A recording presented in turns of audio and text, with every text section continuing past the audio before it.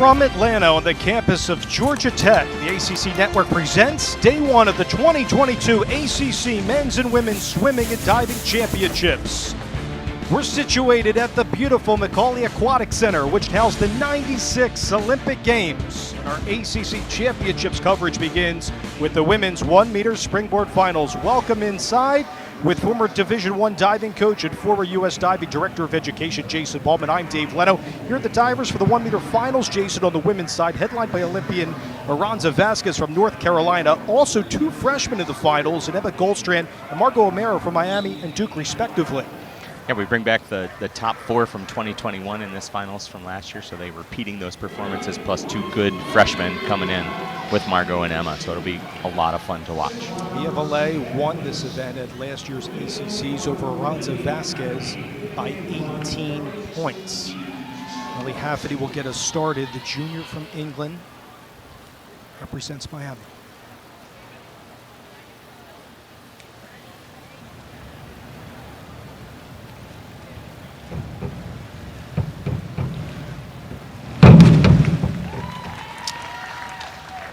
So that's a pretty solid way to start out. I will say there's a quick idea of that. So she's got a little trouble in her hurdle here. So you're going to see a lot of the girls do this hurdle that's the approach and stuff on the front 1.5 full, where she drops her arms and kind of loses her balance. That affects the scores. Probably will bring them down a little bit. They end up in that 5.5 to 6 range in the kind of satisfactory level. So you're looking for more than that, and that was a little lower degree of difficulty start, but one that she was pretty comfortable with. For North Carolina, here is Paige Burrell, the junior from Lansdale, Pennsylvania. Yeah, her first dive is a 403B inward 1.5 somersault spike.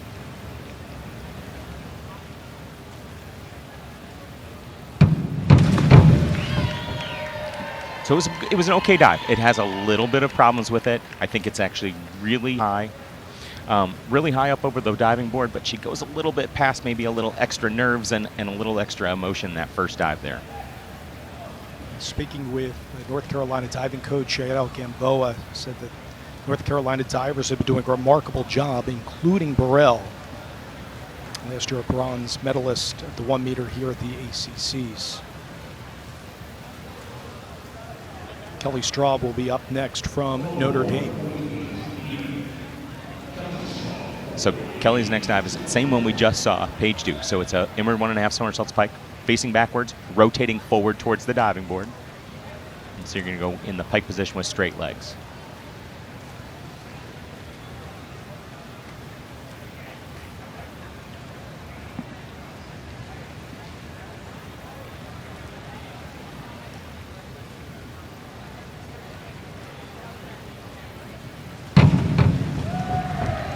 So that looked a little bit tight to the diving board. It'll be very interesting to see what the judges do with that.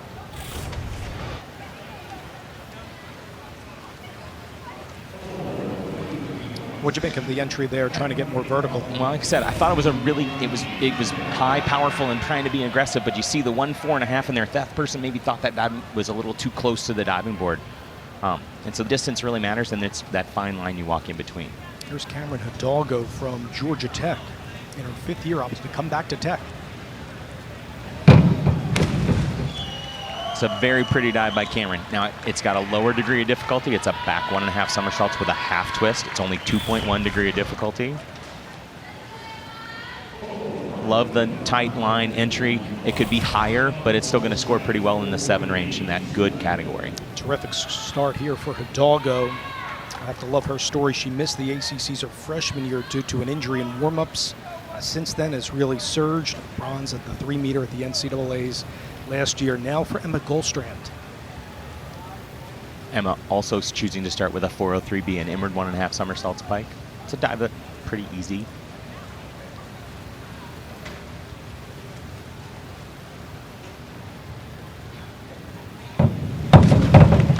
That's going to get very good to very good execution scores. Going to be in the 7.5 to 8.5 range, I think, which is going to turn into 50 plus, maybe 60 almost points.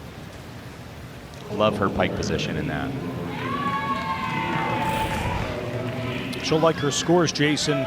As you mentioned, the freshman from Sweden participated in the Tokyo Olympics with Sweden in the 3 meter. And the gold medalist last year, Mia Volley. Also choosing that inward 1.5 somersault pike at 2.4 to start with.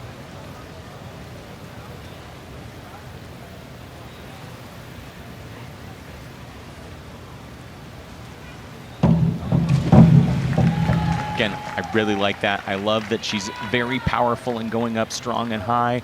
Nice dike pike, a little bit over on the entry, so maybe 7.5. Again, 55 or so points, that would work.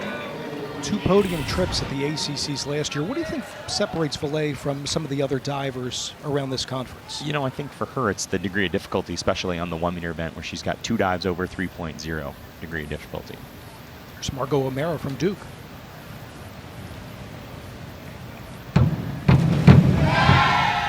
Again, choosing that same inward 1.5 somersault pike at 2.4 degree of difficulty, done very, very well.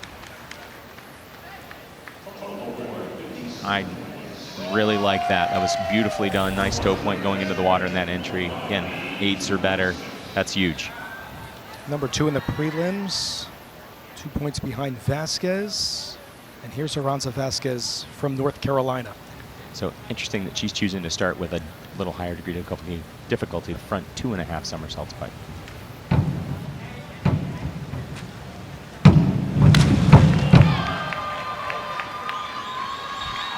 Yep. So that front 2.5 pike is super high. You see this really powerful front approach that she does, but she lands just slightly back on the end of the diving board there. Again, but it's a really nice, big, powerful jump. So there's just a small deduction. That completes round 1. Aranza Vasquez off to a great start. The second round from Atlanta coming up on the other side. So this is Millie's back 1.5 somersault pike to start round 2. It's going backward, rotating backward, nice and vertical. I love the tight feet and entry going into the water. That should score about 7s or better. She competed at the British Diving Championship. She bronzed Jason in the 1 meter and 3 meter back in those championships overseas, and has been a healthy addition to this Miami team. Now a junior there at Miami. Yeah, Great Britain's got a great program. They've done really well about developing their junior program and that, so it's no surprise to coming over here and doing a good job. Back to Paige Burrell.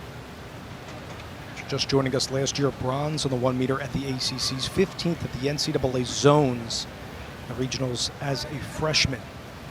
So this is her forward 2.5 pike at that 2.6 degree difficulty, so a little higher.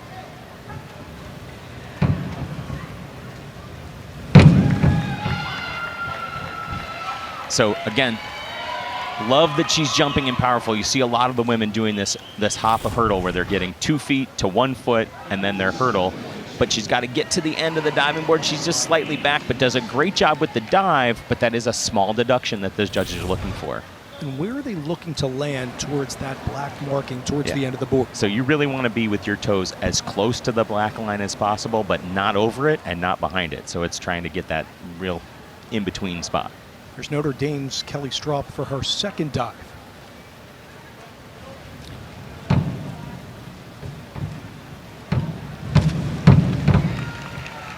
So again, pretty similar. You see her jump pretty well. She just moves back a little bit on the diving board, and then as she goes in the water, she just lets it roll past vertical. And you know, one of the things that the judges are not scoring, but it does affect the entry into the water, is that save that they do. So when you're rotating forward, you want to do a pike save and pull your legs back to your chest and try to make it look as vertical as possible and also take as much water down as possible. It's Cameron Hidalgo with a 2.4 degree of difficulty on this second dive. So super vertical, which is awesome. I love that that start goes up and over, but I love that it's really vertical. It's just not as big on the jump maybe as some of those other ladies, but we've doing, you know, she's choosing to do that dive second where it's not necessarily being a direct comparison with her competitors. John Ames, the head diving coach at Georgia Tech, has been really impressed with what Hidalgo has brought, especially from a leadership standpoint. Back to Miami, who has 3 divers in the 1 meter finals on the women's side, and Goldstrand for her second attempt.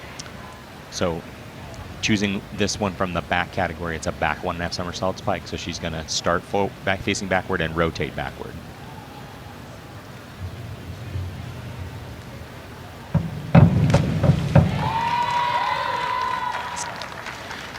So that is a awesome job of showing control. You watch her get in, move quickly, be powerful, and she comes out and stops that on a dime right there with what we would call a kick, look, reach, and then the knee save under the water to give it that really strong entry. I would agree with Judge 6 there at the 8.5. That was very good. Strong start for Goldstrand, the freshman from Sweden. Again, was in the Olympics with Sweden, back to volley.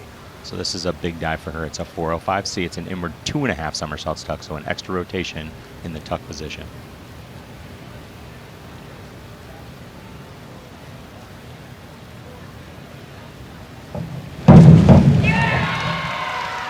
And what you'll see is that's a 3.1 degree of difficulty. So if you execute well and it's that higher degree of difficulty, you get that extra bump, and that's really well done. Now, here's one of the things I can say about that. She is a little bit too split in her tuck for me, which is why those scores are in that 6.5 range. But that is a dive that many of the men, it's a staple for them. You can see it just starting to develop and be more and more in the women's contest too. Here's O'Mara's second dive. So this is Margot O'Meara's back 1.5 somersault pike. Again, 2.3 degree of difficulty. If you're gonna do that dive, you gotta do it really, really well, and she did. She puts it straight up and down with a really nice clean entry. I can probably argue that her feet flex just a tiny bit and maybe separate going in the water, but that was beautiful. Love it. 58 points on a back 1.5 pike is awesome. And to wrap up round 2, Aranza Vasquez for her second dive. So look at the height she gets in comparison, if we can try and think about that.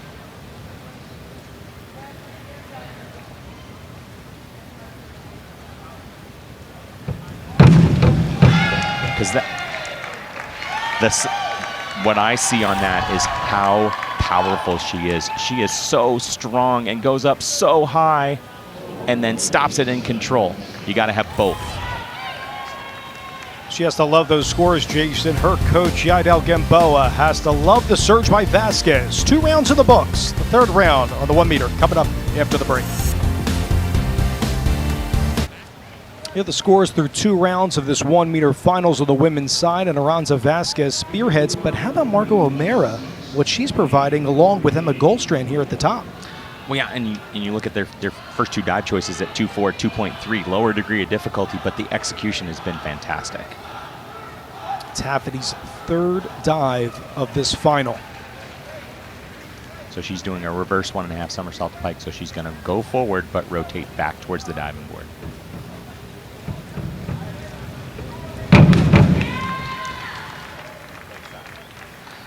So you look at her dive, her hurdle, she lands a little bit too close to the end. I'd say those right foot is maybe curled over the end on that black line just a little bit, and then you see it actually shoot forward too far, but still does a good job to fight for as many points as possible, but it's a little too far out, so it downs in that satisfactory category. How much has that hurdle evolved over time in the diving sphere? You know, it's one of those things, I can honestly say I think it started in around even in the late 90s, but it's become more accepted and actually done by a lot of individuals. At the world level, you probably see 100% of the women at the Olympics doing that kind of a hurdle. It's Paige Burrell with her third dive. So that back 1.5 was okay start, but she got to stop it and get it vertical, and then you see the difference between getting, stopping it on a dime going in vertical and a little bit over rotation. You go from 8s to 5.5s, and that makes a big difference in your overall total score. 2.3 degree of difficulty here for Notre Dame Straub. So Kelly's doing the exact same dive we just saw Paige do, so a back 1.5 somersault pike.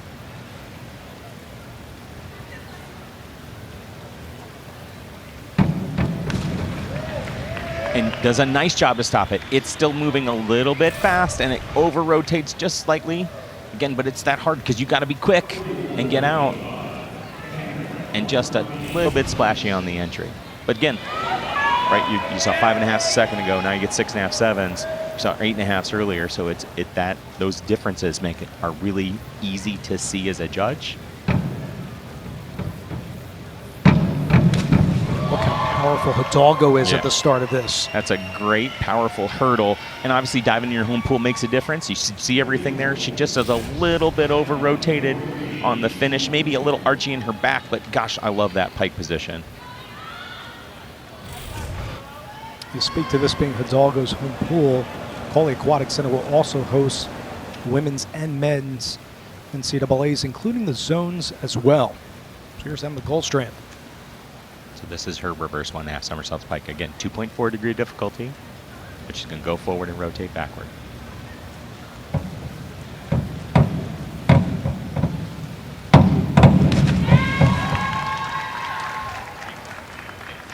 So what I like about that is that she is huge in her hurdle. So high and powerful here on that hop into the hurdle and jump.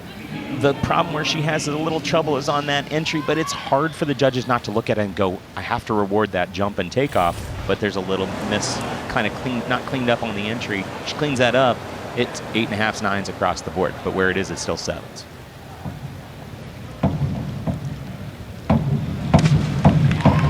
And again, Mia does a really good front 2.5 pike. You cannot see any space between her chest and her legs in the pike, that is how it's defined in the FINA rulebook as far as how the pike is supposed to be when you're judging it, and a good entry.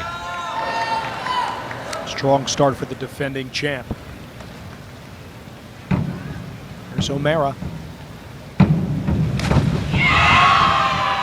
That was very vertical there from Margot O'Mara, the freshman. Very vertical, and the last thing you hear is that rip sound with her hands making the entry into the water. It maybe washes just a little bit over, but because of that sound and how it looks and how powerful it is, I think it's still going to score probably in that 7, 7.5 range, but even those were higher than I would have given it.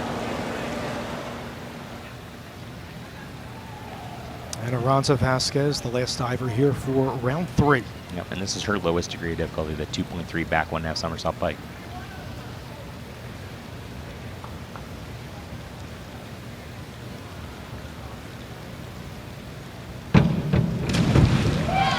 And you see, you've got to control power, speed, and then control to stop it so that it goes in very vertical. I love the big jump and the nice tight pike. Just a little bit over rotation because she's got to stop it, but she's got so much power. Still a very good miss. 3 rounds in the books. The ACC Female Diver of the Year, Aranza Vasquez, loves her start to this final. She's just behind O'Mara. We'll start the 4th round on the other side. Starting the 4th round of the women's 1 meter, and with 3 in the books, Margot O'Mara of Duke has the lead over Aranza Vasquez. How surprising is that to you through 3 so far? It's not actually that surprising. She had a little bit of this lead going in there in the prelims too. There's some dives that'll come up here at the end, and we'll see how it all works itself out. Back to Hafferty to begin round 4. A lower degree of difficulty here, Jason. Yeah, this one's 2.6, so this is a dive where she's actually doing twisting. So you're going to see one of the other categories. So she's going to go forward, rotate, and twist together. And then come out and go try to find vertical. It's a good dive. It's a little bit too far forward, and it's a little short of vertical at the end. But again, you got a lot of components going on. You got to stand up straight. You got to use the twist to be nice and tight in her position, which she is, and then dig just a little harder to get to vertical. For those that are new to diving, 6 dives from 5 categories. They can be in any order the diver chooses. You take out the top 2 scores and the bottom 2. You take the rest and multiply that by the degree of difficulty to give the score. That's all added up over the 6 dives to give you our champion. Right. So you got to be consistent, and you have to be able to do all the categories. Here's Paige Burrell. So that is a fantastic start and jump. If I had one small complaint, again, it's that control at the end. So you see her go so high, coming out at the 1.5 and just a little bit fast and throwing her hands back instead of leaving them down and looking back a little bit and getting that vertical entry. So the scores come down 5.5, 6 instead of up in that 7.5, 8, 8.5 range. From North Bend High School in the suburban Philadelphia area, and back to Kelly Straub for her 4th dive. So this is the reverse 1.5 pike we just saw. So again, you're going to get a direct comparison.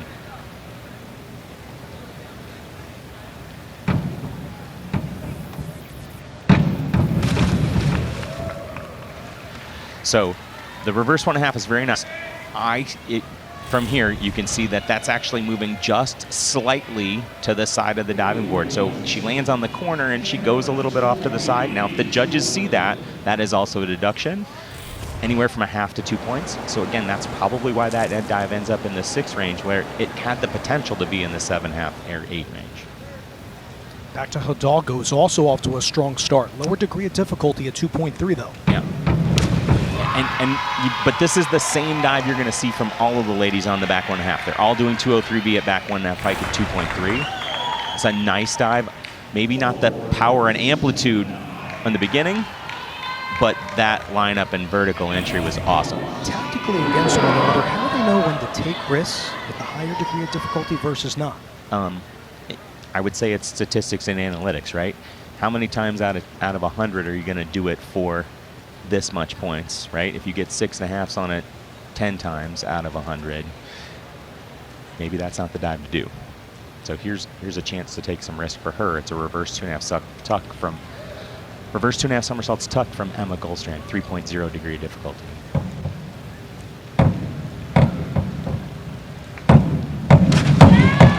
And that is a much better effort than her preliminaries. What you see in her hurdle here just is a little bit of impatience, I would say, where she starts to drop her arms just a little bit. But man, look how high she is above the 3 meter, and then that kick out and lineup is fantastic. What do the divers have to do with the tuck? You said you can't be too spread apart. So when you're looking at your tuck, you got to have your feet inside. Okay. He's inside your shoulders. Back to valet. And she will be very happy with that. And Randy from Miami, also very happy with that. He had 2 good reverse 2.5 tucks in a row. That was, again, so big and high at 3.0. And she kicks and goes nice and vertical. But you'll see that split tuck we're talking about. If the judges can see it from the side, now it's a different angle from the front. It's a 1/2 to 2 point deduction. So all these little things that you're trying to look for. Previously, Goldstrand had the high dive. Now O'Mara. And what I like about Margot's front 2.5 pike here is that it's high, it's powerful, but look at that entry, how she comes out, hands to the side, sees the water, reaches out and goes, line up, pike safe, and drills it. Adjustment in the air there for O'Mara. Does well to score nicely, though, for Duke. Yeah, over 60 points on that one, too. So, you know, even though she gave up a little degree of difficulty and a little bit more on those 3.0s, that was a good effort on the front 2.5 pike. One of the most powerful divers in the country here in Aranza Vasquez for North Carolina.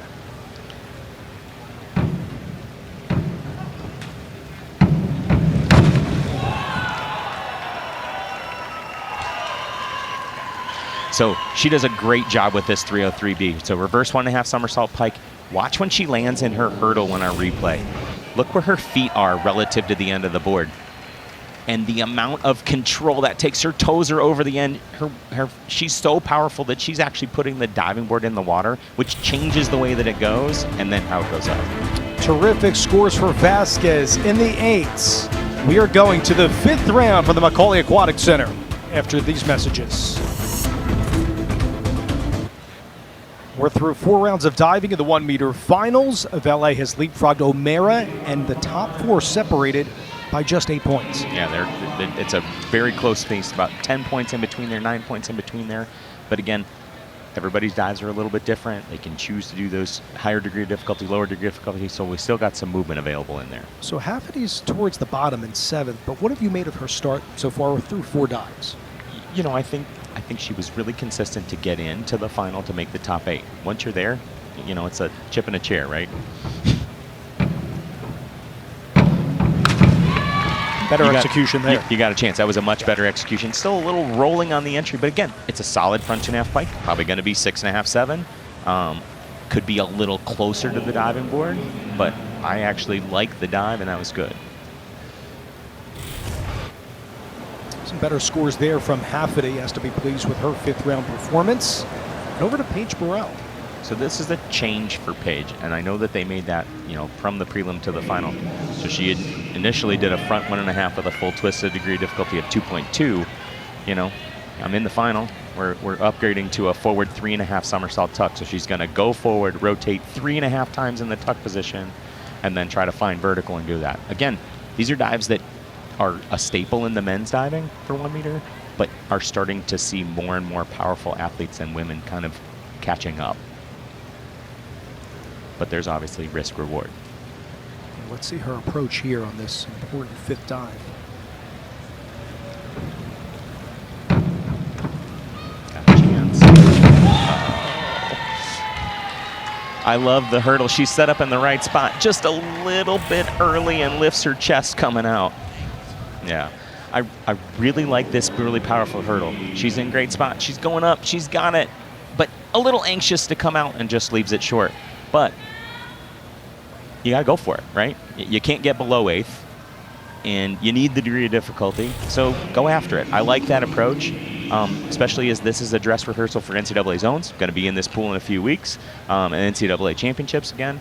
You know, that's the dive you're going to want to have when you're trying to battle for the top 8 at the NCAAs. So here's Straub right now. Is in 8th place right at this dive. First of her 2 twisting dives, so she's going to do a backward 1.5 somersaults with 1.5 twists.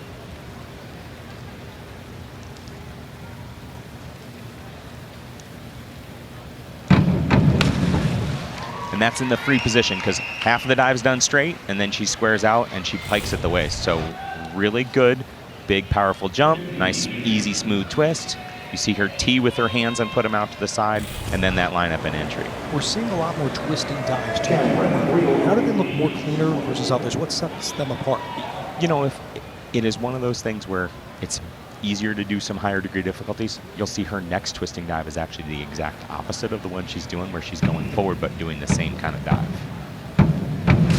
That's pretty from Hidalgo. That is pretty from Hidalgo. From Cami, that was great. You know, she's moving in a good spot. Again, lower degree of difficulty for her overall list, but look how clean, extend, straight, line up, and knee save. I love it. So again, step down, she's right on the end. It's up in the right position, and boom, entry, instant knee save. She'll love those scores. Terrific pike position there from Hidalgo during that dive. Out of Goldstrand. Yeah, over 55 points is doing well. If you can get over 60, you're doing excellent. So this is Emma's front 2.5 somersaults pike. So everybody's done one in the contest. This is hers at 2.6.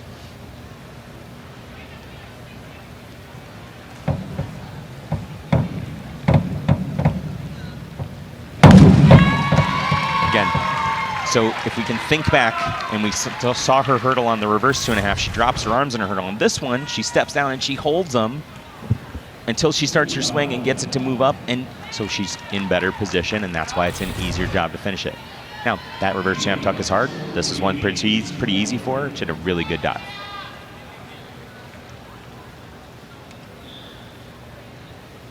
Mia Vele, who won the 1 meter last year at the ACCs, that rivalry with Aranza Vasquez. This is her 5th attempt in this 1 meter final. Look at her positioning towards the end of the board too. Yeah, so going backwards, she's doing a back 1.5 somersault pike, only 2.3 degree difficulty here. So she's given up a little bit there, but she's had some big ones already. Wow, that's an amazing back 1.5 pike. Maybe a little flex feet, but probably going to go 8, 8.5, maybe even higher. Lovely position in the air. It extends, and you can see, if you watch her go through the water, you can see those knees slightly start to bend. Again, almost 60 points on a degree of difficulty at 2.3. That's fantastic. That, Jason, creates some separation between she, Goldstrand, and Hidalgo. Well, she's going to need it based on her last round dive, but we'll talk about that. There's O'Mara from Duke. So here's her first twisting dive. Again, back 1.5 somersaults with 1.5 twists. So again, I'm going to ask you to think about, can you see the last one we saw? We saw Kelly do one just 2 dives ago. But look, she's even more up and higher finishing, squares out, and got more drop into the finish. So it's going to score higher, and it's still vertical. So it's going to be 8, 8.5 maybe. What did you think of the entry there? I love the pike save. I thought she lost her feet just a tiny bit. But again, those are the minute details you're trying to tease out as you're sitting there as a judge and then immediately giving your score. Yeah, Still terrific scores there for O'Mara on her 5th dive, and here's Vasquez to cap round 5.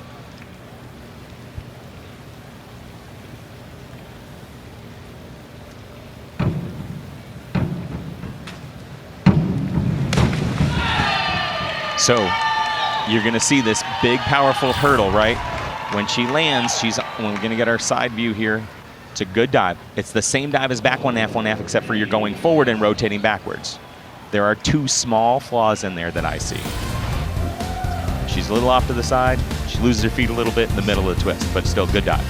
Final round of this 1 meter women's final coming up next.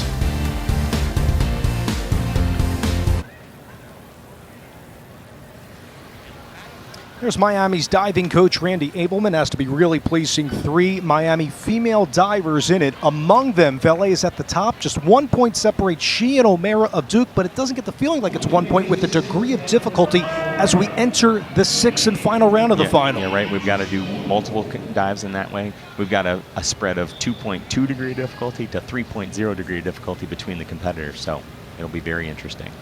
Here's Millie Hafferty's final attempt here in the 1 meter final.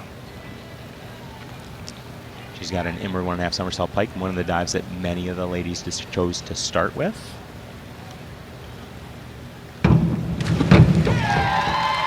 And a lot of times you end with a dive that you really like, that's consistent for you, that you can do well.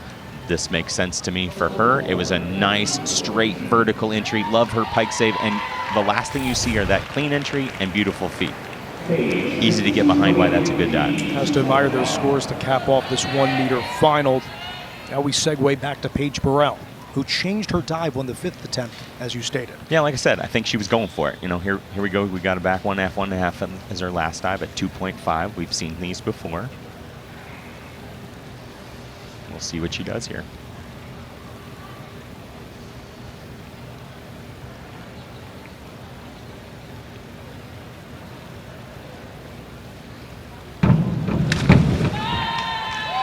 Again, it's straight up and down and vertical, but you know, here's what the judge's job is to tease out how was that in comparison to the other ones. What am I looking at? I thought it was good. I will say, to me, that twist is a little bit clunky because it kind of does 3 kind of half twists instead of all 1.5 twisted together. But again, still a good dive, and it scores in that 7.5 range. Well done through 6 dives for Paige Burrell for North Carolina, and here's Kelly Straub. 2.6 degree of difficulty in her final attempt. Yeah, so we saw Kelly do a back 1.5 before. This is the reverse 1.5 going forward, but then basically doing the same dive, rotating backwards 1.5 times with 1.5 twists. And she's going to be happy with that effort. That was really good on the end of the diving board, high, powerful, and best part about Kelly's diving, in my opinion, is her lines. She is long and straight and very pretty going in, and it makes it look effortless. She's a hard worker compared to Finland's Joona Pahaka, according to their diving coach, Mark Bradshaw of Notre Dame. All right, here we go to Cami Hidalgo, who's really looked strong throughout her first 5 dives. Yeah, her final dive is a back 1.5. Her execution has been great all the way along. She hasn't really missed too much, been right where she needs to be. For whatever reason, we seem to have a little bit of a hold up here, but the last dive is back 1.5. We see that it's 2.5 degree of difficulty.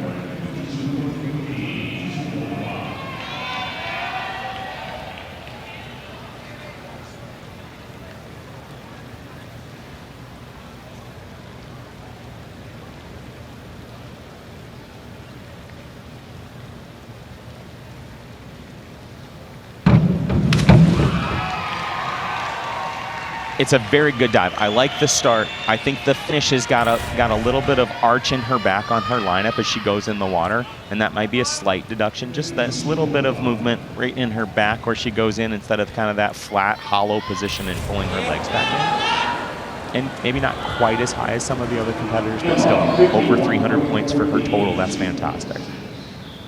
Here's the Swedish Olympian in Emma Goldstrand from Miami. Just a freshman. She's going to have a decorated career, no question, at Miami under Randy Abelman and his staff. So this is a forward 1.5 somersaults with 2 twists, 2.6, same as the reverse 1.5.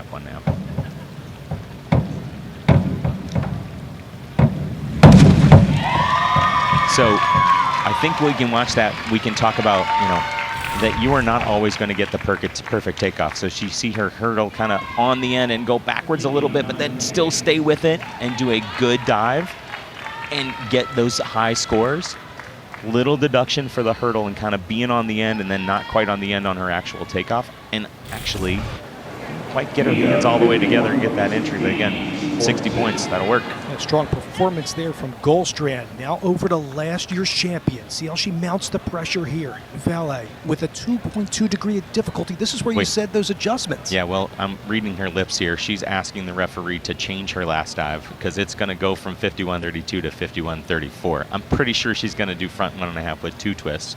So the same degree of difficulty as Emma just did of 2.6. And with O'Mara and Vasquez right behind her, it's an interesting tactics here, trying to increase the dive here on the degree of difficulty. Well, it's one of those things, right? If you're in contention, you got a chance. And, I think she probably came to the same conclusion I did, a few minutes ago of, yeah, you got a 2.1 left. Or you needed to have a big lead to get there, and you only got 1 point lead over Margot, and a few points in between those, second and third and fourth places. So you got to go for it. So what goes through the mind of a diver here when you're adjusting on the fly for your final attempt here for the championship on the line? I mean, everybody is different, but what I would say is that if you're making that change, you feel good about it. I know Randy, and they wouldn't make that change without knowing that we're capable of that.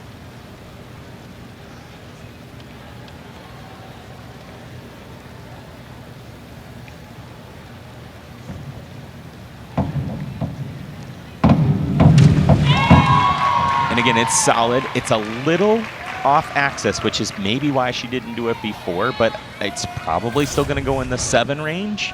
I think Emma's maybe a little bit better, but we'll see.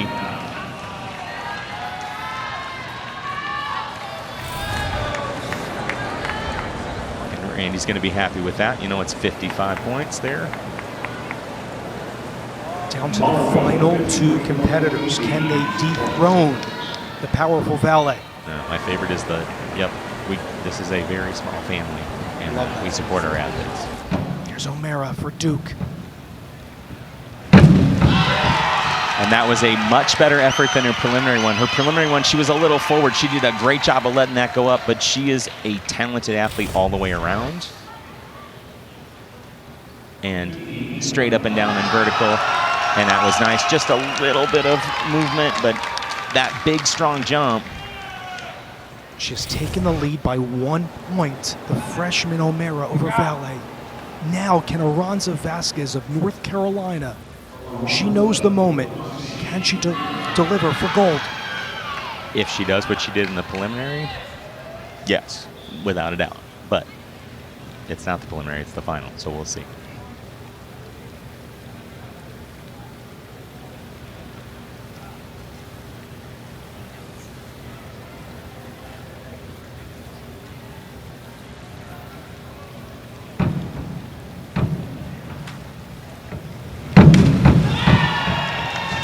I think that she's going to come up a little bit short, just like she did on that dive. She was really powerful, trying not to let it go over, and she just came out a little early and left it short, so it's going to be very, very close. And Margot O'Mara is going to hang on and win gold in the women's 1 meter final here at the ACCs.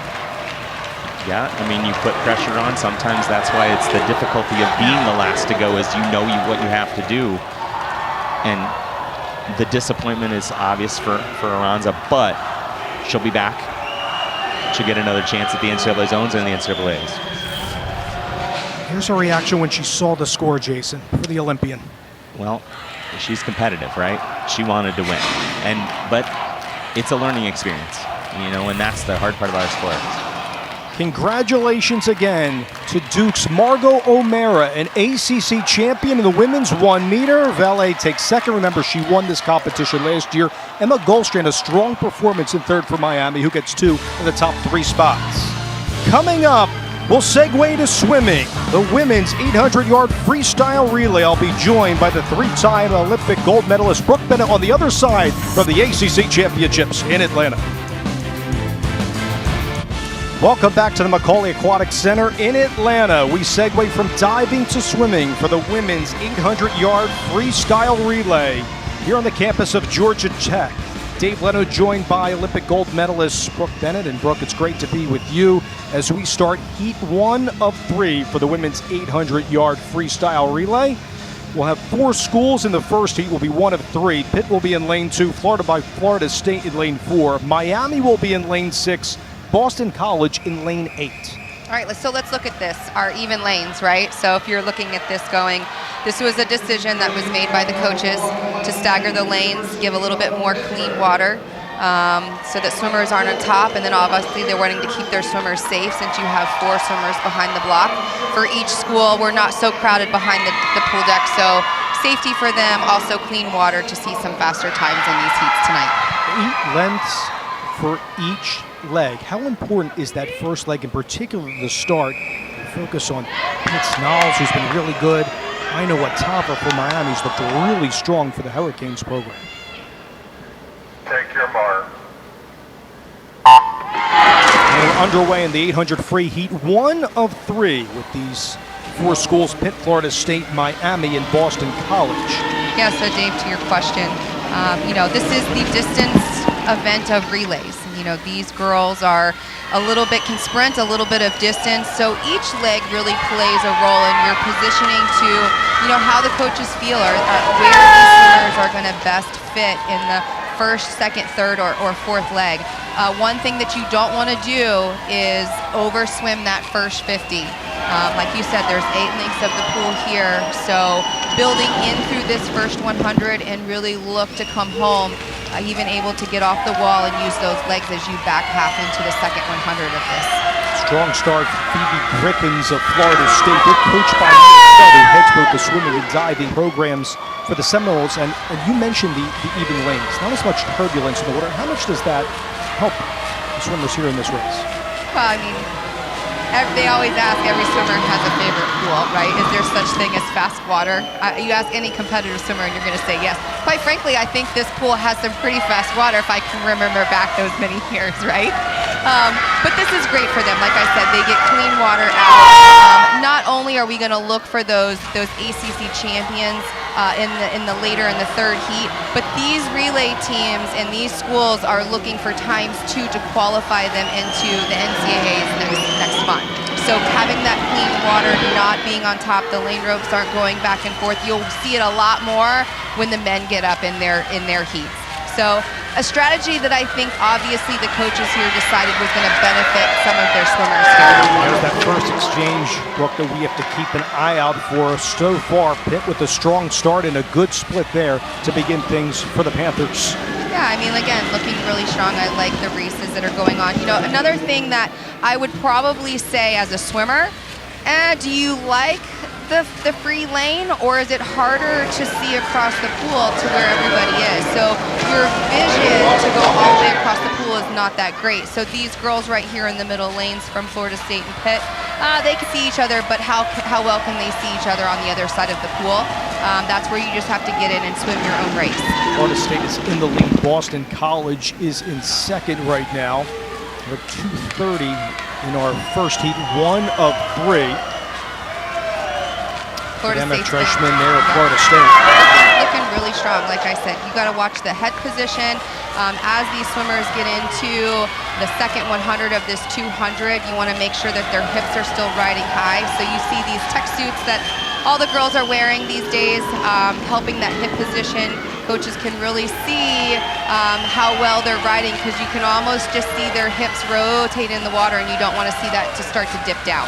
And with the freestyle relay, you're not so much concerned about the turns, Brooke, as you are the exchanges throughout this race. Right.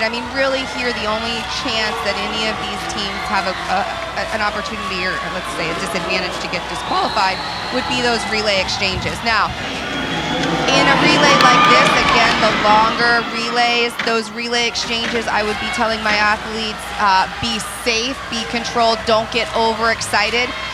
These races are going to happen in the laps, not off of the starts and off of the turns. Miami, San Nicolas Martinez is gaining some ground. In fact, Miami is taking the lead right now over Florida State in the midst of this second leg. And every leg, every swimmer has a key role in this.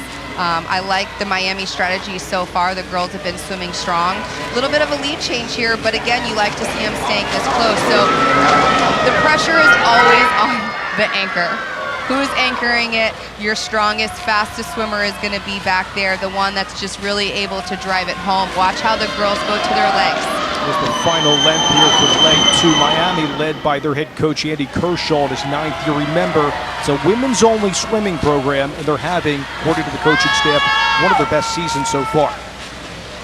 Boston College trying to gain some ground, but right now it's Florida State and Miami. Florida State with the lead here with almost 4.5 minutes. Record is 6:54.31. Keep that in mind as this one progresses here in Heat 1. Good turns, good underwaters. You know, we're into the third 50, so these girls are going to have one more 50 to go. This is kind of where the legs start to feel really heavy, but you've got to be able to maintain body position in the water, not shortening the stroke. This is where you really have to focus on hand entry, making sure that you're finishing all the way through. A little slow into the turn there for her. You can tell it's definitely hurting, but she's been able to pick back up on that lead and give Florida State a good little lead here going into her anchor swimmer diving off the block right here. Edith Jernstad for this anchor leg for Florida State. Pitt and Miami just behind, along with Boston College in 4th. Let's point out here too, if we look at Florida State swimmers, you have one sophomore that was who led off, and then followed by 3 freshmen. So Neil Studd obviously doing a really good job of some recruiting and getting some young blood in there. So this is the type of relay that, yes, we're in the first heat, but where are these girls going to come in the years leading up? You know, is Neil really trying to get Florida State back up there and finish up in the top 3 here at the ACC Championships? Jernstad still leads here in this anchor leg for Florida State. And you're right. Neil Studd and John Proctor, both of the swimming and diving at the diving side respectively, doing a great job increasing that ranking for Florida State. Keep in mind, later on you'll see the NCAA champs in this event, Virginia. You know about the wealth of experience and also the Olympians. We'll get to more in that in just a little bit, but Florida State with a commanding lead right now, Brooke. Oh, absolutely, doing great. You have 2 Florida schools here in the first heat. Florida State followed by Miami doing a really good job over there in lane 6. And both these girls are freshmen in the water right now. So just the coming up of what we're going to see here at the ACCs, as we graduated a lot of seniors last year, and now we have some great freshmen coming in. It's Florida State, Miami, followed by Pitt and Boston College here at 6:50 so far. It's going to come down here to Jernstad and Adriana Serra from Florida State and Miami respectively. Jernstad for about a 3 lengths lead right now. Towards that touchpad there, and it will be Florida State winning Heat 1, thanks to Edith Jernstad. And the 4 swimmers for the Seminoles. That was a great swim by Florida State, just about 4 seconds faster than what they swam in this morning. So an improvement. Neil Studd has to be really pleased at the start. Especially Jernstad. Where do you think was the turning point there? It looked like that second leg by Emily Trishman, the freshman. That was really strong, bro. It was a strong swim, but I like that anchor coming in there by the freshman at the end. She did her job well. So Florida State wins Heat 1 over Miami, followed by Pitt and Boston College. Keep an eye on that 7:10:13 time for the Seminoles. Getting ready, and we're going right to Heat 2 of 3. In lane 2 will be Notre Dame, followed by North Carolina in the 4th lane. Duke will be in lane 6. Georgia Tech will be in lane 8 for this 800-yard freestyle relay on the women's side. Sarah Foley is really monstrous for Duke University. She'll be starting out in lane 6 against Sophie Lindner for North Carolina. Those 2 swimmers have had terrific seasons at the start for both schools. Both sockets look good for Notre Dame too.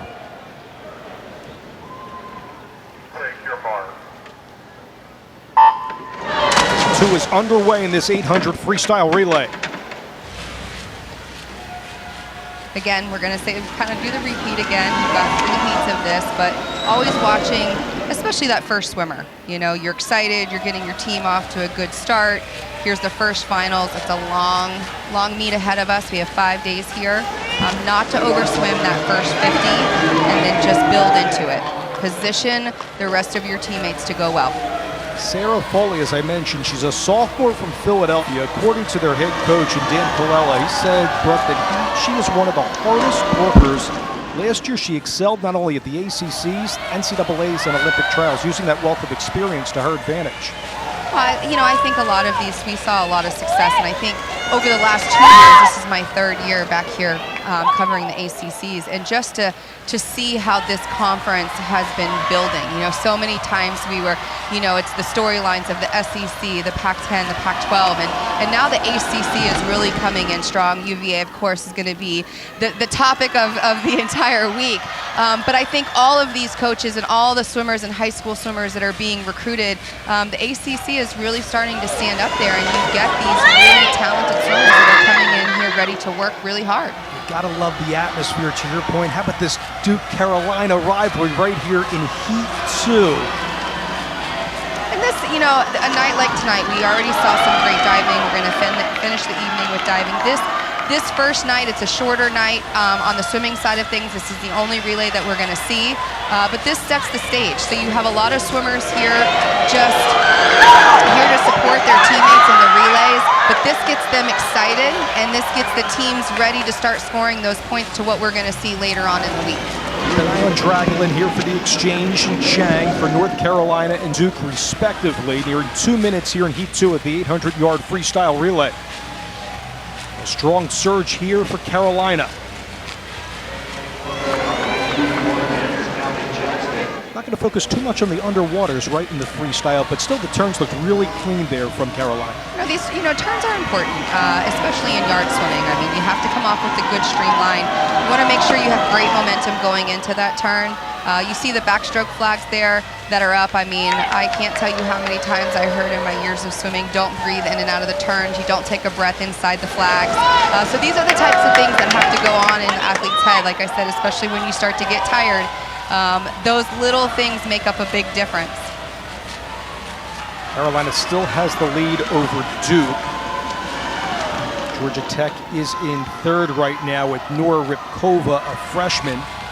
And what's great, to Brooks' point a few minutes ago, is that you're seeing a slew of freshmen getting their first ACC experience with, as we mentioned, the men and women combined for the first time in the history of the conference at the championships. Yeah. Duke still with the lead. I'd be interested to see what, having the ACC championships, the men and women here together. This is the first time in the ACC championship history that this has happened.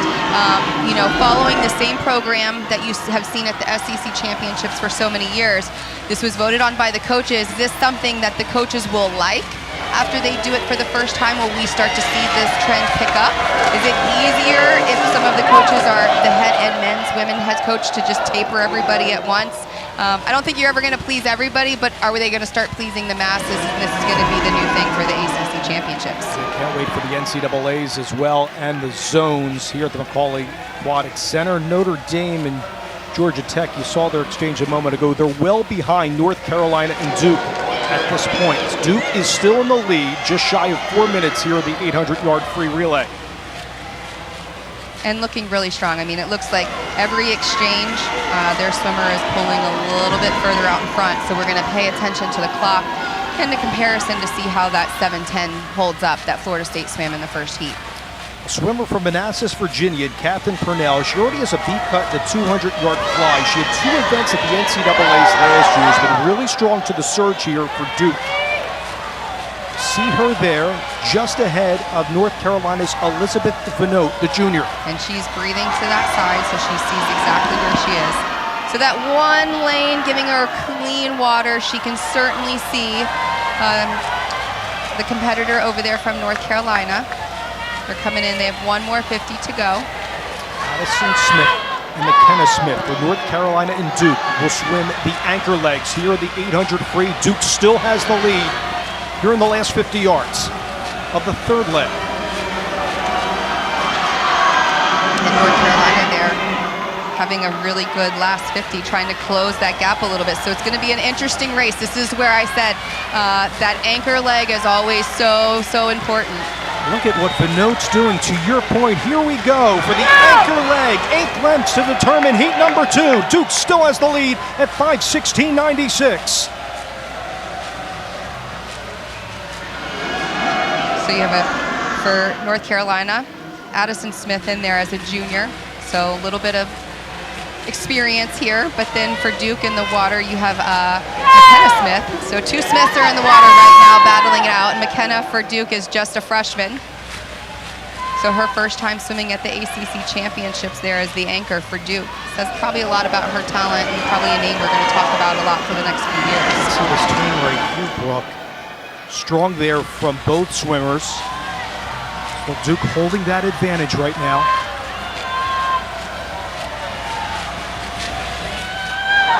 With McKenna Smith. So as she goes down the pool now, she's breathing every 2, so she's going to be looking over at Addison Smith. Addison Smith not far behind here. It's been all Duke and North Carolina in heat 2. And here's the turn for both. It's McKenna Smith and Addison Smith for heat number 2 of the 800-yard free relay. Here's to the touch and the turn. The last 50 for both swimmers.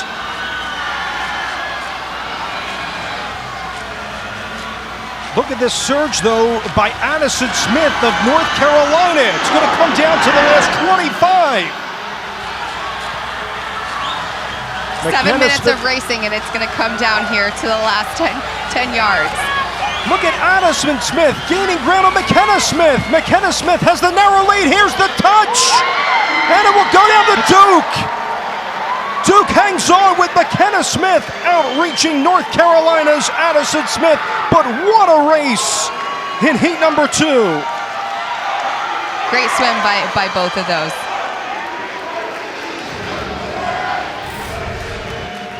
Here we go. This is like where it comes down to. 7 minutes of racing. Both these girls are giving it all for their team. And literally, who trimmed their fingernails this morning, right? That's what this came down to. The reach, the nice touch out there by McKenna Smith just to get her hand on the wall first for Duke. 7:05.32.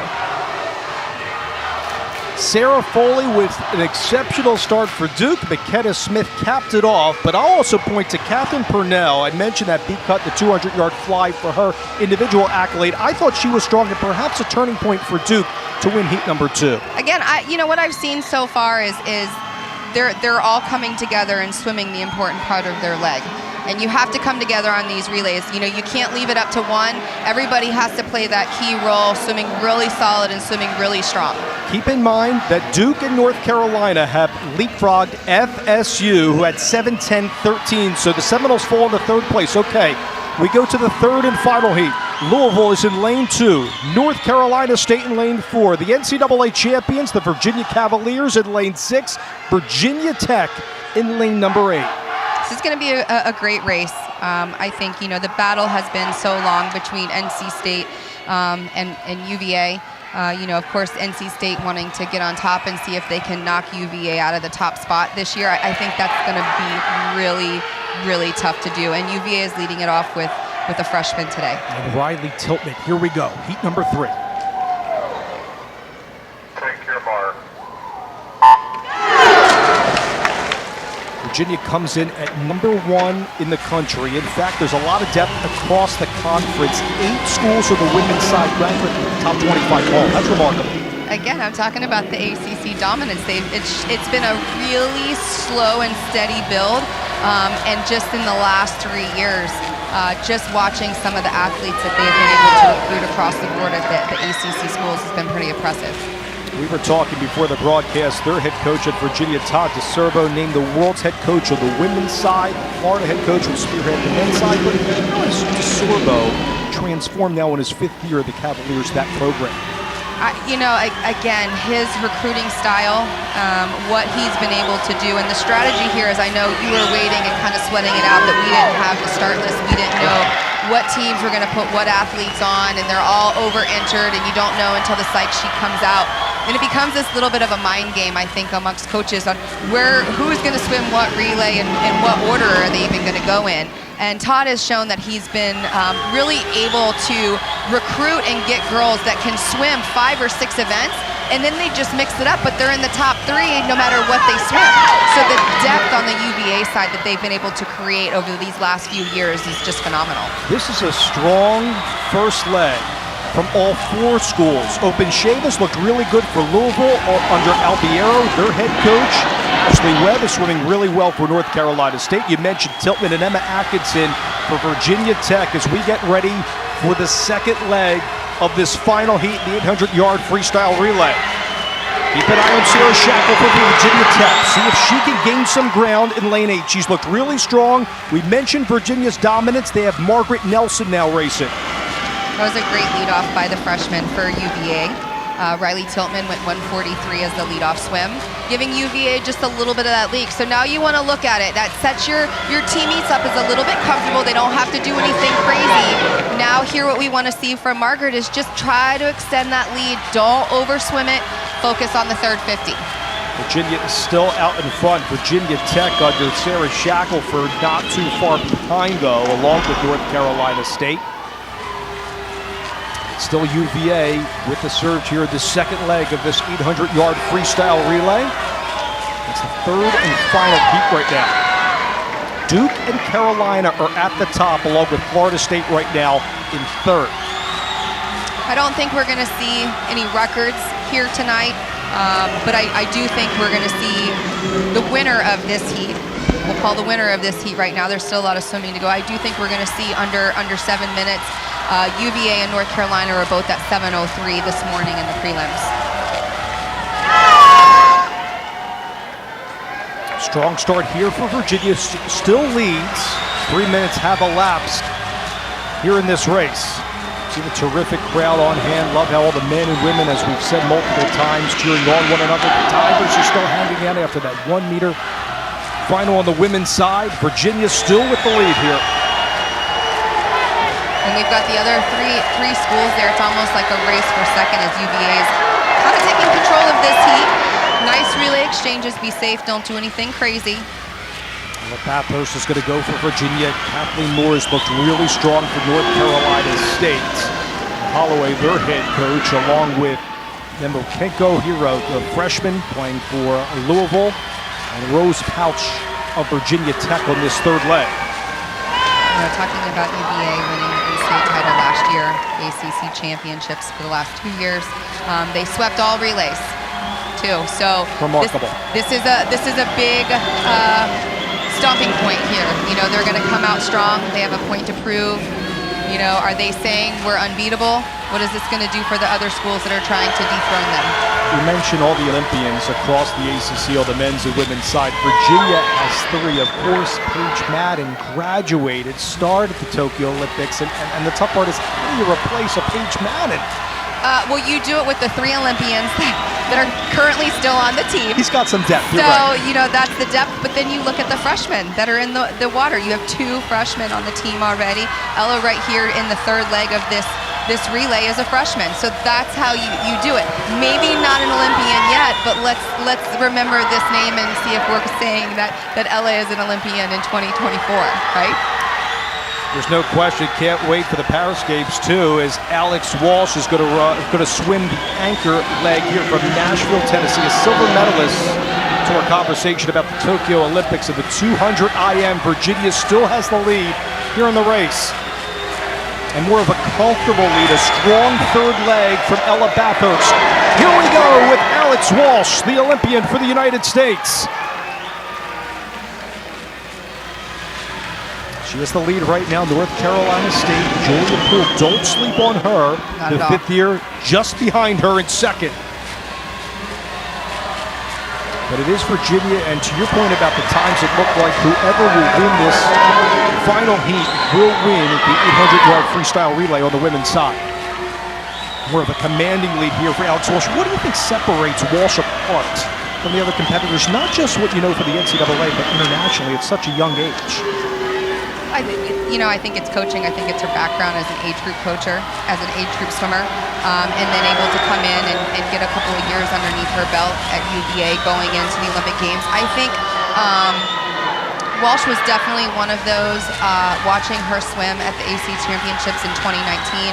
She's one of those ones that certainly benefited with the year to go for the Tokyo Olympics being in 2021. It just gave her a little bit more time to develop into a strong swimmer.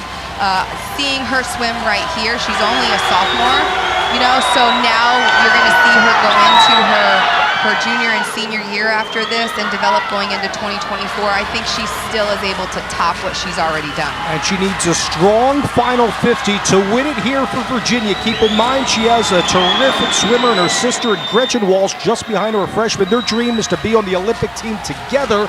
See if Alex Walsh can break it here. Keep in mind that 7:05 time for Duke.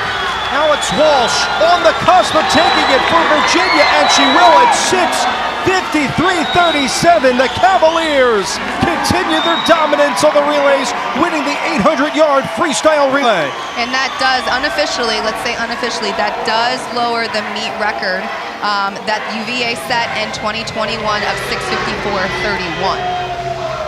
So that's unofficial, so we'll get the official results of that. But as it stands right now, that will be a new meet record. And no surprise, led by Todd DeSorbo. In heat number 3, it's Virginia who takes it, who leapfrogs Duke and North Carolina. That was also a strong relay by North Carolina State at the end by Julia Poole, too. Yeah, and again, they were under 7 minutes, so 2 very solid swims. I think that sets NC State and UVA up really well for the next month. So Virginia, North Carolina State, and Louisville take 1 for 3. On the other side, we'll have the men's side of the 800-yard freestyle relay after the break. Dave Leno and Jason Ballman back in Atlanta earlier in the women's 1-meter diving finals. Congratulations to Duke's Margot O'Mara, winning gold for the first time. Mia Valle finishes second. She gets the silver. Emma Gallstrand finishes third. What do you make of the final dive here for O'Mara to win it for Duke? It was a great 53.33, so a reverse 1.5 somersaults with 1.5 twist free. Finished it up very strong. And Margot now joins us. Congratulations, Margot, on the gold in the women's 1-meter. You had 8s or better. How did you maintain that consistency through the 6 dives? Yeah, I think, my coach and I, we've really just been focusing on each dive, one dive at a time, and I couldn't be more excited and happy to represent Duke. Margot, it's nice to see you and talk to you. It's been we have a long history going back to 2009. I've seen you dive, and certainly your experience over the last year, competing at the Olympic trials last year and setting you up for going into Duke as a freshman. What really carried you, I think, to this title and having the first, converting on that first opportunity to win a championship? Yeah, I think really just college diving is so much fun, and coming from USA Diving and trials, I think just having fun, maintaining my composure each dive at a time. This was an incredibly talented field of participants in the final, and my coach and I, we've been working really hard, and I'm so excited. Margot, congratulations on the gold. An exceptional start for Duke here at the ACCs. Thank you. And keep it going here in Atlanta. Thank you. Excellent work. That's Margot O'Mara winning gold. And now we're going to go back to the swimming as I'm rejoined by Brooke Bennett. As we go to the men at the 800-yard freestyle relay, Boston College in Heat 1 will be in lane 2, followed by Duke in lane 4, then Pitt in lane 6.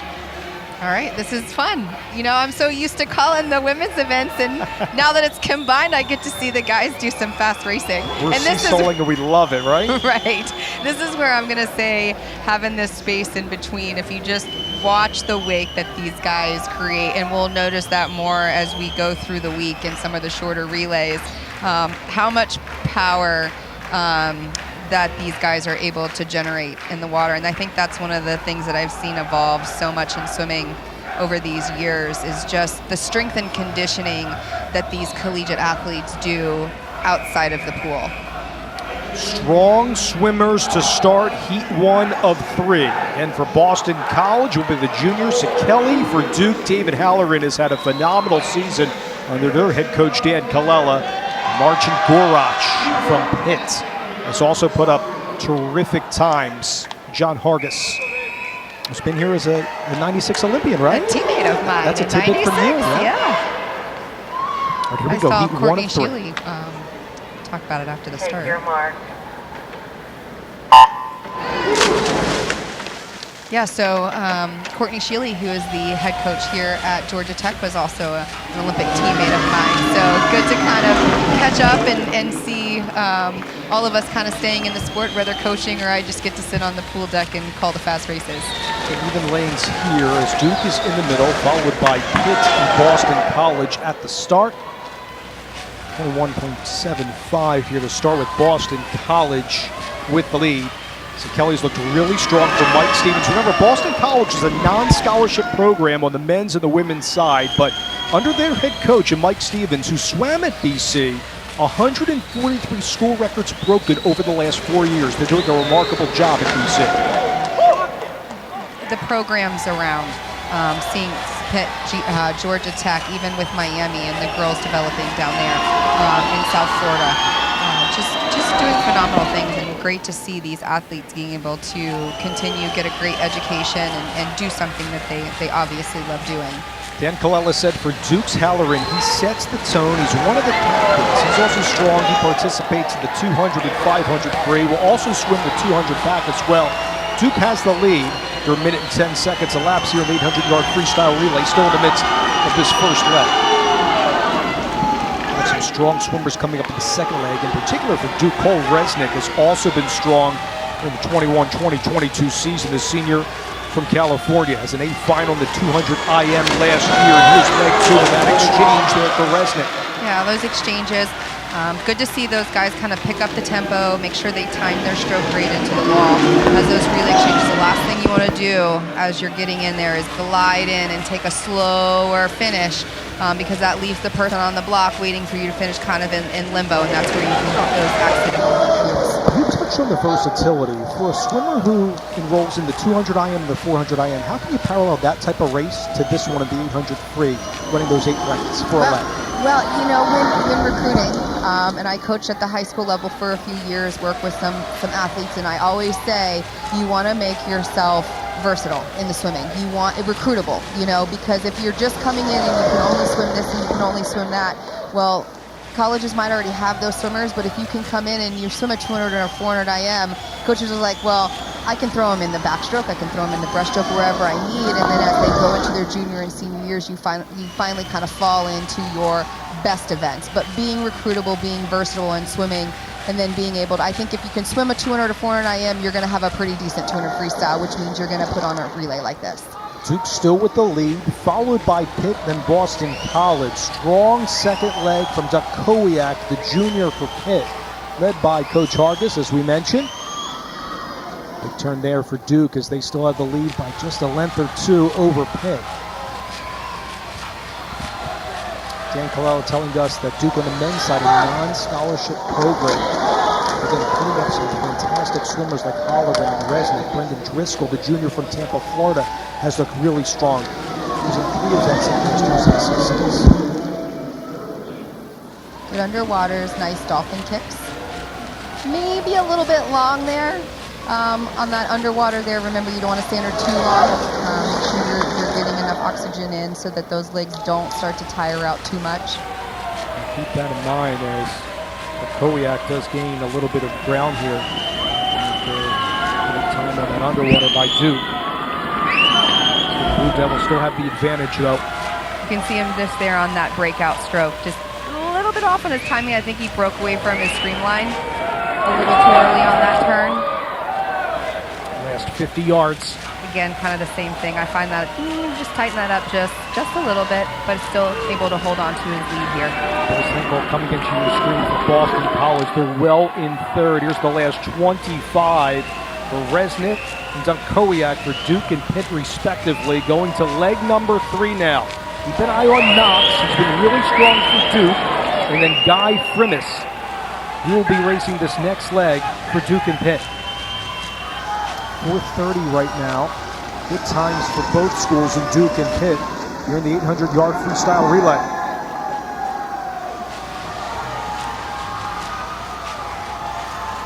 Knox really able to turn it on here on this last 50, bringing the legs into it. Here comes Knox.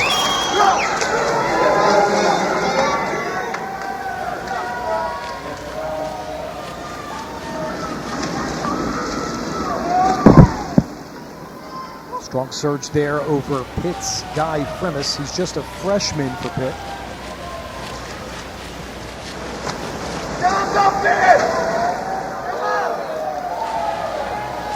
Duke still maintaining the advantage here. They're the leader with 5:16 elapsed right now.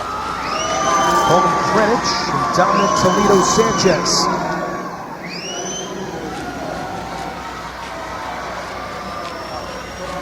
Still a strong race by Pitt, though. It is, and it looks like Toledo here is just trying to close it a little bit by each 25. Not doing too much, maybe just doing enough, but I don't know. Coleman still has those great turns and is coming up on those underwaters. Just a little bit of an advantage, but I almost would say Toledo is outswimming him. It's just the turns that he's losing. Greenwich and Toledo Sanchez, first and second respectively for Duke and Pitt. Turn there for Duke here in that underwater. They still have about a 2-length lead right now over Pitt. See another big turn here, Brooke. Good underwater. Not breathing on the first stroke. Now he's breathing over in the direction of Toledo, making sure he's just able to maintain the lead into the finish. Coleman Greenwich touches the pad there, and he'll have the lead at 6:25.11 to spearhead Heat 1. Pitt is in second, followed by Boston College's Alexander Santana in third. Duke wins Heat number 1, up 3 in the 800-yard freestyle relay on the men's side.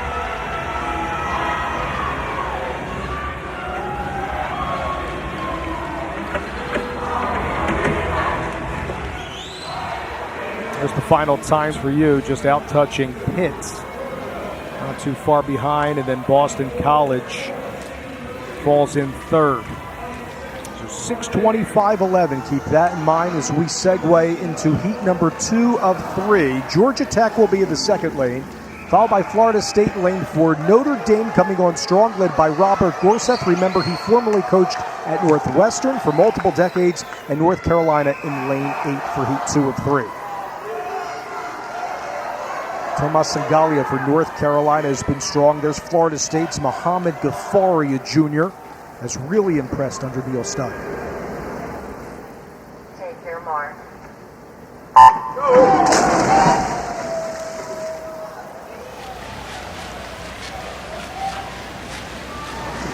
Unlu is an Olympian for Georgia Tech. He is at the top here in heat number 2. Also, Christopher Giuliano from Notre Dame, the freshman, is also out there in lane 6. Everybody doing their part again. You know, we talked about it in the girls' races, not over swimming that first 50. You know, get the nerves out, get the jitters out. We saw the women go first. Now this is the men's opportunity to step up and kind of let the rest of the team know, hey, we're ready to come in here for this long week of competition. Unlu with a strong start for Georgia Tech. Touching first, though, was Sangalia of North Carolina. North Carolina has the lead at 45-46 here in the midst of our first leg.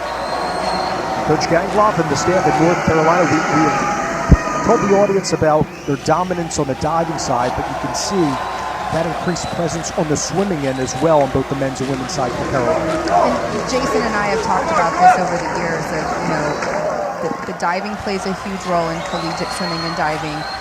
So those points are going to help as we go through the meet, scoring into the swimming competition, but that those teams are strong on both sides. Strong starts again for Unlu and Sangalia of Georgia Tech and North Carolina, respectively. You got to think, I mean, he's breathing away from the field right now, so he's kind of out there in lane 2. Probably not quite aware where everybody is, but swimming his own race. It may be a little bit of an advantage. This is your home pool. You know what the walls are like.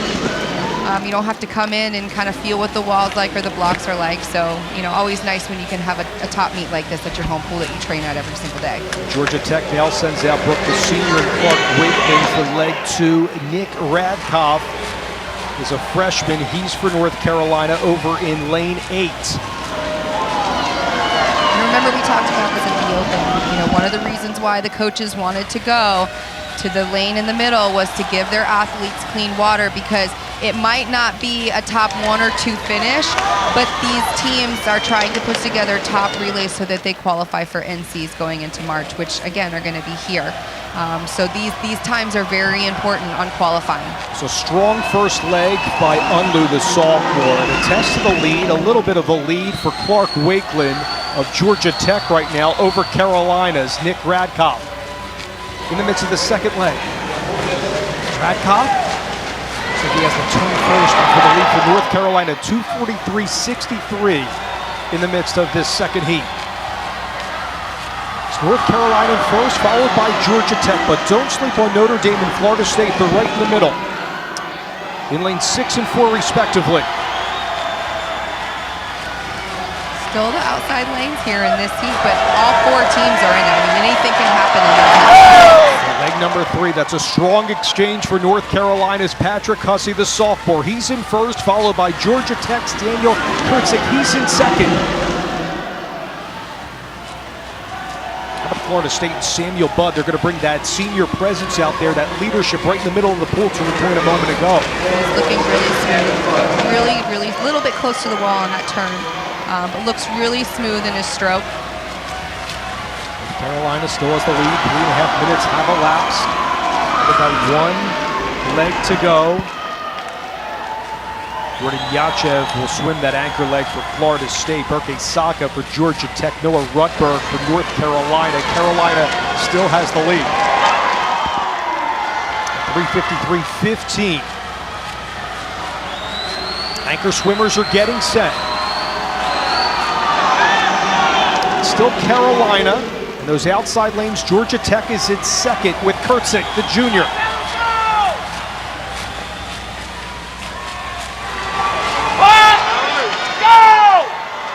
North Carolina is really starting to pull away over there. On the top of your screen, maybe kind of sneaking away. The rest of the field can't see really where he is.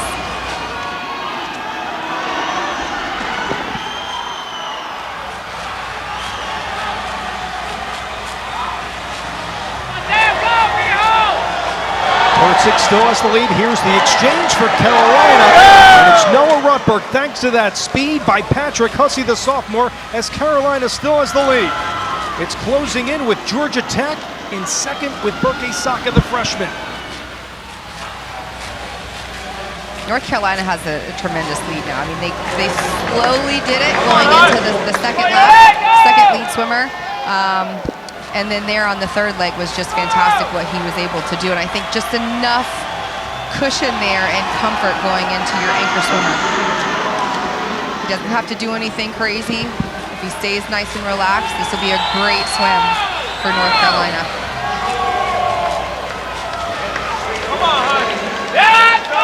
North Carolina with the commanding lead, Brooke, to your points.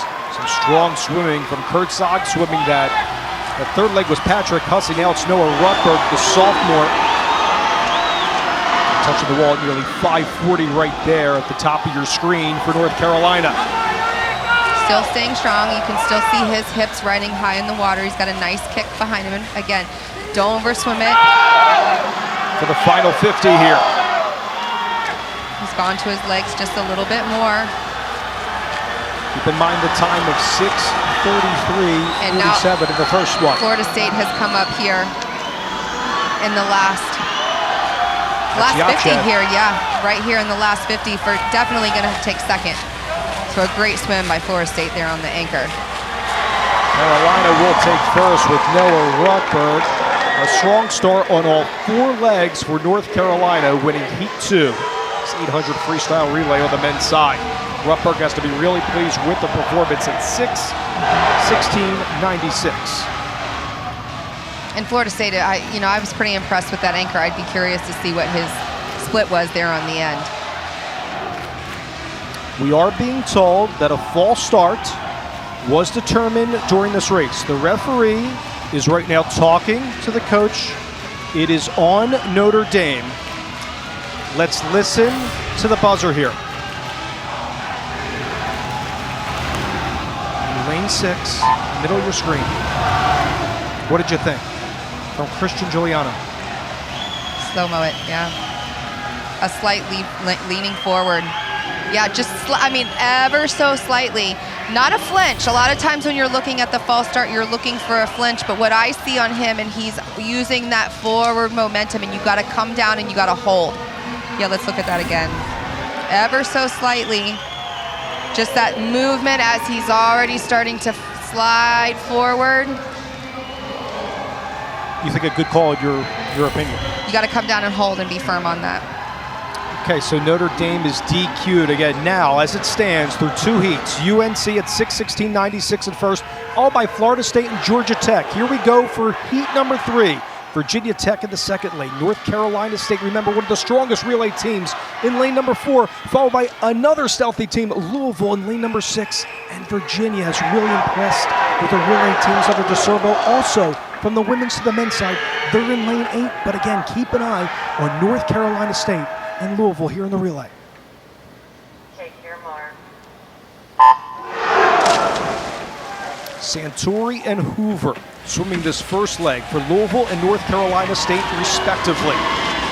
How about the dominance of North Carolina State under Coach Holloway over the years on the relay side? Oh, well, you know, I mean, North Carolina State, and they have to come into this meet really looking to claim the title back because Louisville, you know, knocked them down last year. It might be a back and forth with them.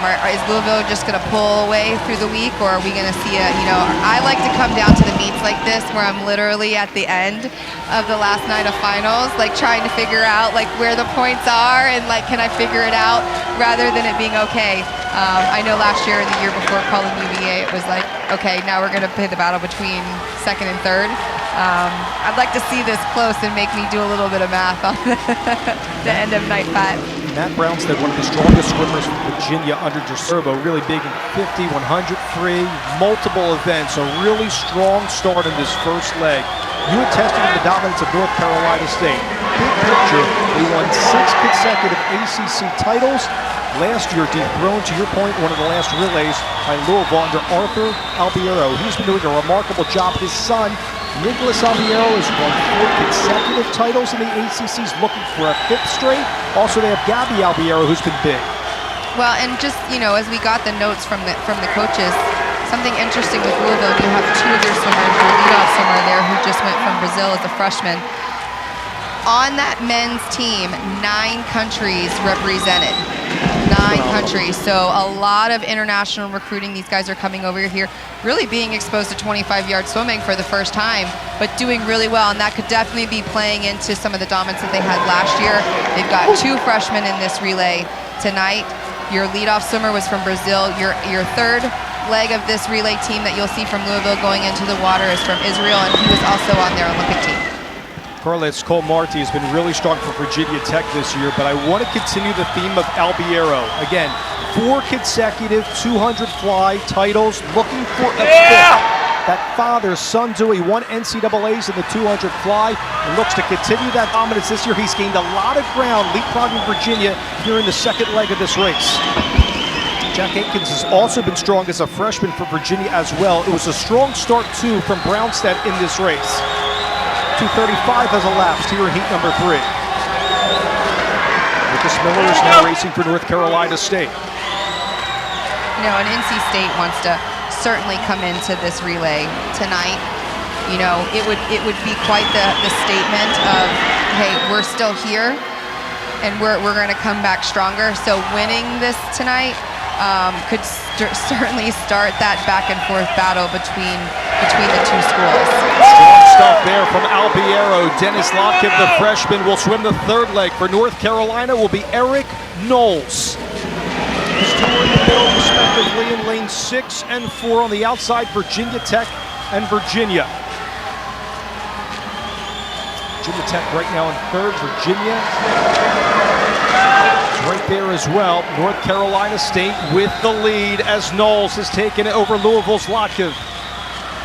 Watch his body line. You can see him when they push off the wall here and they get under the water. You see how that wave comes in. He's able to pop up past the flags and really stay, but just how he glides in the water, that pull, kind of a little bit of an up and down motion. You've probably seen this a lot if you remember watching Caleb Dressel through the Olympics and bringing those legs into it. North Carolina State still with the lead with Knowles. Aktev is in second right now. Great turns going into the wall. So strong on that last pull going in, really pulling in that momentum, and he loses nothing on his walls, and that's how he's been able to gain this lead here. Aktev is closing in. Colton Paulson will swim the anchor leg for Louisville, followed by Hunter Tapp for North Carolina State. It's going to come down to those two players as we get ready for the final 25 yards of this race.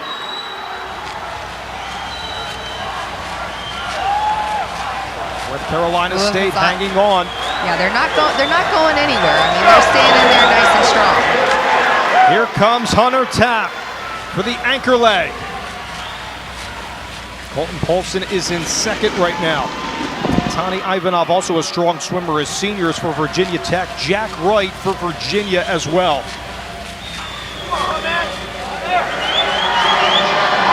Both of them will breathe, pay attention to each other, know where they are. Again, don't overswim it, because you know that this is going to come a battle. You know, Louisville's not going anywhere. That third and 450 is going to be huge. Hunter Tapp has been really big in the 50 and 200 free, also the 100 back at his individual events. Swimming this anchor leg, a good turn there, has the lead by a couple of lengths at 5:20.41 for North Carolina State. Paulson is in second for Louisville in lane number 6.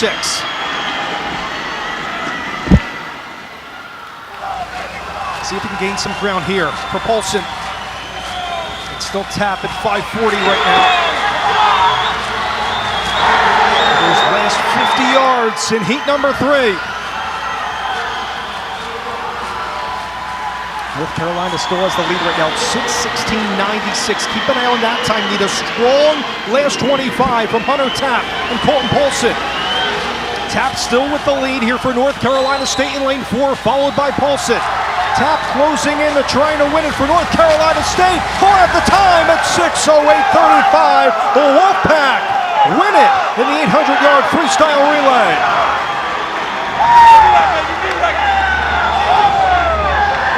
That's just off the pool record, but again, for the meet record, we'll call it unofficial. 6:08.35, the meet record 6:09.82. So unofficially, that could be a new meet record. I have to love that swim by North Carolina State and Louisville. We talked about it right before heat number 3. The two Goliaths go toe-to-toe. It came down to Hunter Tapp, Colton Paulson. A strong start to this race by Samuel Hoover of North Carolina. There are the times at 6:08.35 for North Carolina. Virginia Tech goes in fourth in this final heat. But also Lucas Miller and Eric Knowles were really strong for North Carolina State. When we return, we'll go back to diving for the men's 3-meter final. A lot more action from Atlanta to come. Stay with us on the ACC Network.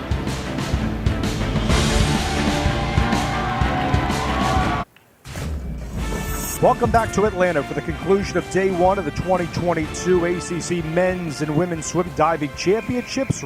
Joined by diving analyst Jason Ballman. I'm Dave Leno as we're getting set for the final event on this day 1, and it's the 3-meter diving finals. Last year was won by North Carolina's Anton Down Jenkins. Of course, don't sleep on any of the other 7 divers, including Miami's Max Flory. How do you see this competition as we segue from the start of this day, from the 1-meter women's final to the 3-meter men's final now? Yeah, I think it'll be very interesting, right? We've got 5 people who were in the finals last year in 2021. The first, second, third, fourth place finisher and the 8th place finisher have a very diverse field as far as from different countries and different student athletes that are out there. So it'll be very interesting to see what happens. And I think just a lot of variability in the degree of difficulty. And again, we can kind of talk about execution, degree of difficulty, how that all works out. Looking to see some really impressive diving here, and the guys go big and really put down some great entries in the finishes. So 3 sophomores will have the first 3 dives. There's also 3 newcomers in this men's 3-meter final. 2 from last year that placed 13th and 17th at the ACCs. Can there be any surprises in this 3-meter final? Yeah, I think there's a lot of chance for that. We've got diving is one of those things where it's very different, right? You start over from 0 after the prelim. You got to get to the final, make the top 8. That's the goal for the prelims. get a chance. And then once you're in there, it's like, okay, now I've got to step up and I've got to continue to compete. Sometimes being last is the hardest place to be because you have all the pressure on you because you won the prelim. Seamus Harding Jr. for Duke will get us started, followed by David Vargas and Jesko Hellig of Florida State. When we return to the McAuley Aquatic Center, round one, Harding for Duke to get us started at the 3-meter men's final from Atlanta. Here's the dive order for the men's 3-meter finals. We'll begin with Duke's Seamus McCarty, and we'll end with Max Flory. Keep in mind, Anton Down-Jenkins won this event last year at the ACCs. Yeah, it's, again, we packed field as far as first through fourth last year at the ACCs and the 8th place finisher, so it's going to be a very interesting, see if we can carry over from the prelims. Everybody starts over at 0, and so you got to have good dives and looking for, somewhere in the 65 plus points per dive. Our prelim winner was Max at 71 points a dive almost. Jason Bauman, Dave Leno, our entire crew from Atlanta. Here's Seamus Harding, Hillsborough, New Jersey, the sophomore for Duke. So his first dive is a forward 2.5 somersaults with 1 twist free at 3.0.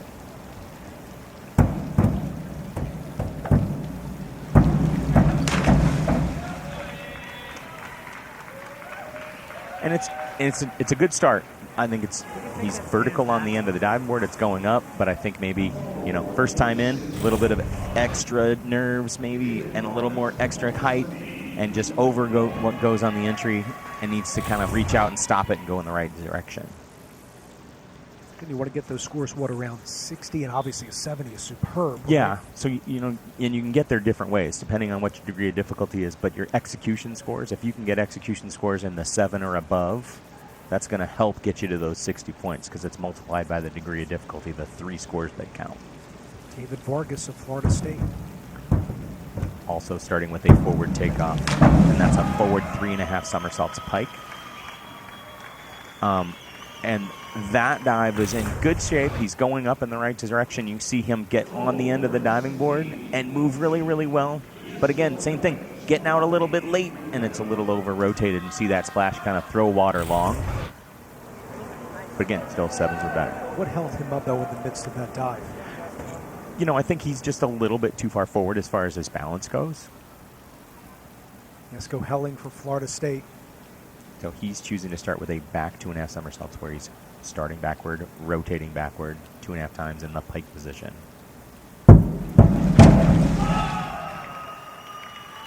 And I like the dive. I think it's got a little bit of wiggle in the middle. If you kind of look at his knees and his body position, they're slightly bent there. And as he comes out, he gets a little archy in his back instead of being a little flatter.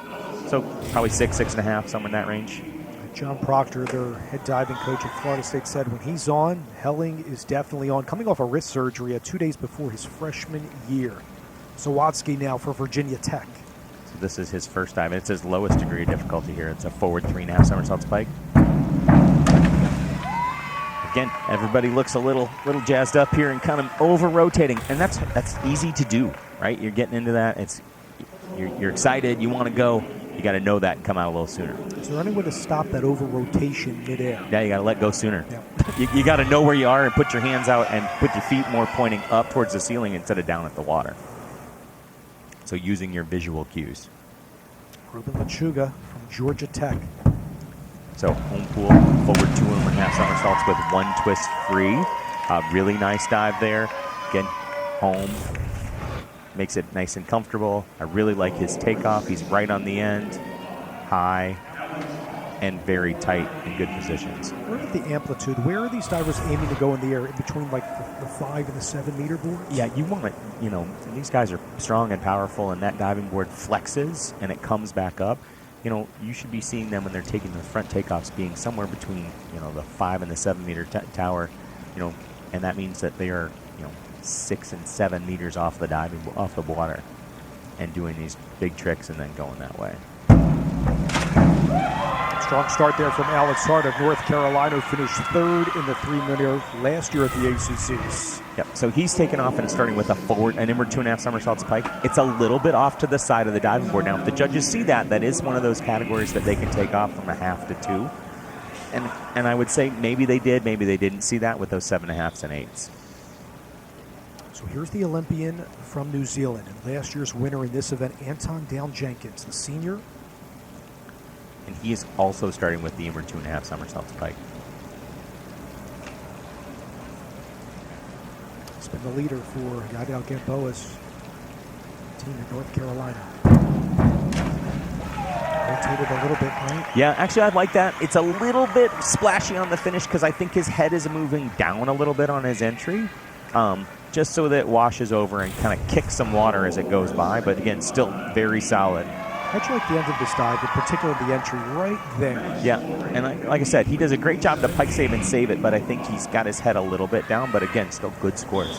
Solid scores. Remember that 7.5 to 8, or 8.5 to 9.5 is very good. 7 to 8 is good. Final diver for round one is Max Flory for Miami. So he's starting with a big dive here. And that is a category that Max is very good at, is a great twister. That's a reverse 1.5 somersaults with 3 1/2 twists. We saw a lot of the women do 1.5 twist earlier on. And I love his body position, and he really finds vertical in a nice lineup. Max Flory, very versatile 3-event diver, has to love his start along with Anton Down-Jenkins, the second round of this 3-meter men's final. Coming up after these messages. The adept twisting of Max Flory gives him the lead through just one round of dives in this 3-meter finals. Carolina has spots 2 and 3 right now with Down-Jenkins and Hart. Helling and Harding are towards the bottom, and Harding right on cue will have his second attempt. See that huge separation from top to bottom here in the final. Yeah, you're going to see some big swings, right? This is Seamus is doing a forward 2.5 somersaults. This time he's doing 2 twists, so he's doing both of his twisting dives, and the dives he's categories repeating here first.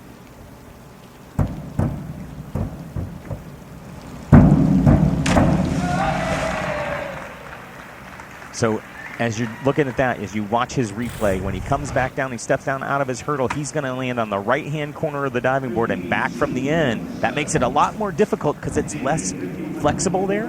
So that's why he ends up short of vertical on his dive. So is he trying to adjust to get back to the middle? No.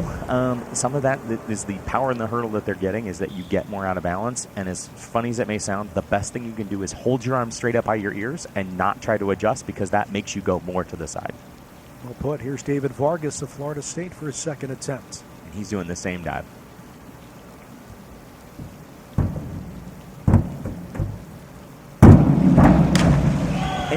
And his dive has some flaws in the middle. I liked his hurdle, although he does still step back a little bit on the diving board. Right here, you watch him land slightly back, and that makes it a little bit hard to get it rotating. And then you see in his twist, his feet come apart, and then kind of just a little sloppy on the entry. But again, still good for 5.5 to 7s in there. Still 66 points. That's not a bad score, because he ended up pretty vertical. Rodriguesco Helling, the sophomore from Germany. So that's a nice reverse 2.5. It's reverse 2.5 somersaults pike. It's moving very well, but as you can watch him from the side, I couldn't tell if he ended up just a little bit short of vertical, but it's also slightly off to the side of the diving board. So it's a little bit short. That's why he ends up in that satisfactory category. That's from 5 to 6.5. So execution points coming down there on that attempt, right, for Helling. That's why you see his total score on that was 54. Noah Zawadski for Virginia Tech. So this is Noah's inward 3.5 somersaults. So we saw him inward 2.5 somersaults pike a second ago. That was impressive. Yeah, and it's a big dive. He does some big tricks. He's got a 1-point degree of difficulty advantage, but he's got to hit them when he does them, and this is a good choice. I like his scores upcoming, the senior from Greensboro, North Carolina. And you can see his scores at that 7.5, so it's a good dive, but with that bigger scores, he ends up with 76 points and, really raises his average. Huge decline in the standings, and back to Georgia Tech's Lechuga Gonzalez. So this is a 205 via back 2.5 somersaults pike, starting backwards, rotating backwards. And it's a good start, but again, the control, right? You got to know where you got to come out. You got to see your spot. So you see him come around here. He should be letting go about there, and he waits a little bit, and then he pulls his hands back and pulls it over. And that's why you can bring those execution scores, because it's got to be a vertical entry going into the water and nice and clean. So that particular dive, what causes a smaller splash or entry? Well, you want to be tight, right? You got to grab your hands, you got to stretch all the way through, you got to go down into the water, do your saves underwater, but you also have to be closer to vertical. So you got to make sure that you use your spots to come out at the right time. And he was a little late. There's Alex Hart. It's a lot going on in a short period of time. For sure.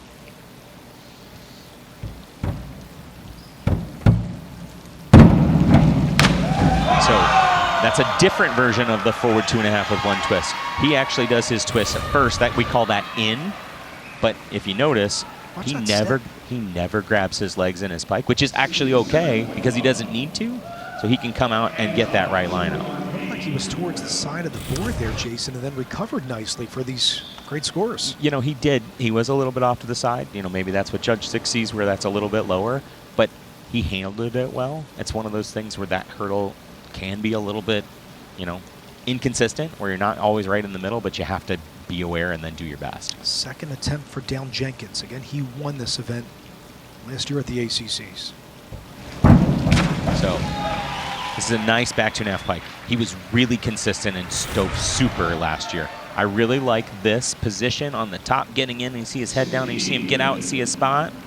And just a little bit of wiggle going in the water instead of holding that body shape a little bit longer into the finish. What do you think has separated he from others who excel internationally, not just here at the collegiate level? You know, some of it is the degree of difficulty. I would say that, you know, so you're seeing 207s, you're seeing back 3.5 somersaults tuck, which is a larger degree of difficulty.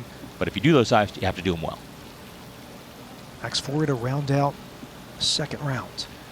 So a little lower degree of difficulty here for him in inward 2.5 somersaults pike. And if you listen, you hear the sound going into the water. That rip sound, too, that actually matters. It's supposed to sound like that. Again, really nice pike. I like it. It's slightly off to the side of the board. Again, that's a little bit of deduction if you see it. Flory with a nice entry there. He has the lead going into the third round here from Georgia Tech, continuing our coverage of the ACC Championships.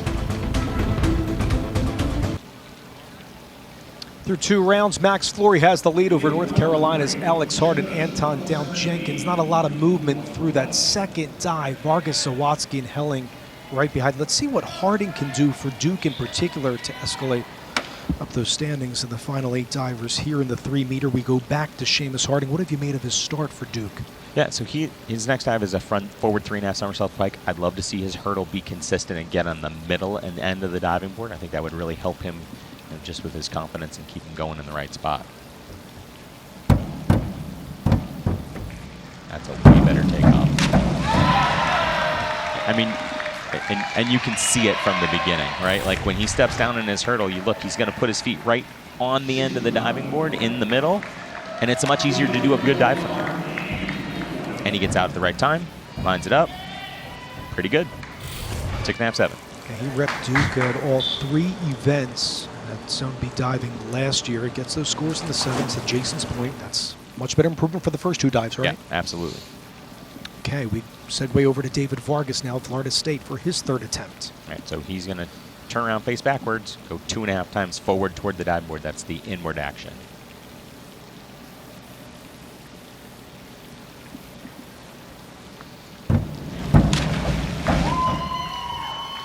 And it's solid. I would say it's probably going to end up in satisfactory. I like the takeoff. I like that he's powerful. I think it just needs to be cleaned up a little bit. A little bent in the knees and the pike if you can see it. A little rolled over, kind of flat feet. But again, it's up and down and pretty solid, and they actually liked it a little better than I did. Now Noah Sawatsky of Virginia Tech. Here's Helling. CSGO Helling with the dive there for Florida State. Yeah, so he did a front 2.5 with a full twist as well, but this time he does it what we call out. So he does the somersault first, comes out and does the twist. And maybe just a little bit tight and tentative, so he ends up just a little short of vertical and not quite where he wants to be.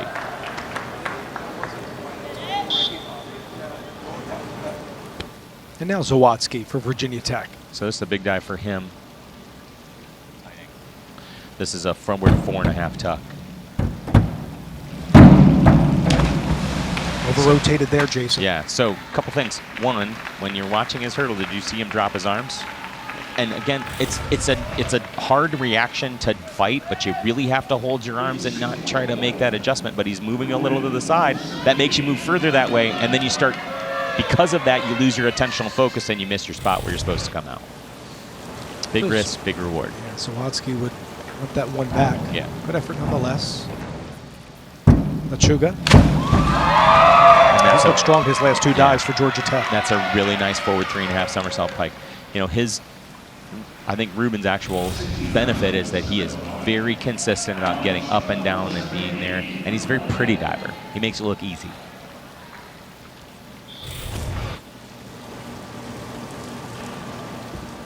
Scores in the 7s and 8s there for Lechuga. Now Alex Hart, 3.1 degree of difficulty here. Yeah, so you're going to see that forward 3.5 somersault pike, the same dive that Ruben just did, one less somersault than Noah did. But you can see how that may pay off of doing a little easier dive, but higher execution is going to give you a better total score.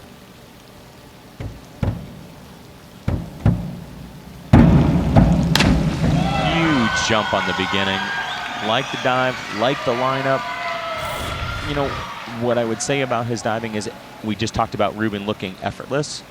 Alexander looks a little bit, it looks like he's working a little bit. He finishes it high, but it just doesn't look quite as elegant. But again, there are multiple ways to get there.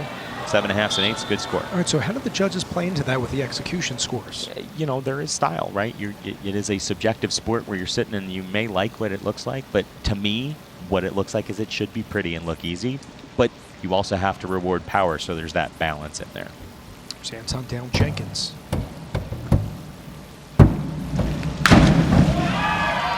And that's almost really, really good, right? It's almost very, very good. It just slides past vertical a little bit. I love his takeoff. I love how high he is there. He comes out at the right time. Just got that little pull over in that water that splashed by, so gonna keep it out of the very good scores, 8.5, 9. I like the scores nonetheless here. Yeah. Still towards that top 3. That 72 is nothing to be sad about, Sure. but there was a chance to get more. And sometimes you got to take advantage of that when you have the opportunity. And to your point, let's see what Max Fleury can do here to round out the 3rd round. So his is a back 2.5 somersaults pike.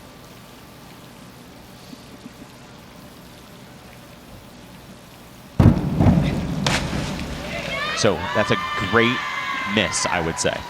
And it's funny is that that's a dive that you see a lot of guys, they finish it really high, but look how early he comes out, stops it. It's a little bit going a little bit short, and then you'll see him really pull through on his entry so he gets those decent scores out of that, and a miss for 7.5s and 8s instead of flying past and ended up in the 4.5s and 5s. And Max Fleury, though, gets enough on that score and still leads over Hart and Down Jenkins. 3 rounds are in the books. The final 3 rounds of this men's 3-meter finals here from Georgia Tech coming up on the other side.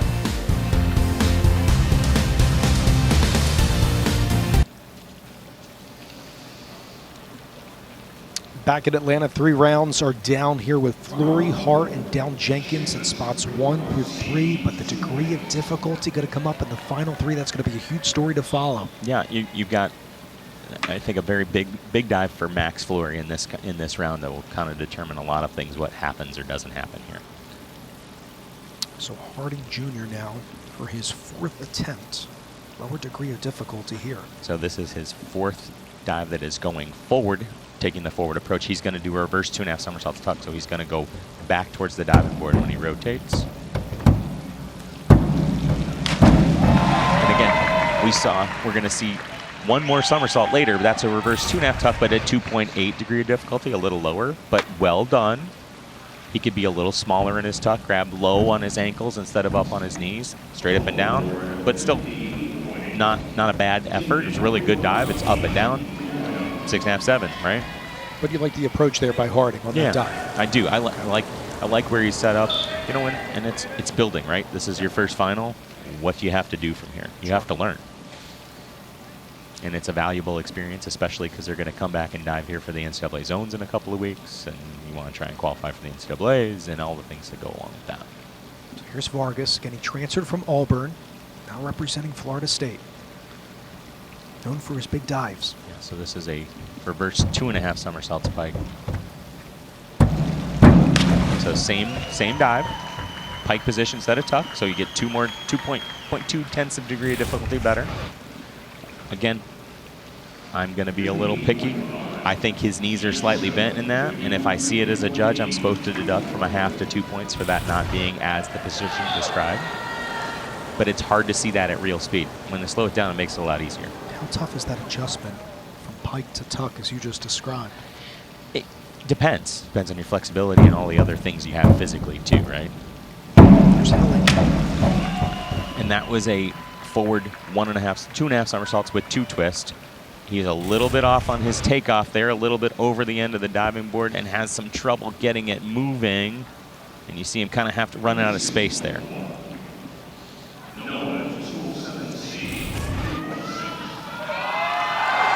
Top between the spheres, gets that 7 up there though. And those are hard, right? That the dives that kind of look like that, it's like it had some good things, had some bad things. What did I see? What did I not see? And remember, the judges are got like 2 seconds to figure it out. So a 3.6 degree of difficulty here for Zawatsky. Yeah, it's a big dive. And if you do it well, it can pay off. Now, he did everything very well until the very end where he kicks and he's loose in his body, and I think he's trying to pull himself up to vertical instead of staying a little bit more flat and hollow, I would say. But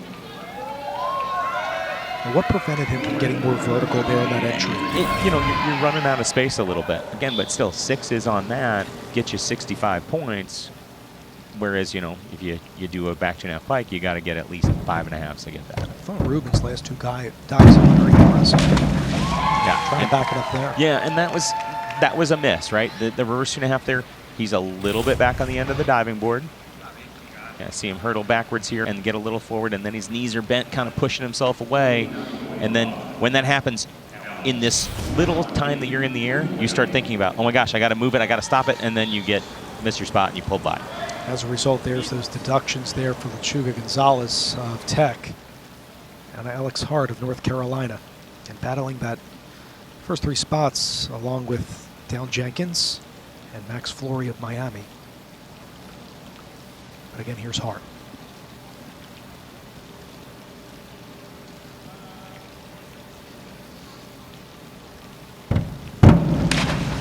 So big amplitude, lots of speed in there, but needs to see and get out a little sooner, so he stops it and gives that control of the out. Again, that kick, look, reach, instead of, in my opinion, just reaching straight back where he pulls it by and then you see it go past. So too long in the tuck position right there? Yeah, he could get out sooner and kind of stop it. And that's, you got to use all of your faculties to do that. Your visual cues, there's the water, here's where I'm going to come out and let go. And how high am I? It's a lot going on. Let's see what the New Zealand Olympian can do. See if he can take advantage over his teammate, Dale Jenkins.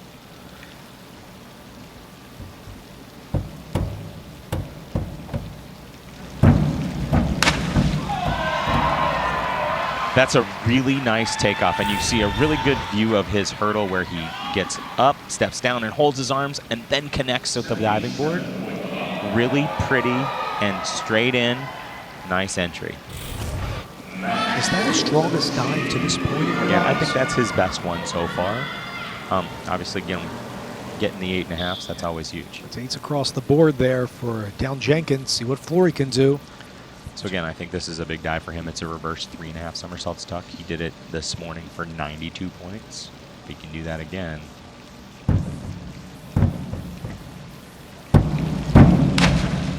And it's not going to be 92, but it's going to still be really good. It's a little bit short of vertical. I like his hurdle and his takeoff, and I really like his patience. And again, maybe just a little bit early and short, but did a nice job with that. Those 7s will be enough for Max Flory getting an 8 on that last judge, as Max Flory still has the lead over Anton Dale Jenkins. Hart is in 3rd right now, but Dale Jenkins trying to climb back at this one with 4 rounds of the books from Atlanta.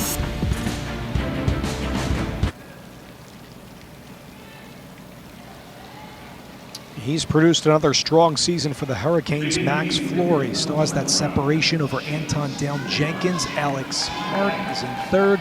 Vargas has climbed the standings right now, is in fourth. As we go back to Harding of Duke.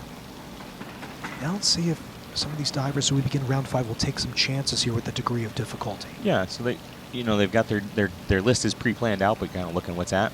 Seamus has got his back 2.5 somersaults tuck here, so 2.8 degree of difficulty. But what I can say is that he did a great job to get into the final, right? Because he's in 8th to get there. I don't think he's going to move up from there, just not quite where you want to come out. But again, getting valuable experience diving in the final so that when you start coming back, you can do better the next time.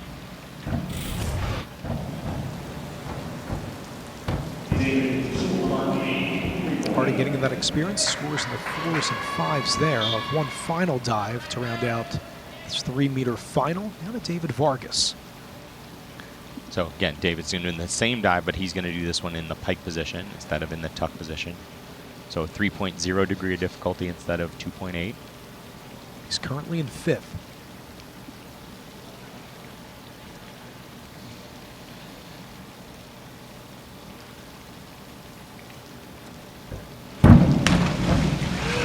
Again, does a nice job with that beginning. I like where he's coming off and getting connected.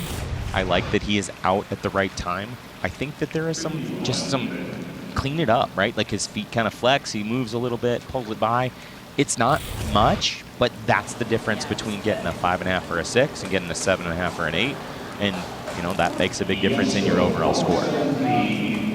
See his diving head coach John Proctor with some instructions for his final dive. Jesko Helling, another Florida State diver. So he'll be doing a forward 3.5 somersaults pike.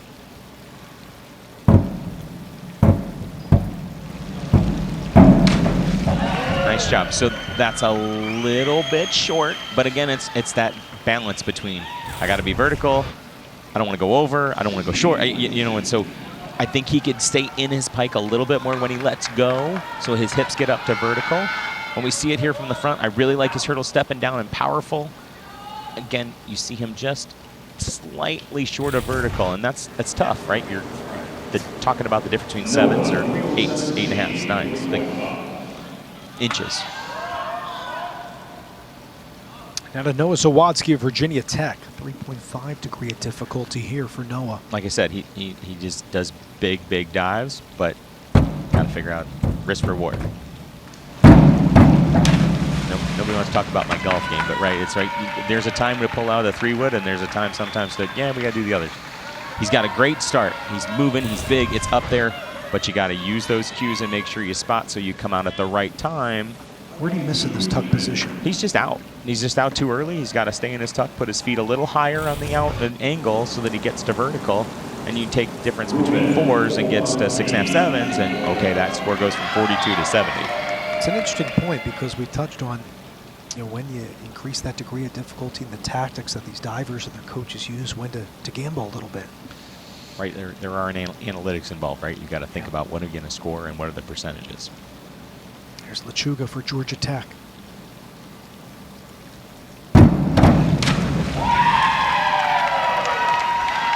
Yeah, so you see this as an inward 2.5 somersault pike. Now, I'm going to see it. You can see it from here where it goes sideways and it turns a little bit. Again, now the judges usually can tell that, right? So as it goes off to the side, there's deductions of 0.5, 1.5, 1 point, depending, 0.5 to 2 points. That probably was an 8.5 dive, but gets down in the 7, 7.5 range because of that direction it goes off the diving board. Off to the side a little bit there. Now for Alex Hart of North Carolina. So going forward, rotating backwards 2.5 times. This is the reverse 2.5 somersaults pike. Remember, he's been in third. Huge moment for Hart.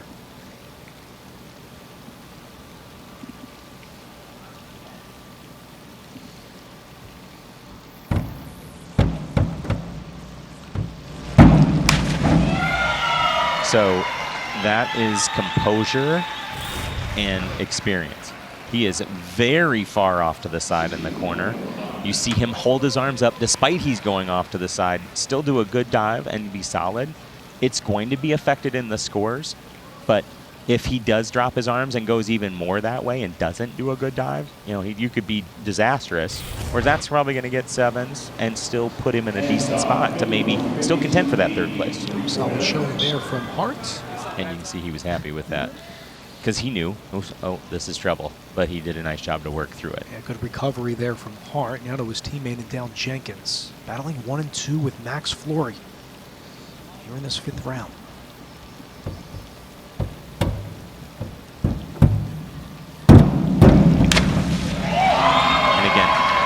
It gets style points, right? He jumps really high. It's pretty.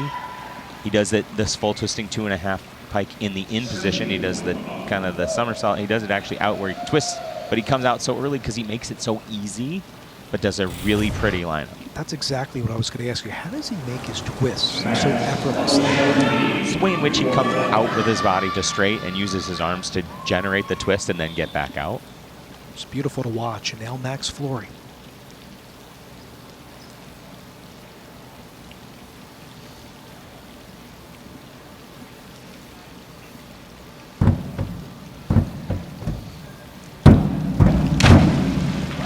So we watched Alexander a couple divers ago struggle with that. So you're going to watch. He's a little back on the board and goes to the corner. Does a nice job to maintain his composure. And instead of missing, right, that's a slight miss that's going to keep him in contention where he needs to be. Getting some 7s, a couple of 8s there for Flory. Still should maintain the lead coming into the 6th and final round of this final 3-meter event on the men's side. And here are the standings. Like I just mentioned, Flory is still in 1st into the final dive. Down Jenkins is in 2nd. How can Down Jenkins make this up with the last 2 degrees of difficulty for he and Flory? So the top 3 divers, and actually the last 5 divers in our round, all do the same dive. They're all doing a forward 2.5 somersaults with 2 twists. So it's all 3.4. So it comes down to execution. And, you want to, if you're the chaser, you want to put pressure on, do it well. If you're the chasee, right, you're in the lead and you're already out there, you just want to keep your composure and know that you can only control you and what you're doing. That was the final dive for the sophomore and Seamus Harding from Duke. Yeah, this is his inward 2.5 somersault stuck. Again, 2.7 degree of difficulty, a little lower. You see it a little bit piked going in the water, but good, valuable experience. 8th place adds to the, the Duke team points over there too. And that's a great piece. It's like, hey, they're competing not just for themselves, but also for the team for swimming and diving together. Those big 32 points to win it, right? Right, and at this time, this is the first time the men's swimmers and divers will both be here together. So there is that kind of an added piece to that. Yeah, a lot of buzz at the McAuley Aquatic Center here at Georgia Tech. Now to David Vargas for his last dive. So his last dive is a forward 2.5 somersaults with 1 twist at 3.0.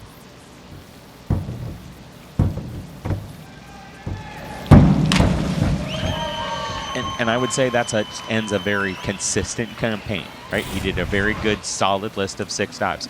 Were there places where he could be a little cleaner, things look a little bit more pretty? Yeah, but not going to be disappointed with that effort. Fabulous showing by Vargas. Do you think he might say to himself he might finish in the middle, but he could have took a little bit more chances throughout this one? Well, I think he's, he improved on his score from this morning by, 50 points. Right, and it's terrific, which is great, and then it's a matter of, okay, where do I get more of those points and kind of do that? So it's this trying to figure out, okay, what do I got to go back and improve from here? And now Jesko Helling in the 6th round. So his final dive is an inward 2.5 somersaults pike. So he'll face backwards, rotate 2.5 times towards the diving board with straight legs and a bent waist.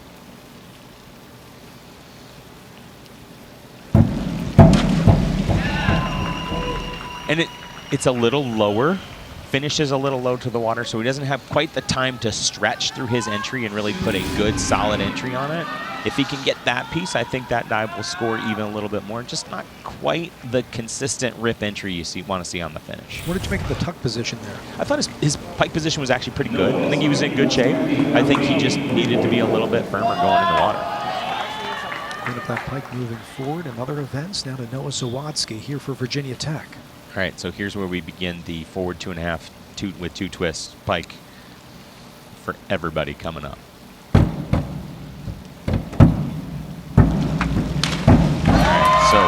What'd you see? Did you see his hurdle? See him drop his arms? Now he's in trouble, right? And had he held his arms, I think he'd have been okay. But it's a normal thing that we as coaches have to work on. And then he chooses to do his dive in, where he does the twisting part of it first and then goes over. Again, it's not a bad dive, but that's hard to balance. So how are you instructing your swimmers to keep those arms up? Because we've seen that multiple times being an Achilles heel today. You got to practice it over and over again, and you got to be disciplined about doing it every day in practice. Machuga's final dive. So you can see, difference in approach is what he did.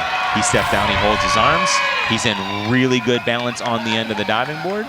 He goes high, he comes out, he does the twist out, so he does the 1.5 somersaults first and comes out, and then he gets it straight up and down.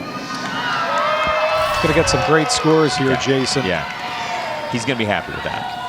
Some of the eights there, his diving coach from Georgia Tech, John Apes, is a very pretty diver. You can see that not just here in the finals, but also in the prelims this morning. Yeah. All right, let's see what Alex Hart can do.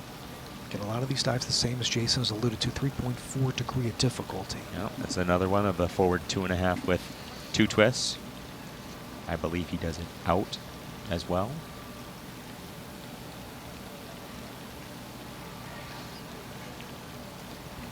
He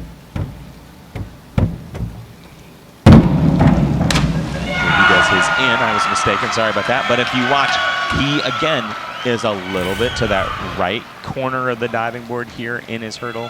He moving sideways, does a good job to maintain his composure and still do a good dive, even though that's a little off to the side. It's a nice recovery to get back to the middle, right? Yeah, I mean, he did a good job with that. Like, that's what you're looking for. That's solid scores. Is to be able to do that, even though you end up with not maybe the perfect hurdle. That could get him 3rd place, as it will come down to Anton Down-Jenkins, who won the 3-meter last year. Get similar dives between he and Flory to cap it out. Yeah, so he wants to put pressure on Max by doing a very good one here. Takeoff matters. And entry was fantastic, right? It's got that rip sound. It's clean with not a lot of splash. It's maybe a tiny bit to the side, and he's doing a good job, but he holds his arms really well and then connects. I think he definitely put some pressure, more tactics to think about for Flory to try to win gold here in the 3-meter. Yeah, I mean, that's what we want to see from divers, and he's in the 9s and 8s. That means that dive was very good. You know, 10 is excellent, 8.5 to 9.5, very good. So what type of scores does Flory need here to win gold? I think he needs 8.5s to maintain his spot, but we shall see.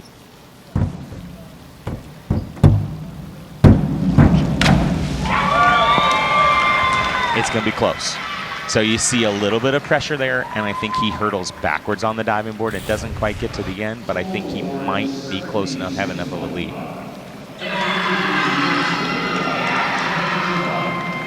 Max Flory is going to win by 3 points over Anton Down-Jenkins. He does just enough, had that separation going to that final dive. Right, and that's what I tried to tell you before, is that, you know, diving is, there are big moves. We talked about him having a 20-point lead earlier. We can talk about trying to put pressure on if you're the chaser.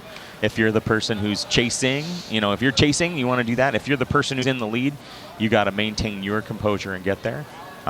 He did enough on some of the dives where they weren't perfect or that they weren't excellent. But even when he struggled with his takeoff, he still did enough to make sure that he got up and down in vertical. Congratulations to the junior from Fairfax, Virginia. Max Flory does just enough by 3 points over Anton Down-Jenkins. A solid showing by Alex Hart as well. On the other side, we'll hear from the men's 3-meter winner in Max Flory, capturing gold in Atlanta. We'll hear from Max after these words. Congratulations again on the diving board to Margot O'Mara and Max Flory, getting it done on the springboard, and much needed points for their teams moving forward. Tomorrow we have some exciting action. We have a couple of relays. We know how dominant Virginia is, along with Louisville and North Carolina State, both on the women's and men's side respectively. And then a couple of IMs to follow, and then the men's 1-meter diving on our Day 2 coverage. For producer Jack Graham, director Will Belkey, Jason Ballman, Brooke Bennett, and our entire fantastic ACC Network crew. This is Dave Leno saying thanks so much for watching day one of the 2022 ACC Men's and Women's Swimming and Diving Championships from Atlanta.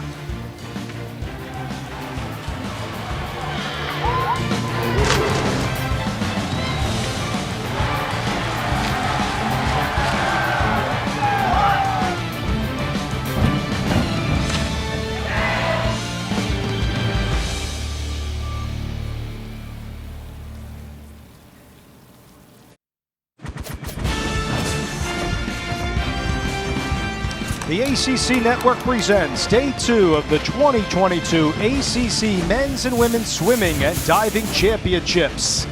Nestled in Atlanta on the campus of Georgia Tech and inside the picturesque McAuley Aquatic Center, teams are looking to continue the momentum from day one that saw NC State on the men's side, the Virginia women, capture the 800 free relays. Alongside three-time Olympic gold medalist Brooke Bennett and former Division I diving coach Jason Ballman. We'll hear from them a little bit later in the diving. I'm Dave Leno. It's so great to have you with us. Here's the women's standings through two events. Miami leads Duke by 12 points. Virginia, as I mentioned, won the 800-yard free relay last night. They're in fourth. North Carolina State, very strong and stealthy in the relays as well. They are in sixth. And tonight, Brooke, we're starting with the women's 200-yard freestyle relay. This will be the first of three heats. Yeah, so last night we got to see the 800 freestyle relay, the distance of the relays. Now we switch gears, and each swimmer is going to swim 50 freestyle. So short, fast, and sweet. These are where the relay exchanges get a little bit faster. So you want to be fast and quick, but safe from that relay exchange. Top time will win it. Boston College is in lane 2, Pitt in lane 4, Duke in 6, Miami Take your mark. 8. All right, what are you looking out for on this first leg here for all these schools? Well, you're not holding back, you're not reserving at all. This is a flat-out sprint. What you're going to watch is how they come into the turns. Fast tempo, strong legs. I always like to see how many times are they breathing. No breath going down, 1 or 2 breaths coming back. That's all you're getting in a 50 freestyle. Each swimmer gets 2 lengths. Here comes the second leg. Keep an eye out for Haley Dolan. She's been very strong for Boston College this year, along with Pitt's Madison Knowles in lane 4. All 4 teams looking really strong right now in the center of your lane. Little synchronized swimming going on right here, and this is going to stay a lot closer than what we saw last night in the 800 freestyle. Pitt and Duke are in the middle of your screen right now. Looks like Pitt has the advantage there. There's the exchange there for Duke that has the lead at 44.90 after that second split. Well, and here's where the relay exchanges are going to be really key because they're so close. You might have one swimmer that just has a little bit faster of a takeoff, and those lead changes are going to kind of pop it in and out of here. Let's see what Gigi Balducci can do in lane 2 here for Boston College. Try to resurrect the team here as we go into the final leg here. 107.48. Duke is still in the league. That was a great leg by Keon Turang. The freshman, now Shayna Hollander, is trying to win this first heat here for Duke. Duke's in lane number 6 right now. Here's the turn Great for home. Underwater right there. That's just going to put her enough ahead. Head should be down. There shouldn't be no breath. Look at those arms go. She's going to finish really strong here in lane 6 for Pitt. She gets that touchback there before Schultz could get there. Duke's going to win heat number 1 at 1:29.65. Here's the last flip turn here, Brooke. And look at Io and Duke here in lane 6 at the top of the Great screen. flip turn. Watch her come off the wall. Great streamline getting up underneath that wave. Perfect streamline breaking out into that first stroke. Almost a little bit of a windmill here, but staying long. So she's not shortening up the stroke, ensuring that she's going to reach into the wall first. Dan Colella has been doing a marvelous job for Duke, continuing the prowess of that program as we go into heat number 2, again, 1:29.65. Remember that time as we carry them over to the second heat in this 200 free relay. Pitt is in second, Miami goes in third. All right, heat number 2 of 3 is underway. Notre Dame's in the second lane, Florida State in lane 4, Virginia Tech in lane 6. Anna Landon's going to be really strong with this first leg. Georgia Tech's going to send out Rachel Fulton. Tech's in lane number 8. Strong start here in the middle by Landon, as mentioned, for Virginia Tech. Here's the exchange, and now going to Sarah Shackelford, who's been doing marvelous things for the Hokies this year. I really like the way this team is set up in the front half, so it'll be interesting to see how the coaches stack, but we got some good speed there in the first 2 legs for Virginia Tech early in this race. Shackelford, the junior who participated in Olympic trials, has the lead right now for Virginia Tech. They're looking strong along with Florida State in the middle of your screen. Virginia Tech, after that second leg, cashing it at almost 48 seconds. Still a commanding lead for them. Really strong with their relays this year with Landon, as mentioned. Also, Emma Atkinson has been really big for Virginia Tech, too. She'll actually race the anchor leg here at 1:03 right now. Here comes the third leg for Virginia Tech with the lead. Florida State is in second. See if Notre Dame and Georgia Tech can get back in this. Virginia Tech's been really strong the whole way, so they're going to put up a good time here to see how it stands going into Heat 3. Mentioned Bentz at the NCAAs last year. At the 100 and 200 breaststroke, also the 200 IM. And it's going to be Virginia Tech at 127.96 to leapfrog Duke. So they'll be in first after 2 heats complete. Well done by the Hokies after 2 heats.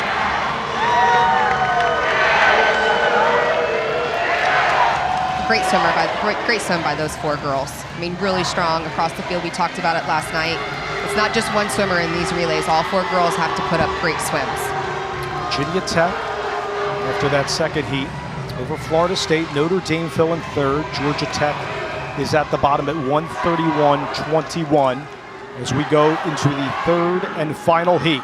And we have some impeccable relay teams. Louisville will be in lane 2. Virginia, the defending champions, in lane 4, number 1 in the polls. NC State at lane 6. North Carolina, top of your screen, in lane 8. Grace County will swim that first leg for UNC. Great start there for County. Also Burkhoff for NC State. Her mother, of course, was an Olympian. Kate Douglas for Virginia. Keep an eye on for her, the NCAA champion in multiple events for Virginia, and of course an Olympian. So 2 strong swimmers leading off for both NC State and UVA. Let's see how that stacks for the rest of the field. Kylie Alonso, who we'll see later on tonight, is in lane number 6 right now. Alex Walsh, also Olympian. We'll see her sister as well, Gretchen Walsh. They are 2 stealthy swimmers out there in lanes 4 and 6 respectively for Virginia and North Carolina State. See Virginia with Walsh trying to climb on here. Looks like NC State still has the lead as we go into the third leg for Sophie Hansen for NC State. Look at that. Okay, that was a great relay exchange. Great underwater there. That's what's going to make the difference. How quick are you off the block on those relay exchanges? What is the momentum going forward? Her underwater's right here shining.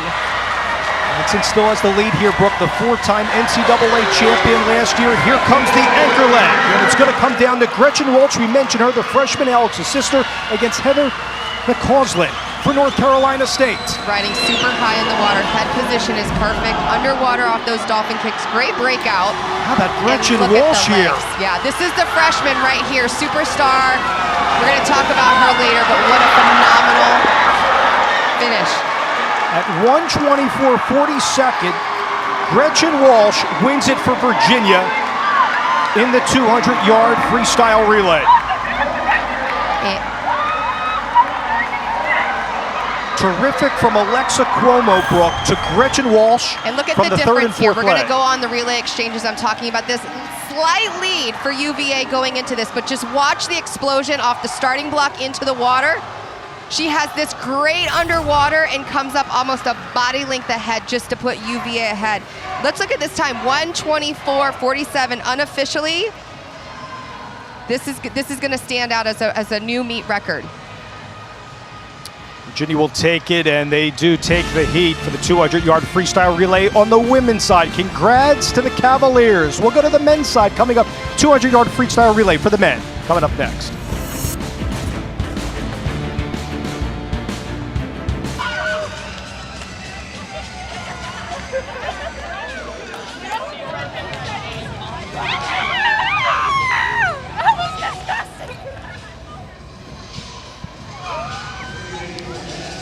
Back here in Atlanta, congratulations to the Virginia women, setting a new American record in the 200 freestyle relay at 1:24.47. We see 2 Olympians in that race, Kate Douglas, Alex Walsh, of course. Alexa Cuomo did great in that exchange from 3 to the 4th leg, and Gretchen Walsh, a remarkable job for Todd DeSorbo, their head coach. Oh, what an incredible, impressive swim by all 4 of those girls. Just the connection that they have and Just to mention, Gretchen Walsh anchored that in 20.58. Can't wait to see her taking the mantle, like we previewed, from Paige Madden, the Olympian. North Carolina State finished in second for good measure. Louisville in third. Now we segue, Brooke, from the women's to the men's side here in this 200-yard freestyle relay. Let's take a look at the standings here for the men. North Carolina is in first. Louisville is in third. Remember, on the men's side, Louisville is the defending champions, Georgia Tech and Virginia Tech, at 5th and 6th, respectively. So you'll see even lanes here. BC's in lane 2, Duke and Pitt in the first of 3 heats. 2 lengths for each swimmer in this race. So Kyle Floyd, Coleman Kredich, Flynn Chrissy starting for Boston College, Duke, and Pitt respectively. Something to watch here as these guys go into the turn, right? If they get good underwaters, you'll see this wave kind of come up from behind them. So you want to get underneath the water on those turns so you come up past that wave, because if you come up too soon, it's just kind of like being in a wave pool and it's going to smash right in your face. For those wondering, keep in mind Miami doesn't have a men's swimming program, so you do not see them in the first heat here in this race on the swimming side of the championships. Good exchange there over in lane 4 for Duke, over to Gingrich. Bradley Sanford and Zach McIntyre to follow in legs 3 and 4. That's an impeccable turn there by Gingrich, who's really starred for Dan Columba's team, the junior. And these relay exchanges are key. As you watch him coming in, this is where you want to hit that wall. Don't go right into your stroke, because these are going to be a lot faster exchanges than what we saw last night in the 800 freestyle relay. So timing that last stroke is key. Brad Sanford has really been a standout for Duke. Alex Santana is trying to catch up for Boston College at the top of your screen. Radziszewski is in third right now, right on the bottom. It's all Duke, and Duke is going to take it thanks to that anchor leg by Zach McIntyre. Duke will take first of 3 heats at 1:17.86. Well done here for the Blue Devils. Nice solid swim for them, about 2 seconds faster than what they swam this morning. And all relays, all 3 heats here at the ACC will score. So these are going to be key points for their team. 1:17.86, the time to beat, Brooke, as we go into heat number 2. And you got Louisville in the middle of this second heat, so they want to post a good time to stand strong going into that final heat. Relay points are a lot of points. Arabe, to your point, will swim that first leg for Louisville. North Carolina in 2, Georgia Tech in 6, Notre Dame in lane 8 for heat 2 of 3. 200-yard freestyle relay.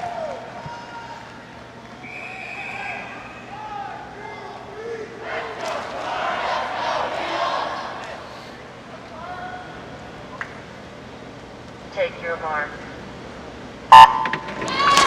El-Arabi has been really key for Arthur Albiero's team for Louisville. As mentioned, winning that ACC crown on the men's side last year, dethroning NC State, who won 6 consecutive championships here.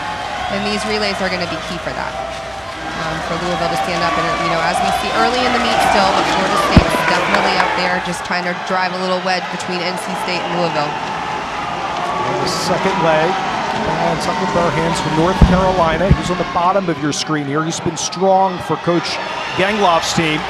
Great underwater there. We'll talk about the red marking on the middle of the lanes there, where they have to come up by that second marker. And there in lane 4, Louisville timed that just perfectly on the second leg. A terrific second leg, to your point, by Dalton Lowe, the sophomore, over to Nicholas Albiero, who won the 200 fly last year at the ACCs. In fact, he's won 4 consecutive 200 flies. As we go to the last leg for Louisville, who has the lead at 57.05 into the anchor leg. Michael Eastman's trying to win it here for the Cardinals. There's the turn. And he has a comfortable advantage with that great underwater there on the outside. Notre Dame with Bottleberg. That's Josh, the senior, trying to get second. And it's going to be all Louisville to win heat 2 at 1:15.98. Cardinals doing what they accomplish best at the relays. Yep, that was a great swim, 1:15.98. So that puts them in a good position. Definitely you're going to know that these guys are going to swim faster going into heat 3, but 1:15 should definitely give them a top 3 spot going into the next heat. Almost 2 minutes faster than Duke from heat number 1. Strong relay from Notre Dame, just shy of 1:17.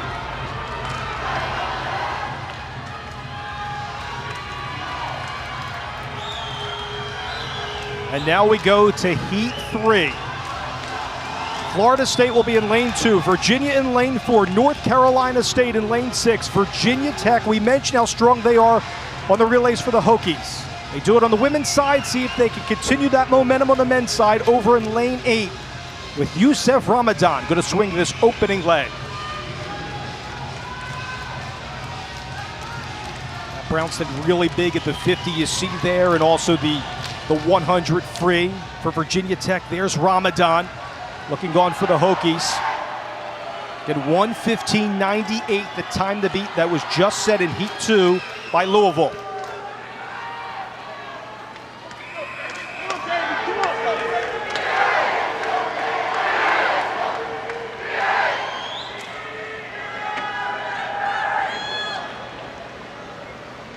Take your mark.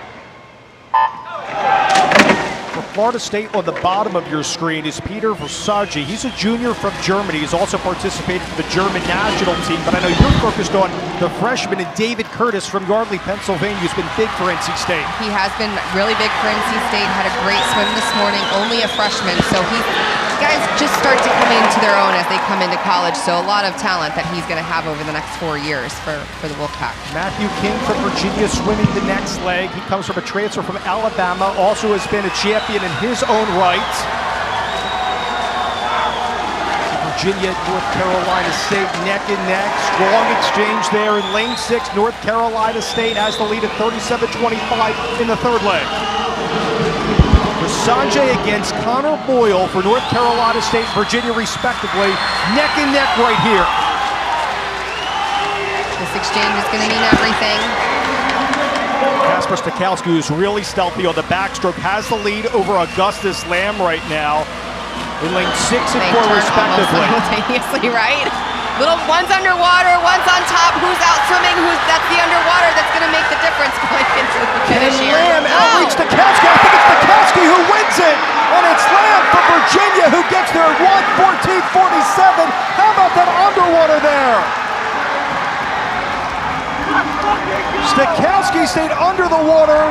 Augustus Lamb came on top faster, Brooke, and Virginia's going to win it at 1:14.47, and they're going to take it. And unofficially, we're going to wait for the official results, but that should be a new American record. So the girls do it to start it off, and the men feel the pressure that they got to come back and do it. Here's our last lap, up on top of the water. Just a different strategy. Are you going to swim it, or are you going to go underwater? It pays off here for UVA just to get up on top of the water, head down, kick, don't look around, and that final reach into the wall. What did you make of the decision-making there, to your point with Stakowski staying underwater? Is that just part of his tactics, swimming that final leg? Every swimmer is a little bit different, but you can see the excitement there. He got up and he just put his head down, and some swimmers have the better underwater than others, and for him it was the advantage to come up there and do that.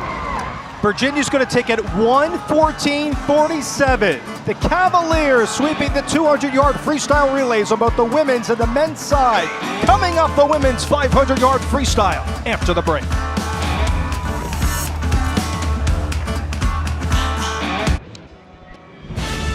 Back in Atlanta, welcome inside the McAuley Aquatic Center. Continuing our coverage of Day 2 of the ACC Men's and Women's Swimming and Diving Championships. Let's roll through the women's standings through 5 events. The Who's sweep both relays so far. They're 3 points ahead of Duke. Miami is in 3rd. They've been strong, of course, on the diving side with Leah Valle. North Carolina in 4th. Of course, NC State. Don't sleep on the Wolfpack right now. They are in 6th. Here at the pool deck with 3-time Olympic gold medalist Brooke Bennett, I'm Dave Leno. On the women's side, under Todd DeSerbo for Virginia, comes in at number 1. Looking for the three-peat here at the ACCs. They returned 3 Olympians. Of course, they graduated decorated swimmer in Paige Madden. But what can Virginia provide here at the ACCs this year with their depth? Well, I think just with the 3 Olympians, with that international experience, they bring a lot to the table. They're going to lead those Cavaliers over the next few days here. But let's talk about Alexander Walsh's little sister coming in as a freshman, Gretchen Walsh. We're going to see her tonight posting the fastest time in the preliminaries, tying it with her teammate. And she's already been swimming phenomenal. And Alex and Gretchen have talked about in the future, 2024, that they want to be on the Olympic team together. And you're right, and piggybacking off that, Emma White and Kate Douglas, we're going to look forward to their races coming up later on here at the ACCs. Now on the men's side, Louisville comes back from behind to beat NC State, who won 6 consecutive conference crowns. Well, for NC State, they have a freshman, Davis Curtis, who is superior in the 53 as an underclassman. And that's going to say a lot for the Wolfpack trying to regain that ACC title this week and bringing in that freshman talent and speed. This morning in the prelims, posting the 4th fastest time ever in the 400-yard freestyle, being compared to that Caleb Dressel. Not a bad name to be compared to, right? So that's going to say a lot for him. I watched him break on YouTube this morning. I watched him break the national record at the high school dual meet last year. So to actually get to see him live for the first time and call that race, I am so excited because as a distance swimmer and just watching that pure speed, it always just wows me how the swimmers go that fast in the water. Getting set for the women's 500-yard freestyle and the C final. To begin things, keep an eye out for in lane 4, Madison Luther, a junior from Louisville, and in lane number 5, Aino Atava, also representing Miami. They're going to be the stronger swimmers here. Look out for Adriana Sarova over in lane number 6. Sydney Bowles will be in lane number 8 in this race for Florida State. One of the longer races here at the championships. These gifted swimmers have to swim 20 lengths to win the C final.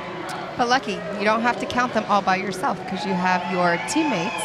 You get to pick a lucky swimmer to count your laps for you. And we should point out, for the first time, you're going to see all 8 lanes used here at the championships. Yes, now this is when our individual races, as we're getting into them now, no lane separation. So you got to deal with the wake. Take your mark. And the C final is underway. All right, Brooke, from the outset, how do you pace yourself here if they're trying to swim those 20 lengths here to win it? Every swimmer is a little bit different. You have different strategies. Whether you're going to go out, kind of take that early lead. Do you want the swimmers to swim your race, or are you trying to swim the others? And then you'll see other distance swimmers that hold back just a tad and will almost back half and negative split the race. Myself, I was one that wanted to kind of take it out fast, maybe a little bit more painful, some would say, and hold on for dear life. But my strategy was I was going to go out and control the race, and I wanted to try to shake the other 7 swimmers from what they felt more comfortable doing. They had to do what I wanted them to do. Strong start to this race by Katie Roush, who joined her brother Jacob on the UNC swim team. She's only a freshman and has the lead here into this turn. Good underwater there, but there you see Virginia Tech taking the lead thanks to Morgan Miller. And you'll see we just came off the relays, the 200 free relays, so the 50s and the sprinters. So you'll see a much different stroke here. Longer, the tempo of the arms is a little bit slower. Not using their legs so much, so a lot of distance swimmers will go to that 2 or 3 beat kick just to kind of help rotate through the hips. So for those that aren't familiar, you're going to see an A final, B final, and C final. The A final will be the top 1 through 8 from the prelims. So how do these swimmers view the C final here that they're racing right now? Well, as I said, here at the ACC, every conference is a little bit different. The ACC scores all the way down to the C final. So you look across the field and you look at what NC State and Louisville are trying to do. These points are crucial for their teammates. Morgan Miller here with a strong start in lane number 2 for Virginia Tech. Iolfson is in lane number 1 for Notre Dame. Also really strong in the 200 breast and 400 IM for the Fighting Irish. It's behind over a couple of lengths, and it's all Morgan Miller right now for the Hokies. And here as they come into the flip turn, this is going to be their halfway point. So this is where things tend to feel, you start to feel some things in your gut. You kind of go to your legs a little bit more. Important to make sure you stay long. On these long access strokes, what's the tactics there, and how is it different on the freestyle? Where do you see kind of the disparity between from one swimmer to the next? Distance swimmers are a lot of the same, sprinters are a lot of the same. It's really going to depend on how, again, that race strategy going out, where you feel comfortable making your move, looking across the field. A lot of these swimmers are now going to the breathing every 2. They breathe to one side. Not my favorite thing to see, I think, especially in a distance swimmer, because leak changes. You want a bilateral breathe. Katie Ledecky is one that kind of changed that. She breathes to that one side and kind of brought in more of that kind of giddy up in her stroke, and you see a lot of the swimmers now kind of going to that. I said last night too, when you look at the swimmers across the field, the strength and conditioning that goes into these college programs changes. Just the size of these girls, I mean, it has changed a lot since my time.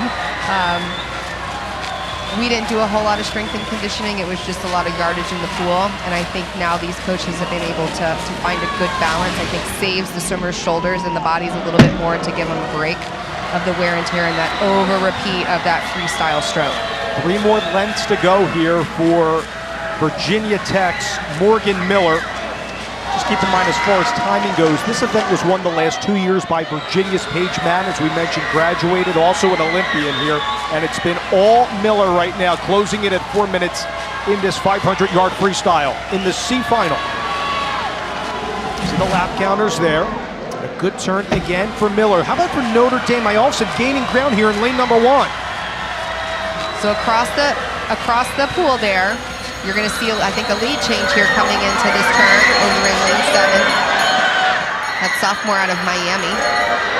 Adriana Sura, 5th highest time in the 500-yard free.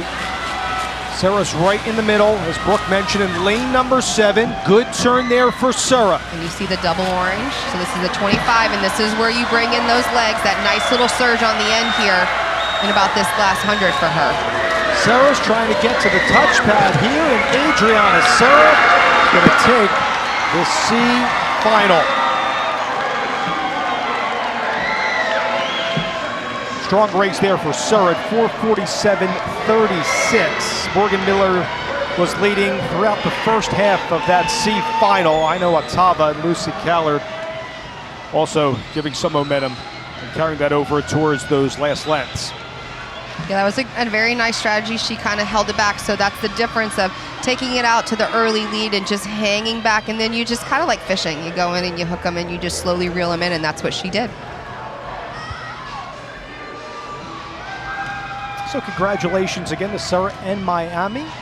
So we carry them over to the B final. Keep an eye on Catherine Purnell out of Duke. She will be in that first lane. Paige McCormick also strong for Louisville and Althea Alberto's team. And Yishuan Zhang, who did not race last year for Dan Colella and Duke, from Stamford, Connecticut, originally from China. She is in lane 3. Madison Knowles, of course, very strong for Pitt. She's in lane number 5. And Mackenzie Campbell for Georgia Tech in lane number 7, just featuring some of the swimmers. And there's the list from lanes 1 through 8 for the B final. So these are swimmers that finished 9th through 16th at the prelims to get to this point for the B final. Remember, in the finals, you cannot move up past this spot. So when you're in the C final, you can't go past the C final. When you're in the B final, the best that you can do is 9th. Even if that time is faster than anybody in the A final, you got to stay within there. Take your mark. And it's important to point out that important race right here, because all of these finals, whether it's the C, the B, or the A, count for precious points. Of course, the A final being the most. If you win that, you get 32 points. The second will give you 28. But this is where the depth, that when we talk about the recruiting and being just that versatile swimmer, how many events can you come in? And you'll see, you know, if you look across some of the distance events, and you see a lot more freshmen in there. A lot of times the freshmen get stuck swimming the 500 and the 1650. You know, the juniors and seniors are like, I've moved on from that. I'm going to pick my best event. So you'll see swimmers kind of change as the coaches feel they're going to be best fitted. I mentioned Yishuan Chang, the freshman out of Duke, did not swim last year because she was in China, a 4-time finalist at the Junior National. She's going to be really huge for the rest of her career for Dan Colella and Duke. She has the lead with that split at 54-35, swimming these 20 lengths to win this B final. You see the lap counters on the other side to help out the swimmers as they get ready for another turn. There's Chang. Pretty clean behind her is Luciana Thomas, the senior from Notre Dame. I mentioned Madison Knowles. She's in lane number 5 for Pitt 2.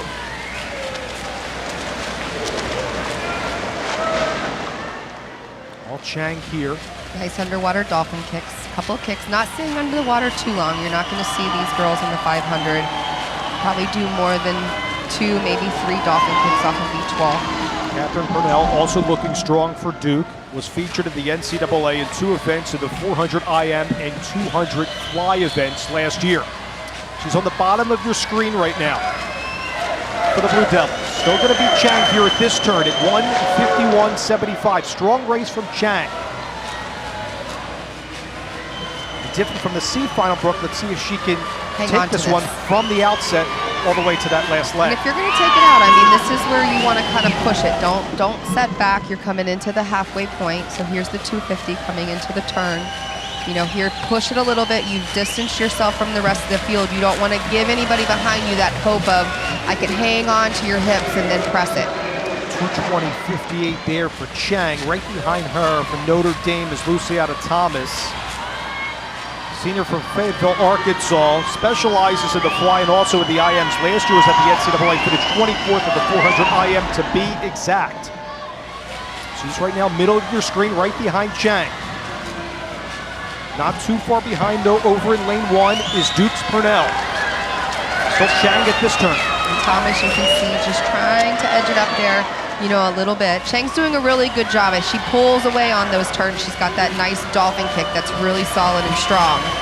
But Thomas feels like she's still in it. She's trying to creep up here, almost out-swimming Chang, and it's just Chang's getting her on those turns right now. Megan Kramer still looking good here in lane number 6. She's only a freshman from Boston College. Mike Stevens has a lot to look for here for that swimmer. It's still Chang. As you mentioned, going to come down there. Looks like lanes 3 and 4 for Chang and Thomas of Duke and Notre Dame, respectively. You got the senior and the freshman in the middle of the pool battling out right now. So Luciana can gain some ground here on Chang. 3 lengths to go. Getting set for the final 50 yards in this B final. Here's the turn, and a huge one here for Chang in lane number 3. Over in lane number 4 again is Luciana Thomas. She flipped just slightly ahead of her in that 50. You're right, looks like she has the lead by just a hand. Here comes Thomas on the turn for home against Chang. 75 to go.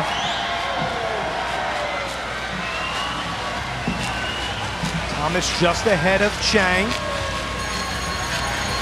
Here comes the final 50. So Thomas was led by, what, the last 2 lengths over Chang. Right, just that last 150, she started to pull ahead. Senior against freshman of Brooks Point here for Luciana Thomas. She's in lane 4, Chang's in lane 3. It's going to come down to this at 4:37. It's Thomas, Chang plunging forward and gaining ground. Thomas looks like she has a hand lead. Thomas trying to get that touchback. Looks like she has it over Chang. Luciana Thomas of Notre Dame wins the B final. Chang will come in second.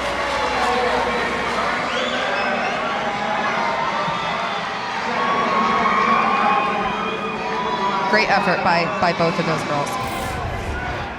And crazy that you think these girls are swimming 20 laps and it comes down to the last 5 yards right here. Just that little bit more of a reach. I think Chang lifted her head up there just a little bit as she came into that last stroke where Thomas kept her head down going into the wall. How about the race and the composure by Luciana Thomas? Gets the well-deserved points in the B final for Notre Dame. Their head coach, Bob Grosseth, will love that. Formerly coached multiple decades. But what did you think was the disparity between she and Chang right here? Chang was leading from the outset, but that waned. I think just the experience that Thomas has being here, not being shaken by what Chang was doing, and just like I said, staying right there and just inching her way back into the race. She swam very controlled.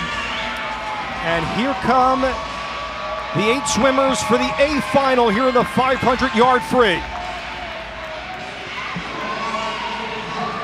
Last year, this event again was won by Paige Madden at 4:33.25. In fact, Madden, a decorated swimmer for Todd DeSerbo's team, won the last 2 years. Over in lane 1 for NC State, it will be Kate Foley, really strong for the Wolfpack this year in multiple events. She's a junior on their campus. Over in lane number 2 is Rekha Georgie for Virginia Tech. 4:43.93 from her this year.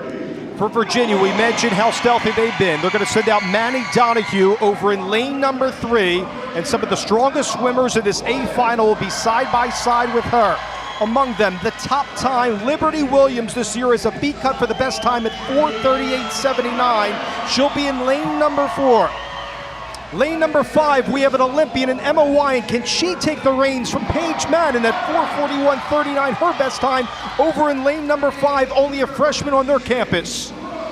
Chase Travis is going to be over in lane number 6, the second swimmer in this A final for Virginia Tech.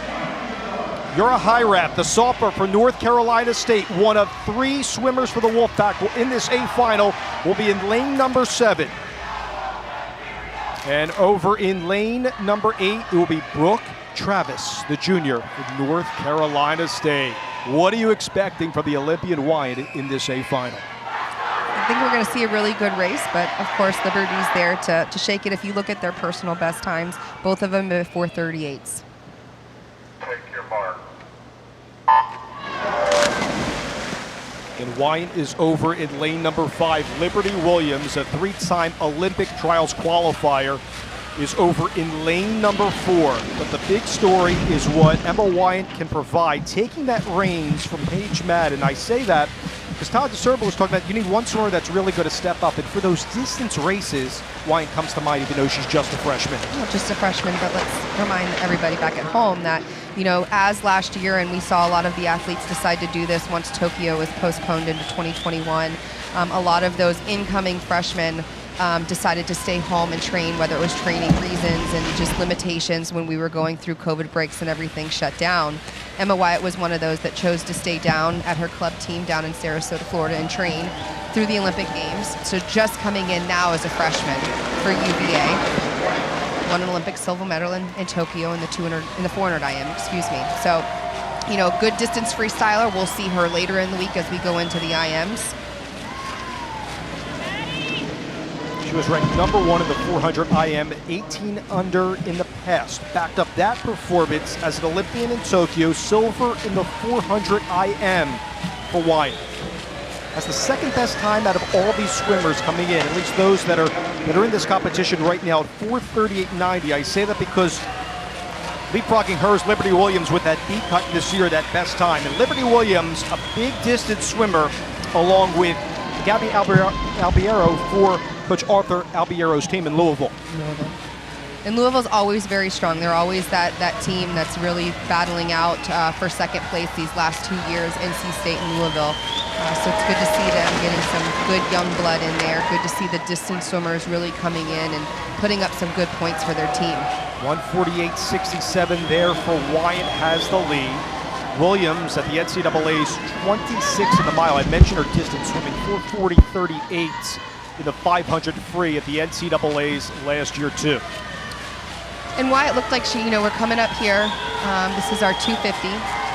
So it looked like she was kind of controlled into that first 200, but what I've seen her is her tempo's picked up a little bit more. She's starting to bring the legs into it now that we're getting into the back half of this swim, starting to separate herself, and that's going to be key. You know, I kind of said this in the last heat. Put enough distance in. You don't want anybody riding on your hips. That's giving that person, you know, I'm going to hang right here. I like what Wyatt's doing right now. She's putting the distance in, and it's just continuing to grow. Run by a couple of lengths here over Williams. For those that are younger swimmers watching the championships right here, this race, what stands out for Wyatt as a freshman amongst her competition? You know, it's always, as an age group swimmer, the 50s and the 100s are always the glam events, the fun events, and you know, swimming the 500 and swimming the 1650, it's grueling. You're a lot of times the first one at the pool and the last one to leave.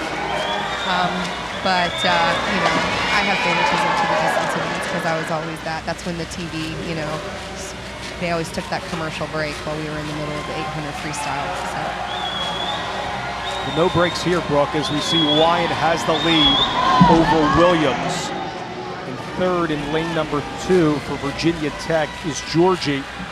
At that time of 4:43.93 coming in. Still Wyatt trying to take this from the outset all the way to the end. And this is her first race of the meet, so she's got a long meet to go. But when you see a swimmer like her that knows that you're going to have a full schedule, 400 IM, 200 IM, You know, you want to get out there and have a good first strong race, kind of make it your statement, and then your rest of your events are going to fall into how this swim goes.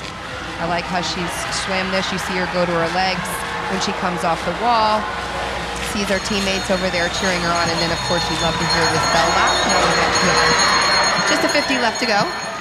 She has that lead with the final 50 over Williams, trying to gain ground. And you see the great crowd love that the men's and women's swimming and diving championships all together for the first time here at the McAuley Aquatic Center. And the turn for home for the freshman Wyatt. See what the Tokyo Olympian can finish here against Williams. Williams still behind by a couple of lengths. Emma Wyatt, strong from the outset, dominant towards the end, captures gold at the ACCs in the 500 free. With the personal best for her. And that's a good, strong swim here at the ACC, just giving her kind of that momentum push for the rest of the week, but also how she wants to prepare herself going into ACs here at this pool in about a month.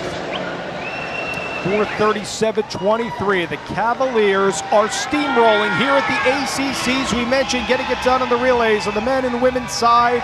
And of course, continuing here in the 500-yard free. Wyatt will take first. Williams will take the silver. A strong race from her. Maddie Donahue for Virginia, as Virginia is going to take 2 and 3 on the podium. Key points. But you also look there at the bottom of the screen, 6, 7, and 8, NC States. Those are all good points. So depth going into how many swimmers do you have in each event? Braden Holloway, the swimming and diving head coach for North Carolina State, will love that depth and versatility. And that's huge when you see a lot of these A, B, and even the C finals. When you see the amount of schools that are in those particular races, definitely helps, to Brooks' point, accumulating all that points. Swimmers and divers all coming together to see who will take the ACC title. And it's Virginia, the number 1 on the women's side in the polls. Back-to-back defending champions looking for a three-peat. Emma Wyatt takes it at 4:37.23. We're here with the gold medalist here at the ACCs. Emma Wyatt. Emma, congratulations. Take us through your composure there from the outset and leading throughout to take that gold. Thank you. It was really just about executing tonight, getting out a little faster, being there for my team, following up some amazing races. Emma, I want to ask you, after competing at the Olympic Games over the summer, deciding not to come up and be at UVA, how does it feel now to be a part of this team? Yeah, it makes it even more special, and I'm just so thankful to be here. Awesome. Congratulations tonight. Thank you. Emma continuing Virginia's prowess here at the ACCs on day 2, and the crowd loves it for the Who's. And coming up next, we segue to the men of the 500-yard freestyle. All that and more from Atlanta on the other side. Entire crew here for the men's 500-yard freestyle C final. Keep an eye on David Cueri. He's over in lane number 5. He's been strong for Florida State this year. Mario Sartori is over on lane 4. He has started for the Brazilian national team. Virginia's going to have 2 swimmers in this race, in lane 1, Herring, and lane number 7, Peter Thompson.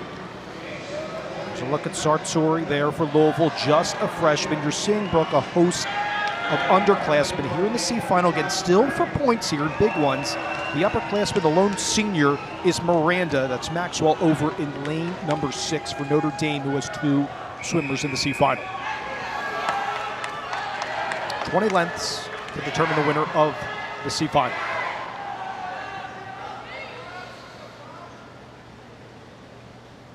Take your mark.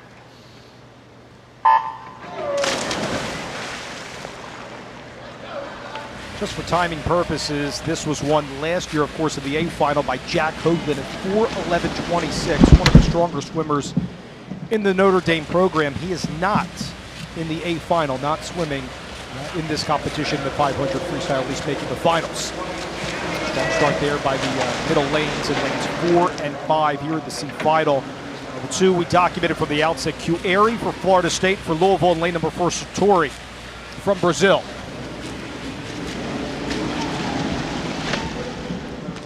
Max Miranda off to a good start as well in lane number 6. All Florida State here from the outset. Cueri. The sophomores, the sandwiching there between Louisville's freshmen in the middle of the pool. In our conversations with Neil Studd, the head coach for Florida State heading into the championships, he's really like the increased score lines across all their meets from Florida State. Not just on the diving side from John Proctor, but on the swimming side, Florida State really ascending on a lot of the meets this year. When we saw the standings as we came into the start of this in second place right now with the points, not that I can say surprised, we've really seen a really solid build from the Noles over the last few years, and obviously looking at the international recruiting, but you know, I follow Florida State and Neil Studd. It's always interesting to see kind of what their training is doing on Instagram. They were down in South Florida over the holiday break and doing some open water swim and some good team bonding, which is really key in these programs when you come into the meets. So you really gel not just as the individual swimmer, but really that team atmosphere and that strength. I certainly like hearing that, and those that aren't familiar, a lot of these programs leave their states, have some training for those bonding trips, right, but also really need that training going into their respective seasons, and that's huge, of course, for the bonding and camaraderie between the student athletes. Well, the college season, though it seems very short, there's a lot of racing, so staying healthy, working with the nutritionists on campus. The coaches have to do a lot into what's going on, keeping the distractions low. I think a lot of these swimmers are just excited to kind of have some normalcy going back on their college campuses this year, which I think pays into a lot of it as well when we're seeing these fast swims. You being a three-time Olympic gold medalist can speak to the longevity, and in this sport compared to others, we're talking about the seasons from the start of October all the way to now championship season into March. How huge is that to keep these student athletes in well condition moving forward throughout the year? Well, in college sports, as nothing more than college swimming. You've got to think of their class loads, when they're going to school, how many credits they're taking, and as well going away to these dual meets, keeping these grades up. And you know, we see it across the board with swimmers, very intelligent swimmers, high GPAs. You know, I've always been told that when you're going in for a job resume and the boss is looking at your stats and everything as a swimmer, it's always a high regard, because we do keep such a grueling schedule. You know, morning practice 5, 6 a.m., you're going straight to class. When you finish your classes, you're back on the pool deck for strength and conditioning. I mean, back when I was training, it was, you know, 4 to 5 hours of just training, and then you tack school on top of that. It's Q Aries who still has the lead for Florida State. His best time this year for the 500 free is 4:18:59, and he has led from the outset. Right behind him for Louisville is Mario Sartori, the freshman for the Cardinals. In terms of the really clean here for Cueri, he's in first, but gaining some ground there is Louisville. There you see the bell here for Cueri. And the change of lead there, maybe Cueri just took it out just a little bit too quick there. Sartori just takes the lead there for Louisville. It's going to come down to those two swimmers in the middle lanes. 4:05 here in the turn for home. Louisville has the lead here. This is good points for Louisville. Louisville really needs this out of the C final. Cueri gained ground. He cannot. And the Cardinals with Sartori deliver here in the C final. They take gold here in the C final. At 4:18:64, what a race for Sartori.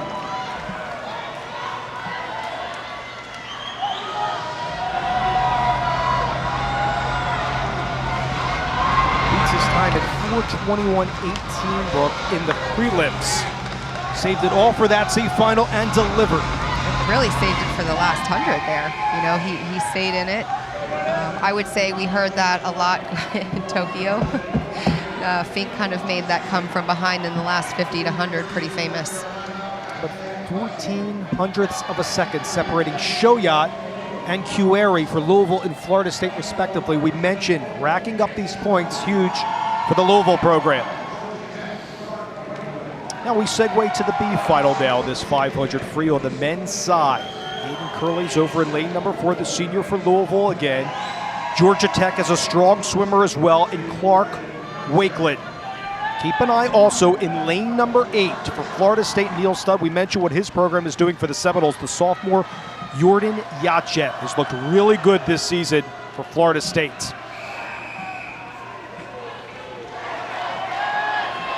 And those middle lanes, those are the ones that just missed that cut for that A final. See what what swimmers like Curley and Wakeland can do here from the outset in the B final. This is key for Louisville because NC State has 4 swimmers in the top 8, and they have 2 swimmers here. So finishing top in the top 2 in the C final. You got 2 swimmers here in the B final to get up there and finish top 2. 9th and 10th would be really good points to help kind of even out what NC State is going to score going into the championship. Specializing in mid-distance for Florida State, Jordan Yachev. He's over in lane 8. It's at the top of your screen. He's the Bulgarian record holder, the 200 and 400 meter free. Really strong for Stud's program. So this race from the outset being dominated here by Curley Wakeland in the middle. Strong start for Patrick Hussey over in lane number 2 for North Carolina. It's going to be just shy, though, by Yachev, as mentioned, at 48-17 on that split in this B final. It's also a Bulgarian national champion as well for his country. A little bit like his teammate in the C final. We see him over here taken out a little bit fast.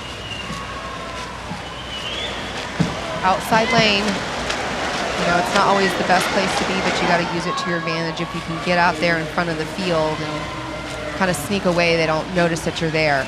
You can take the race without the other 7 swimmers seeing. It's Yachev who's ahead of the freshman, side by side with him from Louisville. That's Denis Loktev. His best time was at 4:17.79. Should mention that all these swimmers have accomplished a peak putt as well. Zones will be here, including the men's and women's NCAA championships here at the beautiful McAuley Aquatic Center, which of course housed the '96 Olympic Games of this sport. It's all Yachev. So by a couple of lengths, just behind him in lane number 7 against Loktev for Louisville. Here's our halfway point. Still looking really strong over there in lane 8. How the turns of Yachev look to you so far? You know, I think he's swimming well. He's got a good strategy. Good turns. I mean, you just want to be powerful in your turns, taking that last stroke in, gaining that momentum, not losing it, not slowing down. It's not a time to rest at all. I mean, you want to gain on those turns and pull away from the field, which is exactly kind of, I think, what he's done. The rest of the 7s kind of slept on what he was doing over here in lane 8. See if Clark Wakeland can regain some ground for Georgia Tech. He's found over in lane number 5. The senior from Austin, Texas, had a great time at the Georgia Tech record books of the 500 free this year at 4:18.81 for Wakeland. Again, he's over in lane 5, but all of those swimmers are trailing the swimmer in the 8th lane in Jordan Yachev, the sophomore. Saw Wakeland just a moment ago. It's all Yachev here at 2:55.99 so far. Putting together one heck of a swim here tonight. You know, maybe just not happy and pleased with what he swam in this morning, going a 4:25 seconds off of his best time. Now putting together a pretty good swim. And that's tough, you know, if you have not a great swim, just mentally where it puts yourself at the beginning of the meet, but you can certainly redeem your own self-confidence and one of your coach too, to just kind of switch things and get him in the right gear where you want to go through the rest of this week. For him, that confidence builder, to your point, Brooke, there are no Florida State swimmers in a final, the men's 500 free. But Yachev proving that perhaps he could belong there. We'll see with his time, You know, should have been there, and with his best time, could have been there. It's the final 50. The second to last turn for Yachev, still with the lead. Looks like the man side by side with him, Denis Loktev, is in second for Louisville. Strong race as well for North Carolina's Patrick Hussey in lane number 2 in the final turn there for Yachev. With about 5 swimmers there just behind him gunning for the second place in this B final. Jordan Yachev from start to finish for Florida State in the Seminoles rule here in the B final. Personal best time.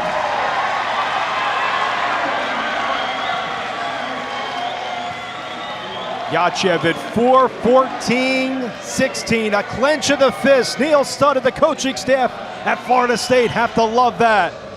Yeah, I think he's definitely much happier with that swim. Loktev, as mentioned, finishes in second for Louisville, 3 minutes behind. A dominant performance for Yachev. Cologne for Virginia Tech finishes in third. Dalmaso in fourth. I mentioned Hussey's strong start. He's in fifth. Wakeland for Tech in 6 for the Yellow Jackets.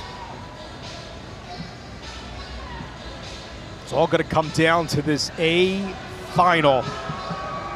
You're going to see some strong swimmers and a lot of depth, in particular from North Carolina State. And here come the swimmers from the ready room for the A final, the 500 free.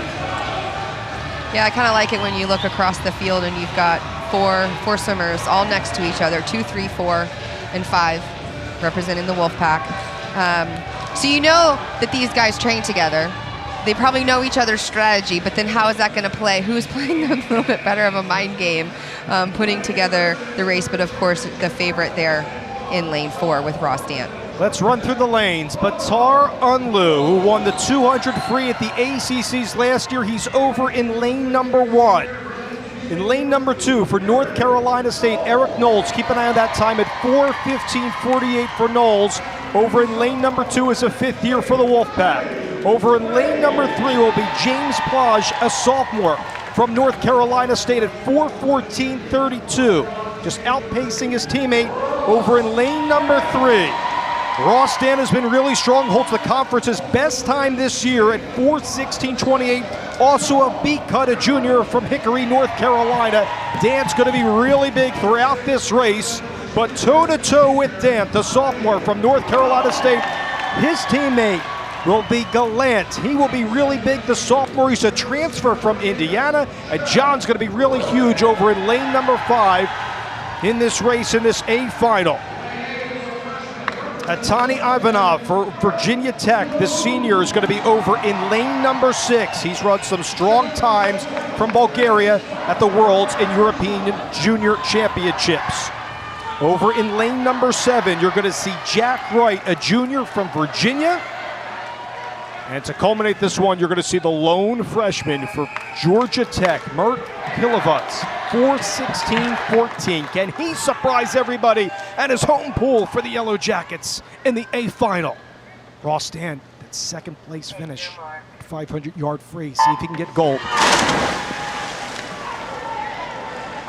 Dant is over in lane number 4. Gallant is in lane number 5. Both swimmers representing North Carolina State. I mentioned Plage as well. For North Carolina State over in lane number 3. They are swarming the middle of the pool, Brooke. Yep, and their teammate there in lane 2 is the 5th year, Knowles. So a lot of experience kind of leading the way for the 2 sophomores and the juniors. So that would be crucial points if NC State can go top 4 here. Dant was a bronze medalist in the NCAAs in the mile, a gifted distance swimmer at 14:31:17 in the mile. That's the fastest of his career. Of course, a little bit shorter here in the 500 free. A 4-time All-American last year in the 500 free and the mile. Turn there. Up front, it's Ivanov, though, for Virginia Tech, who has the lead. He's a senior for Virginia Tech. Mentioned how well he has done for Bulgaria, an NCAA bronze medalist in the 200-yard fly. It attests to the depth and versatility for all these swimmers and for the coaches to use them in multiple events here at the ACCs. And making the decision to have this much strength going into the 500 free and the first full day of swimming. Dant retakes the lead. That's an excellent point, Brooke, in 1:13 and change for Ross Dant in North Carolina State. Strong start for Eric Knowles as well for North Carolina State. You mentioned him as that 5th-year senior. Of course, across all NCAA, student athletes getting an extra year due to the COVID situation. Second again for Eric Knowles, charging on, the 6-time All-American, 2-time ACC champ, including in the 800 freestyle relay. Holding strong there. They're all splitting about 20-25 mids. They're on their 50s. See in lanes 2, 3, 4. It's all North Carolina State swarming there for the Wolfpack. Now you have Knowles, Dant. They're up ahead. It's Knowles at 2:04:06 in this A final, nearing the midway point. 25. That was the midway point. 25.4. He got a little bit faster on that 50. Looks really strong. Again, you look across the field and you wonder how many times the coach sees this as practice. This is what the guys are doing and what their race strategy is. Dan's still hanging in there nice and strong, using the experience of Knowles. Knowles won the 500 free right here at the ACCs back in 2019. As far as timing goes, Notre Dame's Jack Hoagland won this A final 4:11.26 last year. Time of around 4:10 in 2009 by McAuley is the record, nearing 3 minutes. Dan seems to have played this really well, letting Knowles take it out just a little bit, using maybe a little bit of experience hanging on, but still looking really smooth. Going to the legs a little bit more for Dan. Dan, an All-American in the 500 free last year, the only North Carolina State swimmer to earn multiple All-American honors last year. And Dan has the lead. He's the one we focused on from the outset of this race at 3:20.29 for Dant. 25-20 split for Dant. Knowles has dropped back just a little bit, going 26-2, and Dant's just continued to make these 50s just a little bit stronger. So really negative splitting here in this 500, which is not an easy thing to do at all. John Gallant is racing strong over in lane number 5, the final 50. Here for Dant in the middle of the pool, separating himself from the rest of his wolf pack. That's his teammates. Nearing 4 minutes for Dant. And again, got faster in that 50 was a 25-1. Then Hoagland had 4:11.26 last year. See if Dant can charge on in the middle of the pool. Ross Dant for North Carolina State gonna win this A final. North Carolina State has a gold. Congratulations to Ross Dant. Wolfpack are supreme here in the 500 free on the men's side. I think Dan's excited that he finally got that ACC title there, right? After finishing second last year. Great swim for him. Beats his time last year with that B cut, and including this year as well, 4:16.28 last year for Dant. It was a duel between he and Brooke, you pointed this out very early and wisely, and his teammate Eric Knowles. But Dant delivered, about midway towards that last third of the 500 free to take gold. It was a negative split 500. You know, he just, after, took it out nice and smooth and controlled, let Knowles kind of lead the way.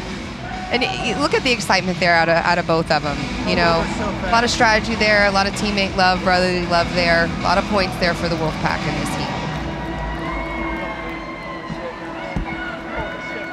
Can't wait to see Dant as well in the mile if he could qualify. How about the Wolfpack? We mentioned their dominance in this A final, sweeping it 1 through 4 from Dant all the way to Knowles. All the way. And you can't ask for a better swim from all your teammates in a heat like this. You have 4 in there and you finish in the top 4. And I think they realize what happened. They know, Points are racking up for sure.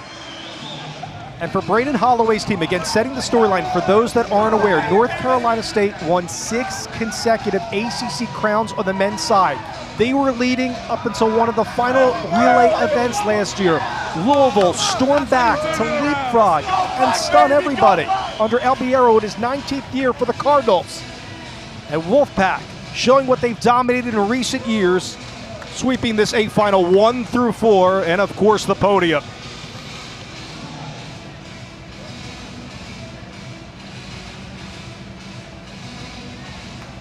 Love the composure by Ross Dant throughout that race. Against he and Knowles, it was a strong start for Ivanov as well for Virginia Tech. Finishes after 4th for the Hokies.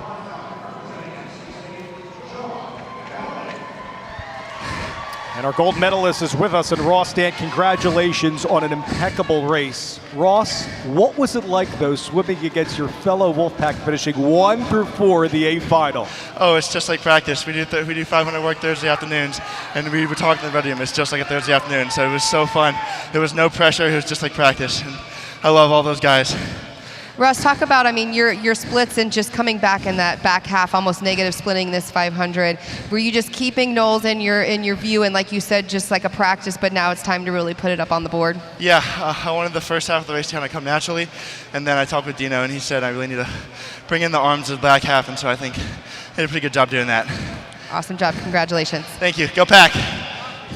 Ross Dannon for North Carolina State trying to keep it rolling here at the ACC's. Dance and North Carolina State, no surprise, dominant on the relays. The women's 200 IM coming up on the other side. The Wolfpack posing after sweeping the podium. In fact, spots 1 through 4 on the men's side in the 500-yard free. As we segue over to the standings through 7 events on the women's side, we mentioned the dominance throughout a multitude of races for Virginia. They're in first. North Carolina State just behind in second. Duke has looked really strong. Chang has been really big for Dan Colella's team. Miami, Louisville, and Notre Dame hanging on as well. We get ready for the C final. We go to the 200-yard individual medley here. The note for North Carolina is over in lane number 4. Tashkina is over in lane number 5. Jerstead has been really big for Neil Studd in lane number 7. Carolyn Bentz, we saw earlier in the relay for Virginia Tech, over in lane number 8 in our first individual medley of the championships. And a totally different mindset for these swimmers as we get into the IMs. Yes, we're going to see all 4 strokes. Can't wait for by that. These ladies. Not really, you know, a lot of these ladies strong, of course, in all 4 strokes. Typically, you'll have. Having a little bit of an issue with the flags. We got to get those backstroke flags back up for the ladies going into the backstroke. That's key. As you well know, in the 96 Olympics, this was an open-air facility, right? Oh, yes. And now, since it's been closed for a number of years, a little bit different. Yeah, when I was walking in this morning, I saw some of the old pictures of 96 and how it looked, and this looks, it's different. I remember it as then, and that's the one that's kind of etched into my memory.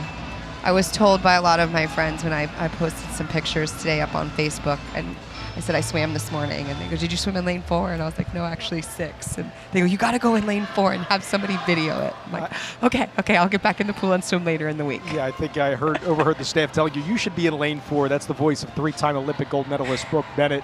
Jason Bellman will join us in the diving portion of the telecast here as we're still getting set for the C final as we carry them to the 200-yard individual medley. To see all 4 strokes. Now, when you fly back breast free. Yep. So if you're trying to examine all the strokes, does one might think that the breaststroke might be the hardest, and that could be a turning point out of the 4? I typically think, in my opinion, that when great IMers have a great breaststroke, a good, strong breaststroke.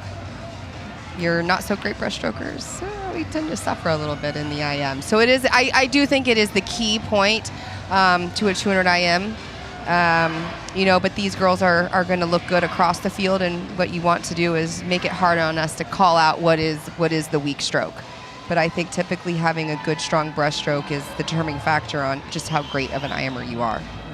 I think you're spot on. It's very imperative to document that. But a shout out here to the staff at Georgia Tech preparing for both the men's and women's swimming and diving championships happening for the first time together. They'll also, with this beautiful facility, host the zone championships and the men's and women's NCAA championships. You know, twist of that pole, get those flags up so they're not drooping. Kind of the worst part for the swimmers getting ready to race. These minutes, when something like that goes wrong, just seconds seem like minutes. We will see, to preview a little bit later on in the A final, Alex Walsh, the NCAA champion, I might add, at 151.53 last year at the ACCs, had a time, just to keep in mind, of 151.87 to beat Georgia's Zoe Harmon by nearly 2 minutes to win NCAA gold last year. Well, I'm on the line there. It's like the flag. Just a sophomore, yeah. You know. She and her sister have decorated careers, not just collegiately, but internationally. All right, here we go. 200 IMC final on the women's side. Nope, we're not ready.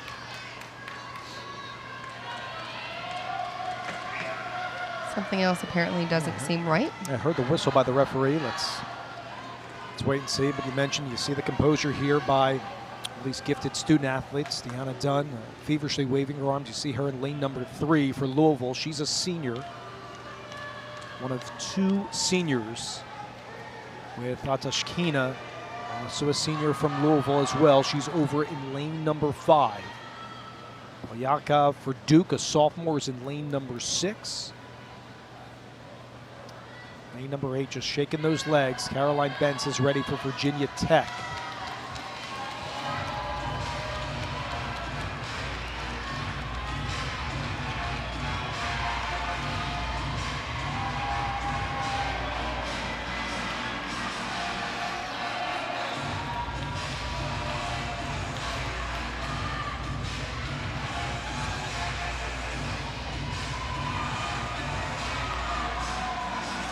Here's a look at the women's standings through 7 events. We mentioned the dominance, not just in the individual events, but also in the relays for the Cavaliers. They're in first, just ahead of North Carolina State, just charging up those women's standings. Duke in third, Louisville and Notre Dame hanging on in 6th, North Carolina, Georgia Tech in 8th and 9th, respectively.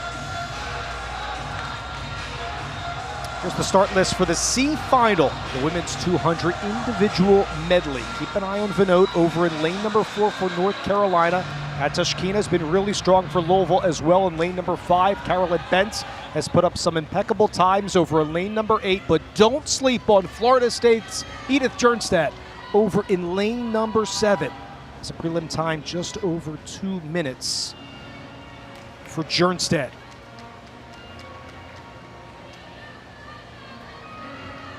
Swimmers certainly just kind of want to stay loose and, you know, mentally not let whatever the delay is and whatever distraction is going on to get into their head. Just, you know, focus, maybe look over at their teammates. We're still on flags. These backstroke flags are giving us a little bit of a hard time this evening. And this has been going on for close to 5 minutes. So I credit the staff here at Georgia Tech. Again, they're going to host zones here, both the men's and women's national championships. They're trying to get this right here for the C final here for these 8 gifted student athletes getting ready. Again, just a time to focus on for Virginia. You're going to see the A final, an Olympian, the NCAA champion at 1:51.53 at the ACCs last year for Alex Walsh. She had a time of 1:51.87 to win NCAA Gold 2. Here Vinote over in lane number 4 for North Carolina, just getting set, stretching out here.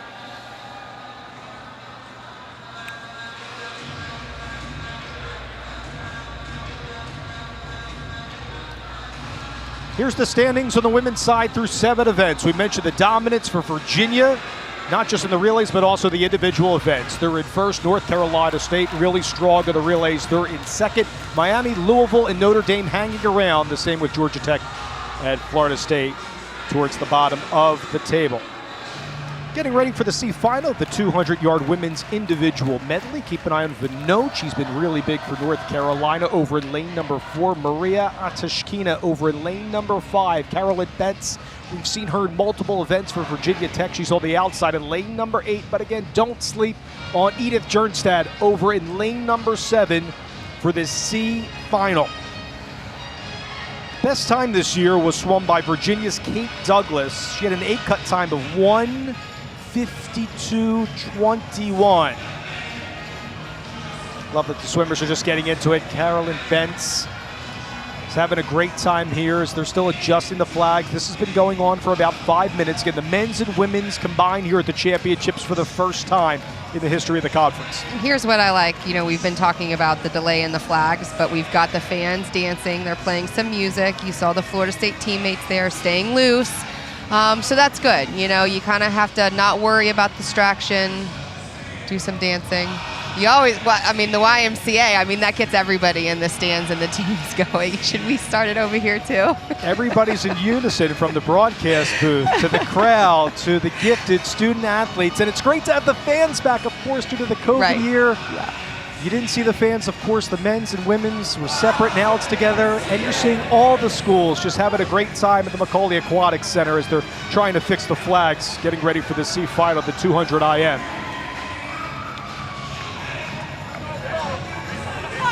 I think we're ready. They look good. You want to make sure those flags are straight across, no drooping. That'll give, you know, outside lane to inside lane. It's the key part to the backstroke so the swimmers can count their strokes into the wall and make those turns as they go into the back turn. but then also their back to breast transition turn. Right, I was going to mention, especially for the backstroke, right? That's why, Yes. for those that aren't familiar, those flags are oh so important for those turns. That is why that they're there. Yep, counting your strokes into the wall. So again, Wilson for Virginia is the lone Cavalier in this C final, but you're going to see a host of Virginia women in the A final, the 200 IM. Dunn's in third for Louisville as well. Well, Yakov for Duke is the lone Blue Devil in this C final over in lane number 6. She's a sophomore for Dan Colella's team.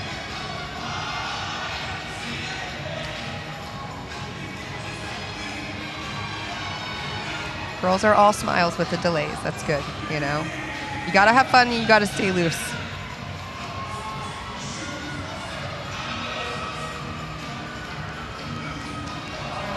We gotta have fun and stay loose over here too, right? Yeah, we're enjoying it. You know? All right. Brooke and Jason side by side with me and our fantastic ACC network crew here, day 2 of the championships. And Brooke, I think we're ready for the start at last for the C final in the women's 200 IM.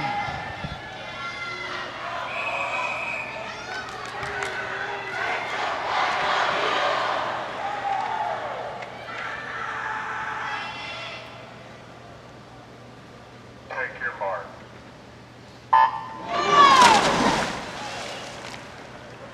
200 IM, 2 laps of each stroke, the sprints. A lot of these girls will go into the 400 IM later in the week. Again, we carry from fly, back, breast, and we culminate with freestyle for this C final title.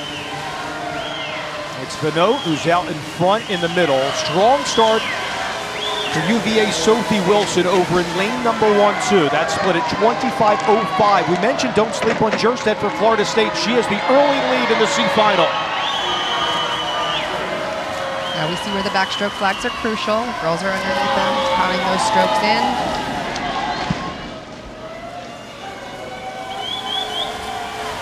See that backstroke really gaining there with the note right in the middle. And as they go into the breaststroke transition turn. There's that part of the race that Brooke said keep an eye out for, from back to breast. I mentioned Vanote takes the lead there over Jernstad for the final 2 legs. Clearly strong in the fly in the back, so we'll see how her breaststroke is. If this is the lead change where you see some of those really strong breaststrokers able to closing the gap on her. It's still Vanote on the breaststroke. Solid turn by her. She's in first. Coming up is Sophia Wilson over in lane number 1. She's just behind as well. Over in lane 7, it's Jernstad, who's in second right now, but it's all Vanote. Charging forward next to her is Atashkina too. Great turn by her for the final 50. Great breaststroke by her, so that's where we see that gap close in a little bit. Louisville trying to sandwich in her there in the middle of the pool. Dunn also coming up big here for Louisville over in lane number 3. Dunn with a huge turn there along with Vanote over in lane number 4. It's Vanote in the final 25 of the 3. Vanote over Dunn right now. Atashkina is marking third right here. Vanote has a little bit of a lead. North Carolina will get it done with Elizabeth Vanote taking the C final over in lane number 4. 1:58.45 for the Tar Heels.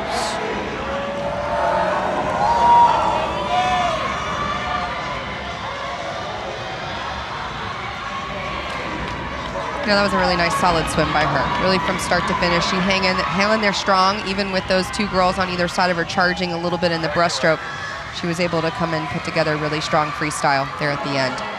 You accurately pointed out that difference from back to breaststroke, and I think that really helped Vanote. Deanna Dunn also swam a great race for Louisville. They take 2 and 3 with Atashkina. But again, going from back to breast for Vanote proved strong, and obviously it of course did come down to the free in the end, but she took the gold in the C final. It was good swim, and I think those ladies did a good job with a little bit of delay to come up and put together some good races and swim faster. All right, now time for the B final, the 200 women's IM.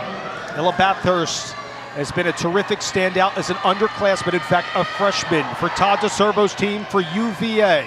Kucherin is in lane number 4, also in lane number 5, Gilliland for Notre Dame. On the outside, Hannah Womer, the senior for Florida State. Take your mark. The B final is underway with the butterfly.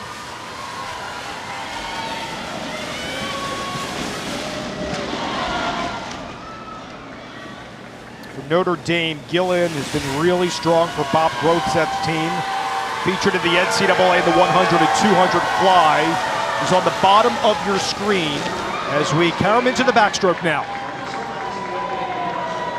Carter's out in front for UVA. It's at the top of your screen. Side by side with Ulette, a sophomore for Louisville. And over in lane number 1 on the bottom of your screen, strong race here on the backstroke by Annabelle Crush, just a freshman for North Carolina State. Slight leads, lanes 1 and 6 right here, going into your breaststroke leg. Not too much separating. That's what I like about the 200 IM. The girls tend to stay pretty close together. Here we go into the breaststroke, which is always that lead change. It's where you're going to see just those really dominant, strong breaststrokers come up and push the field.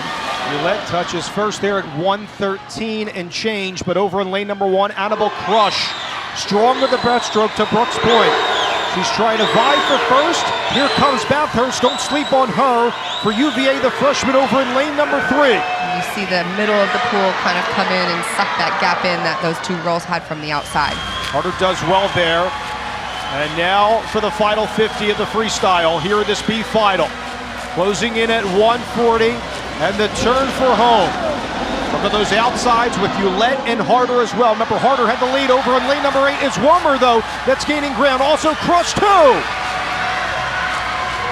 At the top of your screen. Harder trying to out-touch Ulette. And it looks like for UVA, Abigail Harder just gets that touchback before Ulette can get there. Abigail Harder will take it in the B final over Tristan Ulette at a time of 1:55.90.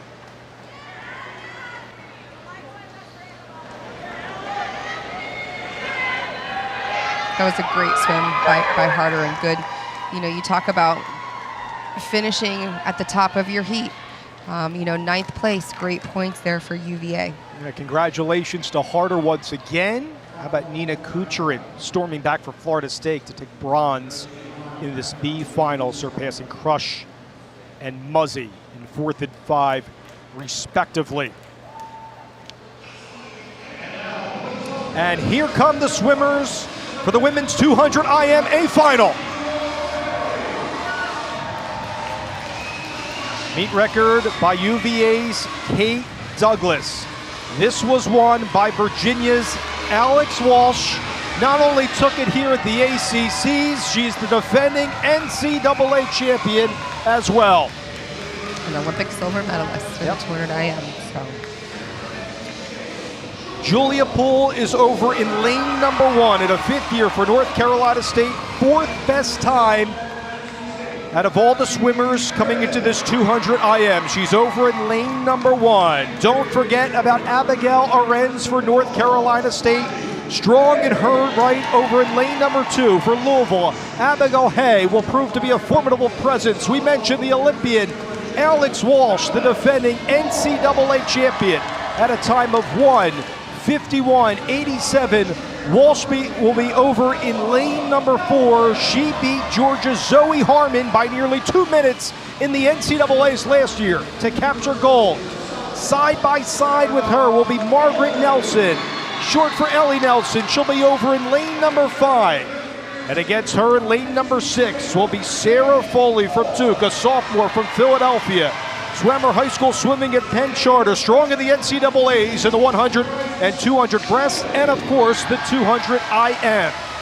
Over in lane number 7 is Kathleen Moore, a 5th year from North Carolina State, has the 3rd best time coming into this competition at 1:55.56. But we have a freshman in the A final in Grace Shelby. She'll be over on the outside in lane number 8 for the Wolfpack.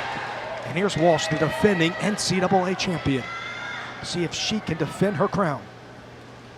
Take your mark.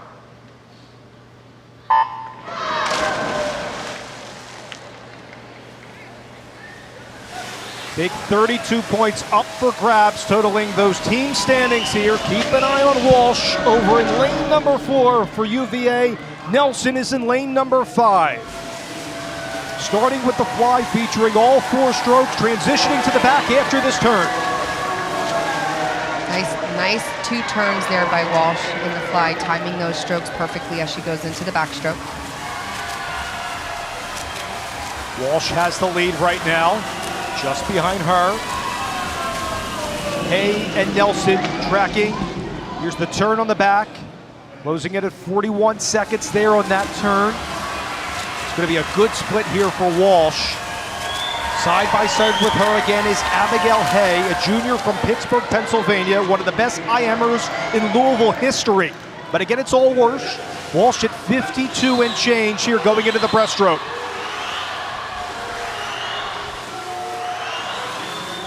She's got a great distance per stroke in her breaststroke. She doesn't turn it over, she doesn't have a fast tempo, but she's got so much power in her breaststroke. Really just gaining from every pull, every kick. That timing is so crucial in your breaststroke. And this is her race, Olympic silver medalist in Tokyo with the 200 IM. Don't forget, Looking very of course, about Douglas getting the bronze there as well. Yeah, looking very comfortable in this race. So composed, you're spot on there. Well ahead here for the final turn for the defending NCAA champion, Alex Walsh. Great underwater there. You know, almost making it look too easy. You know, did she lay off of it just a little bit? You got to think there's more in the tank. How she's going to taper going into NC2As here in a month. Alex Walsh gets gold in the A final for Virginia at 1:52.38, showing why she's an NCAA champion and Olympian for Team USA as well. Strong 200 IM for the Who's.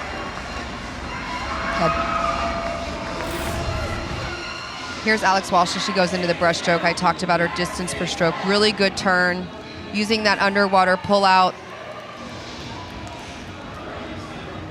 in her freestyle. Really just in control. I almost think pulled back just a little bit, you know, saving herself for the rest of it. She was in control. 1:52.38, you know, about a half a second off of her best time. Not bad at all. I think she's comfortable with that. I can't even tell if she's breathing hard there. Seemingly an effortless performance. Yeah. A great performance. Yeah, just really solid. Turns looked great. And you know, she's here this week swimming. She's going to get used to this wall, and then she just has that advantage that they were able to be here. They're going to come back in a month for NC2As, just learning this pool. Just so composed right there. Last year's ACC Women's Rookie of the Year. Had a glorious start in Nashville at the Nashville Aquatic Center. Part of her career in 2016 to 17. She takes gold in the A final. I thought Sarah Foley did a remarkable job as well, just 2 minutes behind in second for Duke, and well-deserved points. Those big 28 points for Dan Colella's team. Yeah, I like that. And I'm going to point out here that Walsh won it as a freshman, now a sophomore. You know, as we go into the junior and senior years, and I know covering it in the years past, it's always exciting when you see those swimmers come in and they sweep an event like this. So two down, 2 more for her to go. And we have the gold medalist Alex Walsh joining us. Alex, ACC champion, also Olympian for Team USA, but the development in the 200 IM, where do you feel like you've grown the most in this race over the years? I think honestly it's like my closing 50. I feel like really this summer, like I really learned how to get my hand to the wall, even though it was really painful. I had kind of like a miracle finish, as my friends like to call it, a trial. So yeah, I've been really proud of myself for really digging deep and getting to the wall first. Congratulations on the swim. I mean, leading it from start to finish. Where do you feel like you can grow from this performance and leading into the NC2As later in a month? You know, honestly, I just kind of want to. I just really want to like take it out faster. I feel like I kind of tried to hold it back a little bit on the 50 fly because I wanted to like save some closing speed. But I feel like at NCs, our whole team is really good about just getting after it on the first 25 and finishing as hard as we can because we really want that title again. So. Well, congratulations on defending your title here in the 200 IM tonight. Thank you so much. I appreciate it.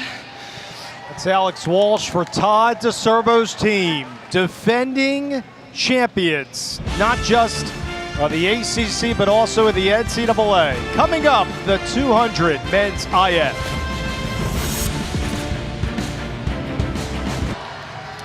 Back in Atlanta, and a look at the men's standings through 8 events. North Carolina State on top of Louisville by 53 points. Virginia Tech has looked really adept at the relays here as we begin the C final on the men's side of the 200 IM.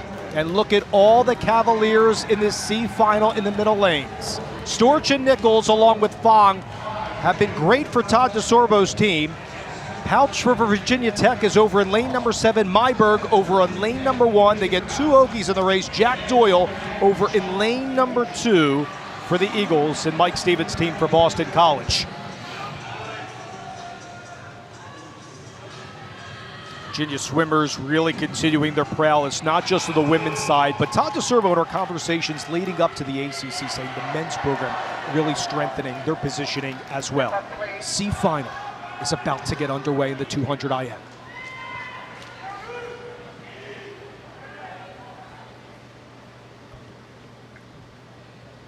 Take your mark.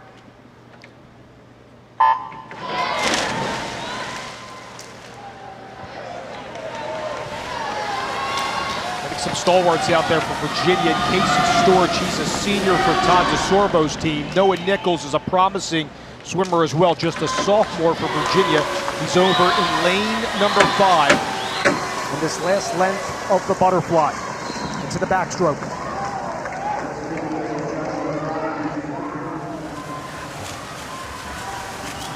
Good underwaters here on the backstroke.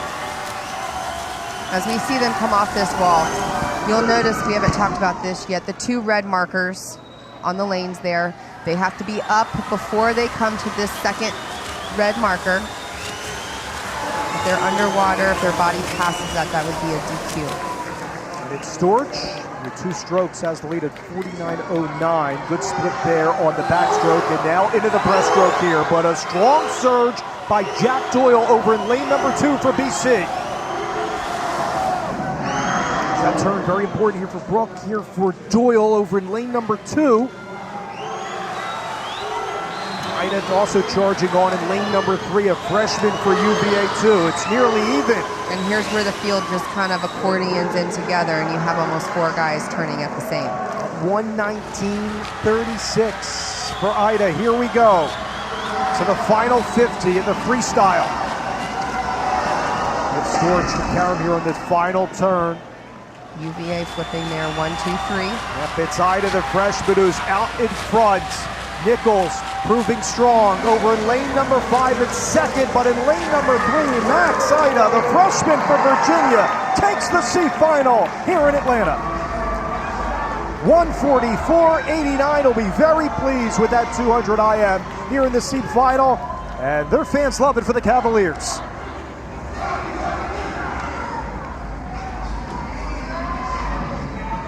And no surprise, Brooke, as we spotlighted from the outset, 1 through 4, all Virginia male swimmers in the 200 IM. Right, UVA men are like, Louisville, NC State. Hold on a second there. Got to credit Todd DeSorbo, who's going to be coaching the Worlds on the women's side, with Coach Nesty of Florida spearheading the men's side of the World Championship team for Team USA. But what he's done, not just, we know the prowess on the women's side. I think that's important for viewers to understand, just the climb on the men's side for DeSorbo in his 5th year with the program. All right, now to the B final, and here's the list. Sumoff is really strong for Louisville. He's over in lane number 4. Samuel Turkvis has put together some remarkable swims for Virginia Tech, led by Sergio Miro, their head coach. Over in lane number 5, Cole Resnick has come up in huge moments in meets this year for Dan Colella's team for Duke. He's over in lane number 6. Noah Ruttberg in lane 8. Take your mark.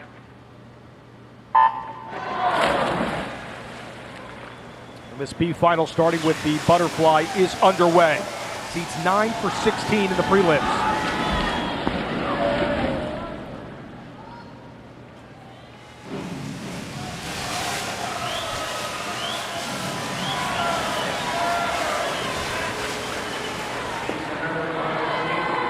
Ruttberg has the lead for North Carolina on the outside in lane 8 at 22.35. Into the backstroke now.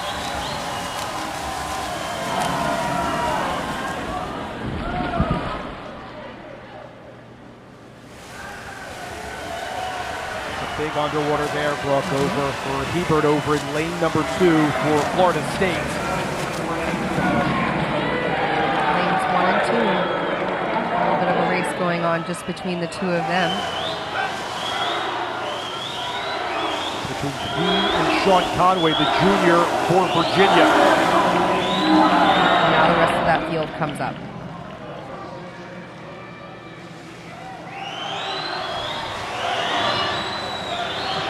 His final length, here are the breaststroke here at 1:15. The turn. It's a big one for the men in the middle lanes here in Torquist, who's just taken the lead from breast all the way to freestyle now, Brooke. Getting that 5th year, you know, like coming in here, let's make the most of this last time at the ACC championships for him. Torquist has the lead at 1:35 and change. He's in the middle of your screen. Charging on over in lane number 7 is Broke Saka as well, but in the middle it's Torquist for Virginia Tech getting on the board here in this B final. Well-deserved points here in the B final at 1:43.22 for Torquist, and the Hokies love it. And that breaststroke leg was key for him. Absolutely. You know, he hung in there, but just was able to get into that breaststroke, make a little bit of that move, and have a great freestyle. So breaststroke freestyle, I think, his two best strokes. Saka also a strong performance, and how about Colton Polson from Louisville at 1:43.72 in this B final. Conway for Virginia also getting well-deserved points for the Cavaliers, trying to keep them on top on both the women's and men's side.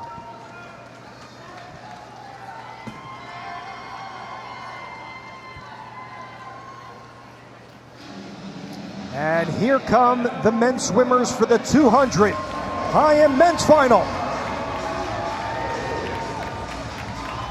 You see that American record in this race for Caleb Dressel at 1:38.13 as the top 8 swimmers for the prelims are ready for the A final in the 200 IM.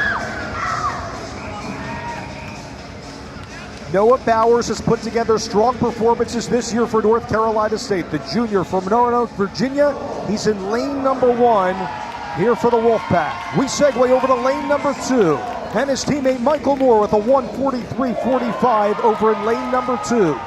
Little surprise here for the freshman over in lane number 3, Arsenio Bustos for North Carolina State at 1:43 and change to the freshman. Let's see what he can do in this race.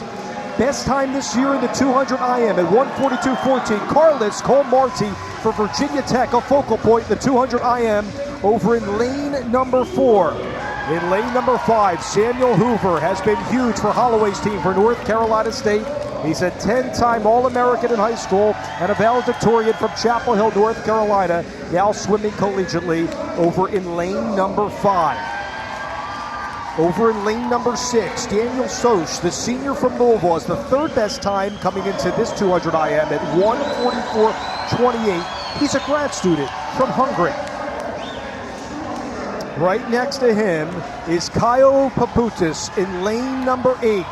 He won for Georgia Tech last year at the ACCs at 1:41.76. Keep an eye on Virginia Tech's Carlos Cole-Marti, 2nd place in the 200 IM at the ACCs. And to back up that performance against Papuntis, who's on the outside in lane number 8. A final. Here we go. Take your mark.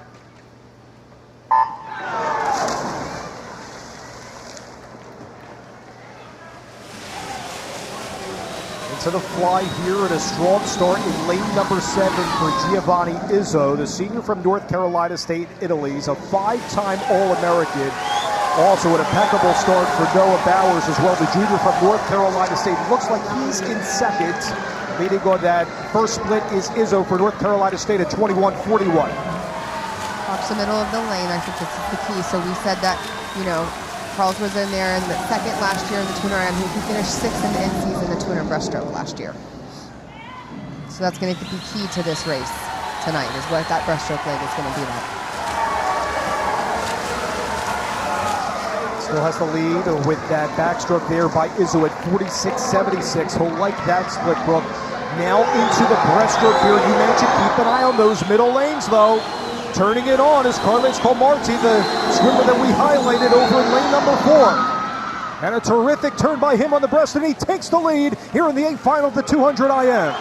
Just in that pull-out, going about 15 yards underwater, just almost about half the length of the pool, just in one pull-out. Let's see what Papadis could do on this turn going into the freestyle, but it's Colmarte leading at 116 to change. See if he can take it home here in the final 25. Marty with an impeccable turn. Here we go. Yep, meet record. We're going to watch that 141.25. See if Colmarte can dart forward here. Can he touch it before 140 and 140.67 for Colmarte? What a race for the Hokies. He wins gold here at the ACCs in the 200 IM.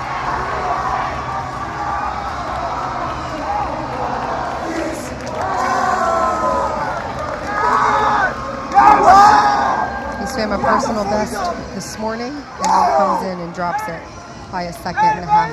So unofficially, we'll wait for the official records. But we knew breaststroke was going to be his thing. This is your turn at the 25. The power in his pullout using that one dolphin kick, that's about 12 and a half yards, almost 15 yards underwater, to easily pull in front of the field and then to break the meet record.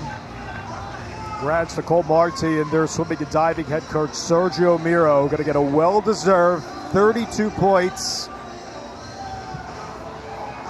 to continue the Hokies. As you mentioned, a team not to count out climbing those standings. Of course, we're very early. It's only day 2. They were in the middle of the pack on the men's side.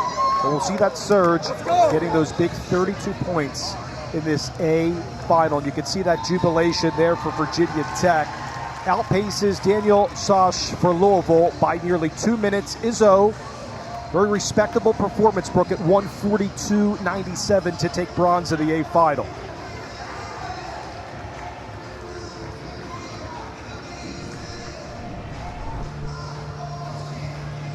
See all North Carolina State players, 5 for 8 from those swimmers: Hoover, Bustos, Moore, and Bowers. Getting well-deserved points. And they're important again, especially in that A final, to getting that depth. That's where the team aspect in these individual competitions comes into play in the swimming and diving championships. Our gold medalist joins us. Carlos, congratulations on an ACC gold. Where did you feel like the turning point was in that 200 IM for you to take gold in the race? Right now I'm so tired to think about it, but I think I did the 50 first fly, just easy, 25 back easy, and then I just ripped that turn. Everything else all out. That's it. Yeah. Talk to me about just going into that last 50 of the freestyle. Did you have going into this race thinking about what that meet record was? I didn't know. I just did the meet record, but I actually was not expecting 140.6, but I knew my breaststroke was really strong. Then when I saw that I was like, well, almost 2 bodies ahead of everyone, I just thought like, I don't know, just send it. Honestly. You did a great job racing the clock there and then. Congratulations. Thank you very much. Keep up the great work, Carlos, for Virginia Tech. You see the men's and women's swimmers and divers. And coming up, remember the women from Virginia, the 200 free relay for Todd DeSerbo. We're going to see a slew of them in the 50 freestyle coming up from Atlanta.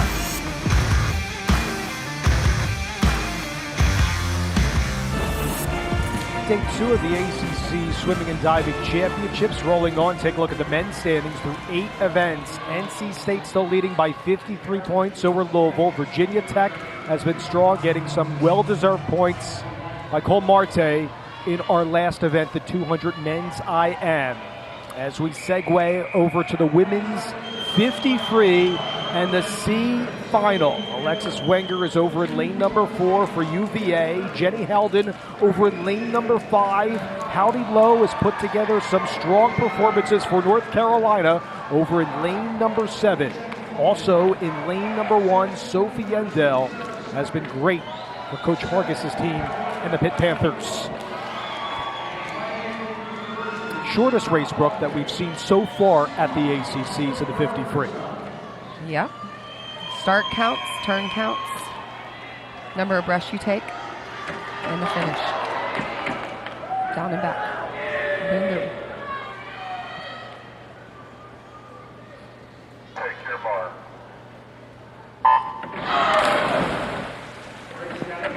This was won last year by North Carolina State's Kylie Alons. She actually won the ACCs the last 2 years. Just think about that time at 21:78. Holden has the lead as they turn for home into 53. Holden still out in front in the middle.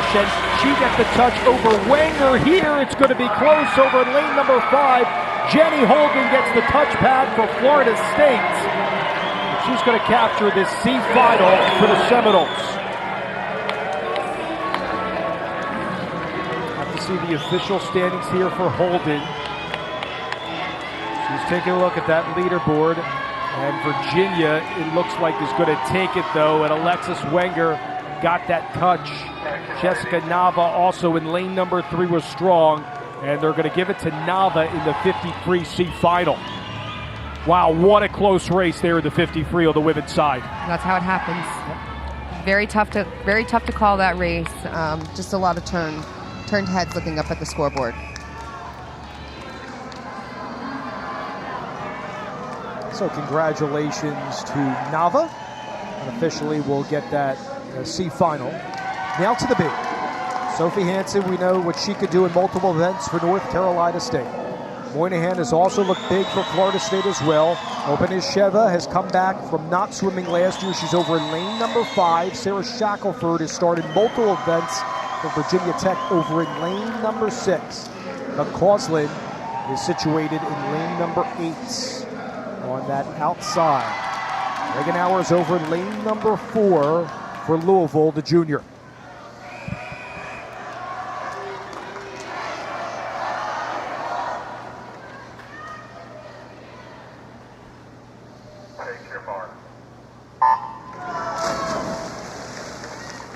The final here in the 53 is underway. Lots of kick, lots of arms, no breaths into the turn. Most of these girls, you might see them take a breath, maybe one coming here into the second 25. That's the claws over the outside, also in the middle. Reninger opening Sheva, trying to get the touch pad first at 22:15, but it's going to be Hansen in lane number 2 with that touch, and she caroms and gets the B final. What a sprinter she is for Coach Holloway's team. And Hansen captures the B final at 22:15 in the 53. It's a personal best time for her, and finishing 9th from last year to 9th again this year, so holding that spot. Regenauer over getting second for Louisville at 22:24. We mentioned what Shackelford has done for Virginia Tech throughout the 21-22 campaign at 22:31. And here comes the A final and the 8 swimmers who will compete to the 53 to capture gold at the ACCs. Middle of the lane, Walsh and Douglas tied this morning. They were in separate heats. In lane number 1, Alexa Cuomo for Virginia, the junior from Clifton. 4th all time with her 53 time. Over in lane number 2, Kylie Alons is trying to back up her performance. She won the ACCs in this event the last 2 years. Catherine Burkhoff is trying to accomplish what her mother did as an Olympian as well. She has a storied career as well over in lane number 3. There's the Olympian. Gretchen Walsh will try to be an Olympian like her sister Alex Walsh for those Paris Games over for 2024. A stalwart just as a freshman. There's the Olympian now. And Katie Douglas over in lane number 5, that 21:21 time for Douglas starred for Team USA, following the footsteps of Paige Madden. In lane number 6, her rival for North Carolina will be Grace County, the senior for the Tar Heels, an All-American in the 53 and 100 back last year. How about Coach Albierto's daughter and Gabby Albiero over in lane number 7 with a 21:78 time. And over on the outside in lane number 8 for Virginia Tech, Anna Landon with that 22:21. Last year at the ACCs in the 53, she was in the 16, but we'll focus in lanes 4 and 5. Gretchen Walsh, the freshman, and the Olympian Kate Douglas for the title. 21-25, they both went this morning. They were in separate heats, but tied. Look at that tie tied in the prelims, but Tied in the separated. It's prelims. remarkable. Yeah. Kate Douglas is the best time this year in the 50 free. Take your mark.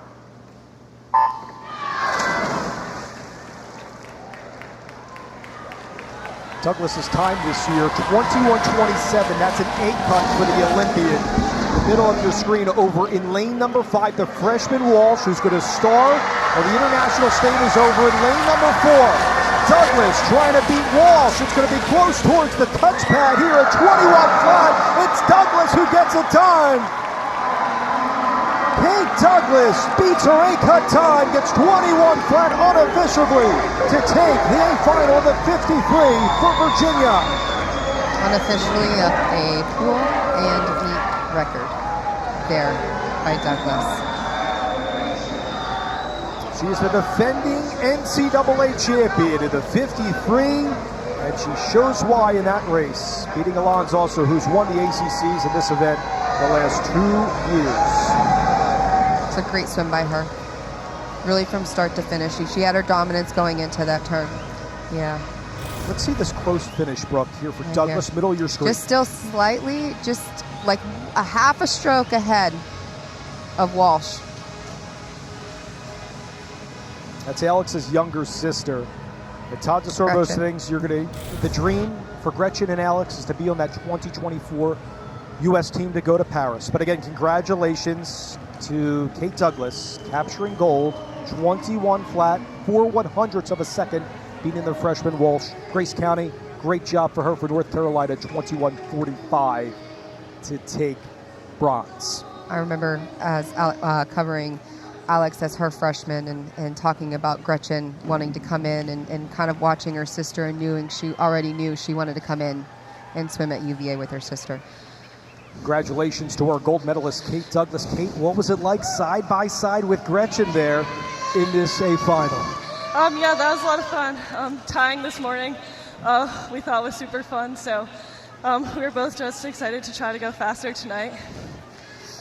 So far, I mean, we're really on the first full night, but just what you guys have been able to do collectively as a team, having these freshmen come in, what does this say a lot about the program, the men and the women that we've seen swim tonight? Yeah, I think it shows that there's a really exciting future for Virginia, and I can't wait to watch it all happen. Congratulations, you're a big part of it, girlfriend. Thank you.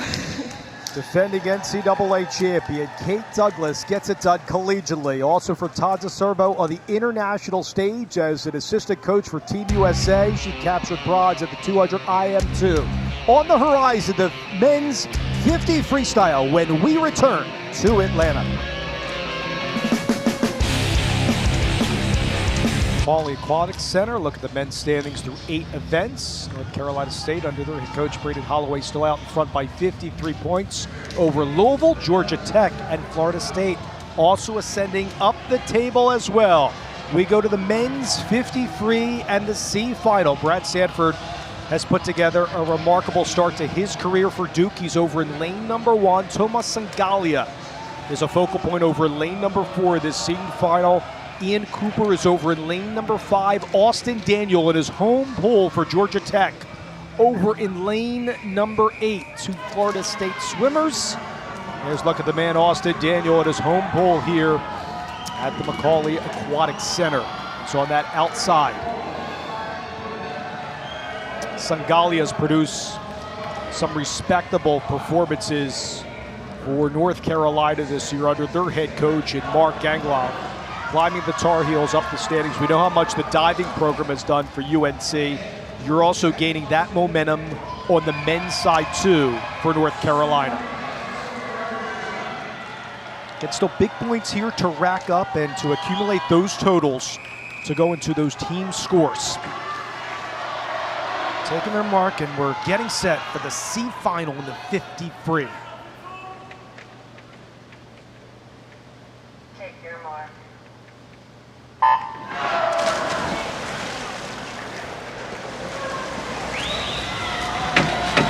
Start there for Sanford, who's on the lane number 1 here, and a big turn by him. Over in lane number 2 is Thomas Pollock, and a 50er from Virginia Tech.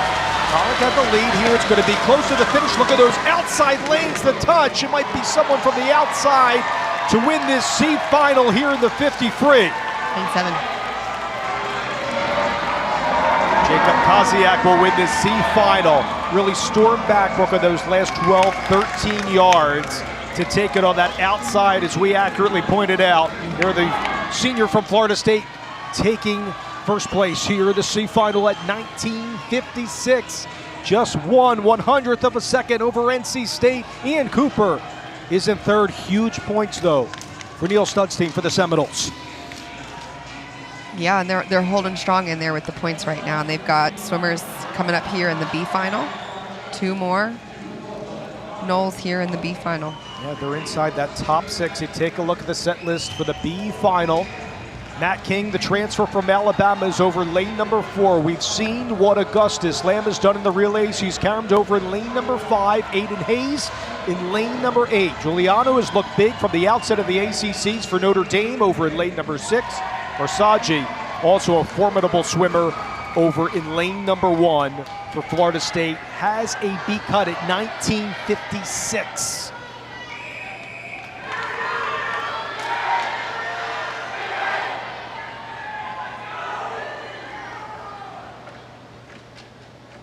Take your mark.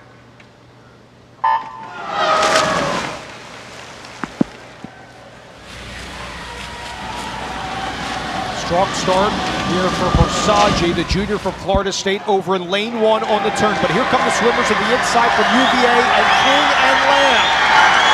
Lamb coming on strong along with King, and it looks like Lamb in the middle was right there side by side with King to get that touch pad in the B final, and it's going to be Matthew King in lane number 4 at 19:17 to get those precious points for UVA here in the B final.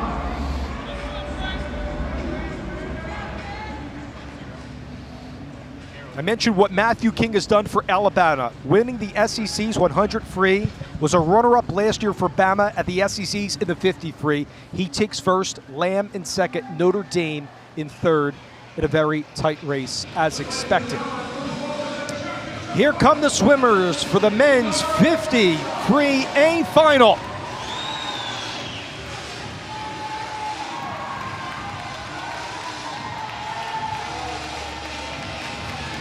In lane number 1, Noah Henderson from North Carolina State. He's a 2-time All-American for the Wolfpack. Also swims the 50 free at the NCAA as well. Ramadan has also been a formidable swimmer as well. The sophomore from Egypt, an All-American, 4th in the ACCs last year. El Arabi had the best time coming into this competition, also a B cut at 19:19, the junior. Over in lane number 4, David Curtis. We highlighted him throughout this day too, a freshman from Yardley, Pennsylvania for the Pennington School, 3-time USA Swimming National Team member. Matthew Brownstead has really been big at the 50, 100 free for Todd DeServo's team at a 19:02 time. Over in lane number 5 for Virginia. Over in lane number 6, Kursaje has also put up some respectable performances. He is going to be a big swimmer in this race, an Olympian from the Netherlands, a 7-time ACC champion. Shifting over to lane number 7, we've seen Connor Boyle in multiple events. We'll try to stun the crowd here in Atlanta towards the outside. And finishing over in lane number 8, another UVA swimmer in Jack Akins has been big in the individual events, also instrumental in the medleys too. And David Curtis, the freshman, keep an eye on him, an Olympic trials finalist.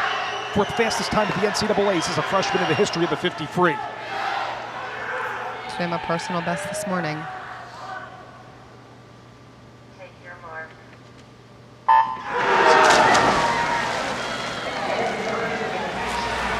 A final underway.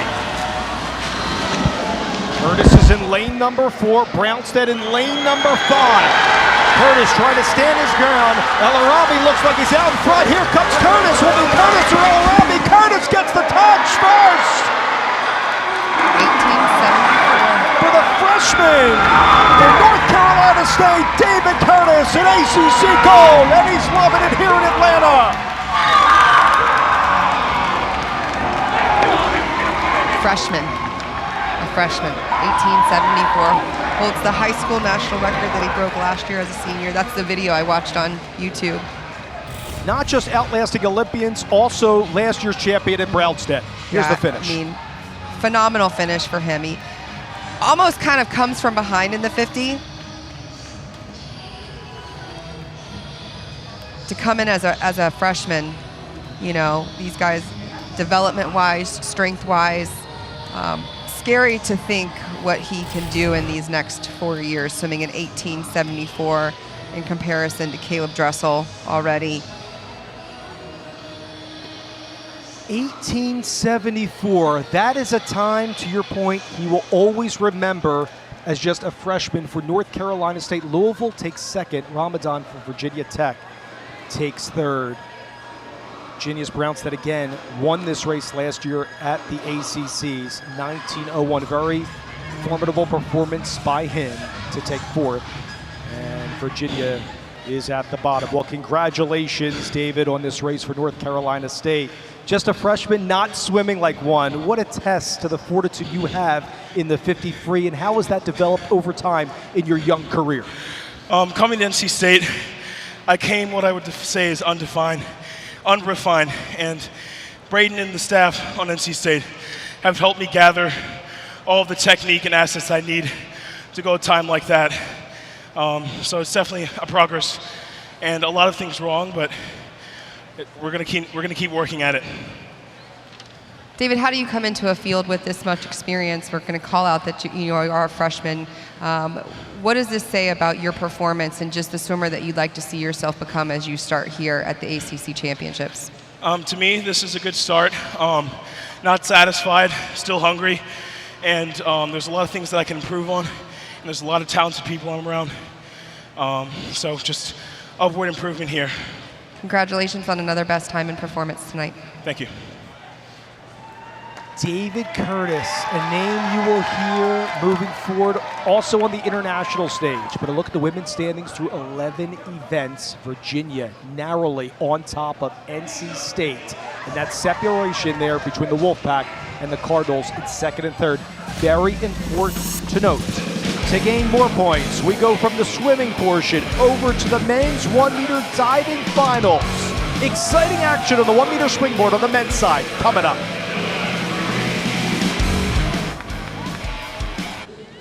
Here on the pool deck with former Division I diving head coach Jason Bauman, I'm Dave Leno. We're previewing the 1 meter final on the men's side. What are Max Flory's chances to repeat? He wins on the 3 meter last night, now going for gold again on the 1 meter. Yeah, it's really exciting for Max. You know, he had a great final yesterday, put himself in an excellent position, started off the championships with a win, his first ever.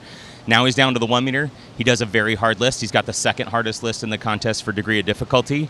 In this contest, it's going to be a matter of he's in the middle after the prelims, so he's got to work his way up to the top of the level, but he can put pressure on those divers coming after him. As far as other divers to challenge him, of course, we can't forget about Anton Down Jenkins out of North Carolina, won the 1 meter last year at the ACCs, also an Olympian. How about Ruben Lachuk and his chances out of Georgia Tech? Yeah, so both those junior divers have been in the finals the last 2 years. Last year for Anton, Ruben the last 2 years. Anton's been the winner, going to trying to come back and win again.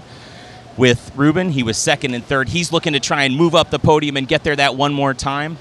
The challenge for him is going to be degree of difficulty. They both have a little lower degree of difficulty than both Max, and then our third place finisher in the prelims, that's Noah Zawodzki.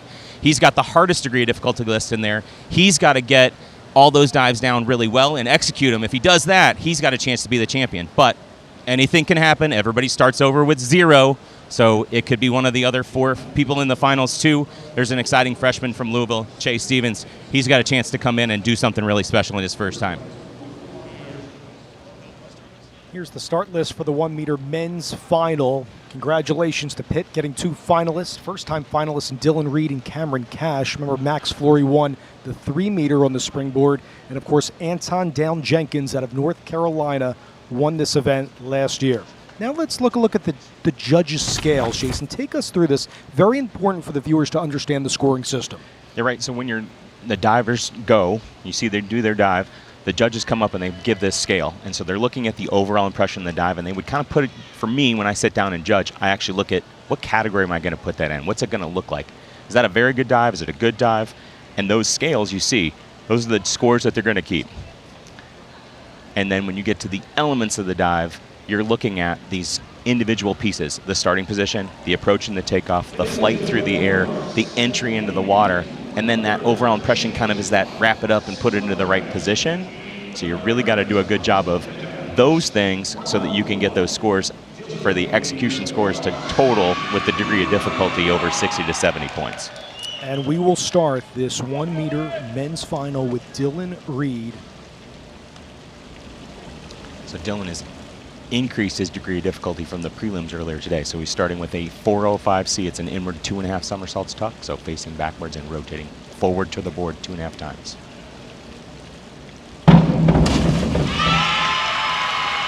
And you see an increased degree of difficulty of 0.7, so it's a good dive.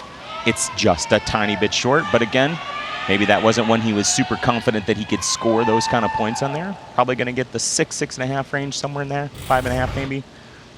So satisfactory scores. Yeah, from going from tuck to vertical, how did you feel like the finish was there for Reed? Just a little bit piked and not quite all the way extended for me. I probably would have been more in the 6.5 range, but that got mostly 7s. Good start. And now to his teammate, Cameron Cash.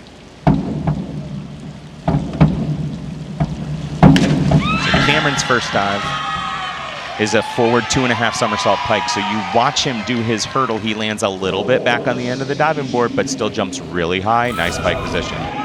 So you can see him not quite on the end of the diving board and then trying to get his arms all the way back up so that it moves and goes a little bit forward. So that's an approach deduction that the judges can take off, 1/2 to 2 points, probably a 1/2 point there. I like the scores there in the 7s and 8s. He's walking clean in for UVA.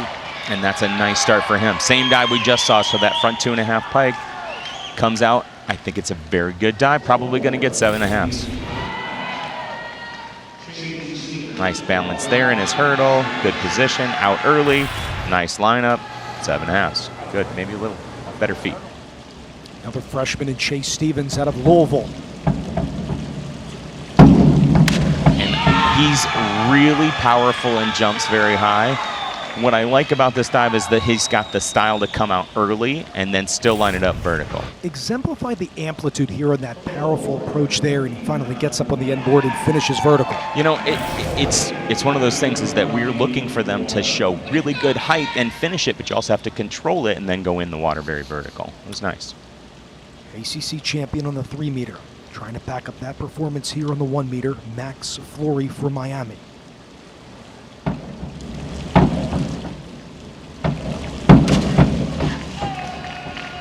So Max takes a little different approach. Remember yesterday he started with that reverse. Yeah, he's back on the end of the diving board, does his reverse 1.5 somersaults with 2.5 twists. He's a good twister, loves his body position there, but missed his entry a little.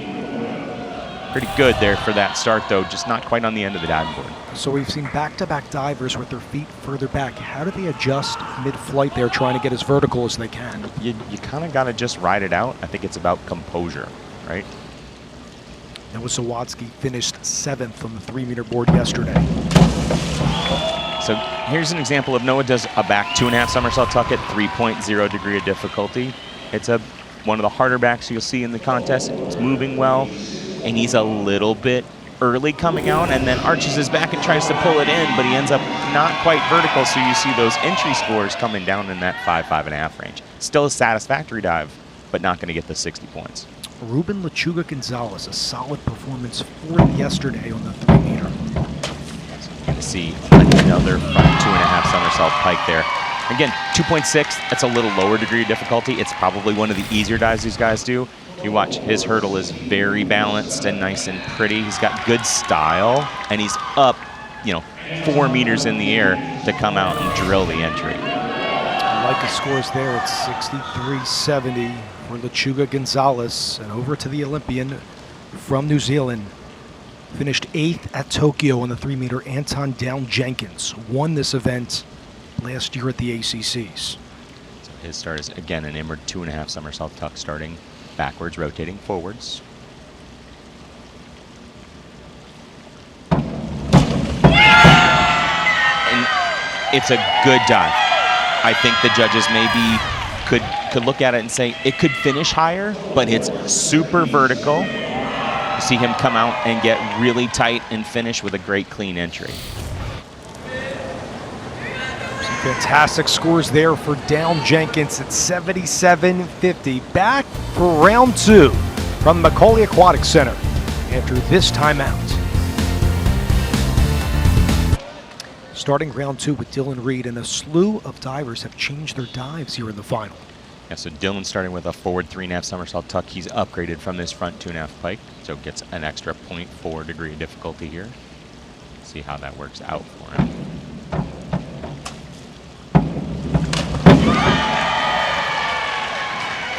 And it's solid. It's a tiny bit short of vertical, so but he's got a really nice balance turtle. He's on the end, moving well. Maybe the split tuck can affect those scores, but right what you expect. Satisfactory, high satisfactory, low good, 6.5s and 7s. Katie Kaczmarek, the diving coach for Pitt, said that he's stepped up Reed in a lot of ways, a lot of successes in dual meets. Over to Cash. And pretty much a carbon copy of what you just saw. It's another forward 3.5 somersault tuck at 3.0. Showing a lot of composure, being a freshman going into the final here, first time. Just a little short of vertical. Probably going to be pretty close to the same scores. To get the feeling that these Pitt divers trying to take some chances with the increased degree of difficulty moving forward in the final? Yeah, I think there's, you're in the top 8. You can't go down below. So, here's a chance to practice and do that and go for it and figure out what you want to have for your list. Here's Creedon.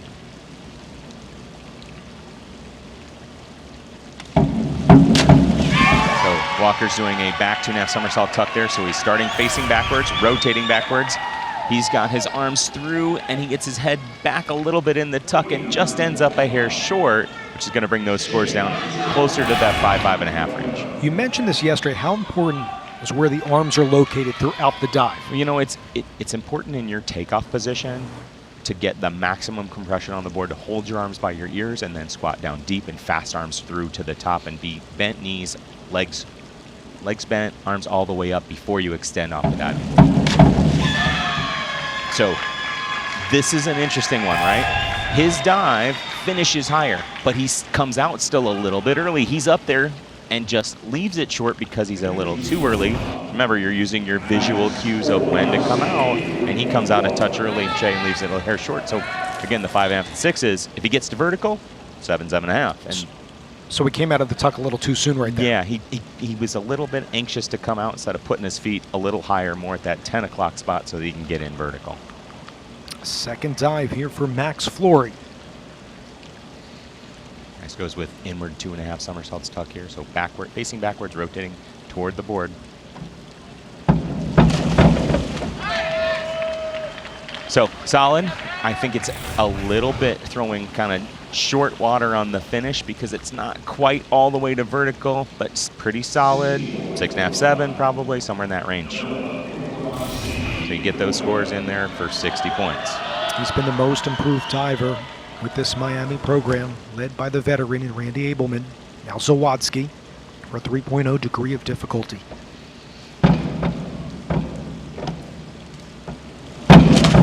So Noah is so powerful. That's an awesome hurdle. He held his arms really well like we talked about, and he's going way up in the air. But again, you got to use your visual cues. Right there he sees the water. He's got to put his feet a little lower so that he can control it and get in vertical. By going over, your scores go down. So there's that balance, right? You have to have all of those things and be visually aware of where you got to come out. Try to resurrect that in the third round, but over to Lechuga's second dive tonight. So his lowest degree of difficulty, it's a back 1.5 somersault spike. We've seen the back 2.5s by a lot of our competitors, but again at 2.3, if he executes. And again, it looks like there might be a little nerves in there. Got to get out just a little sooner so that he can stop that dive vertical. But again, really nice, powerful jump. Just pulling by and his knees start to go a little soft going in the water. Some respectable scores there in the 6. He's a very pretty diver for Lechuga Gonzalez. Yeah, he is. And one of the reasons those scores are up there is because of that style and pretty, and it's high and powerful. All right, so 2.6 degree of difficulty here for the defending ACC champion. Yeah, so this is a forward 2.5 somersault pike. One of the easier dives, lower degree of difficulty, but you should see him do this very well, I would expect. So you're going to see his feet on the end of the diving board here, and how deep he gets the board bent into the water, and then how as it stops, you have to adjust to the board coming up a little slower, right? That's an added piece. But when you do it all the time, you know that's what to expect. Comes out nice and nails his dive there. He's 2 for 2 on his dives tonight here in the championship for Down Jenkins. Looks to continue his surge as we segue to the third round from Atlanta. More to come from the McAuley Aquatic Center.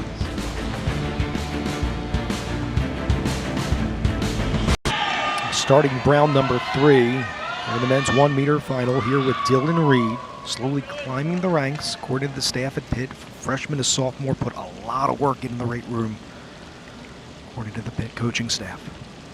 So this is Dylan's back 1.5 somersault pike. So it's a 2.3 degree difficulty.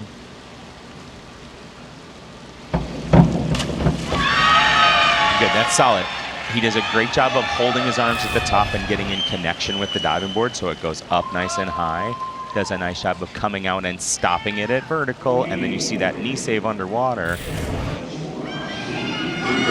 Take that, 7s. Some of his best scores so far through 3 dives. Casper Zach, the head diving coach for Pitt, has to be pleased at that. Now his teammate, freshman Cameron Cash. So Cameron changed this dive. He went to the back 2.5 somersault tuck from the back 1.5 pike. We'll see how that change works out. You add 7/10 of degree of difficulty.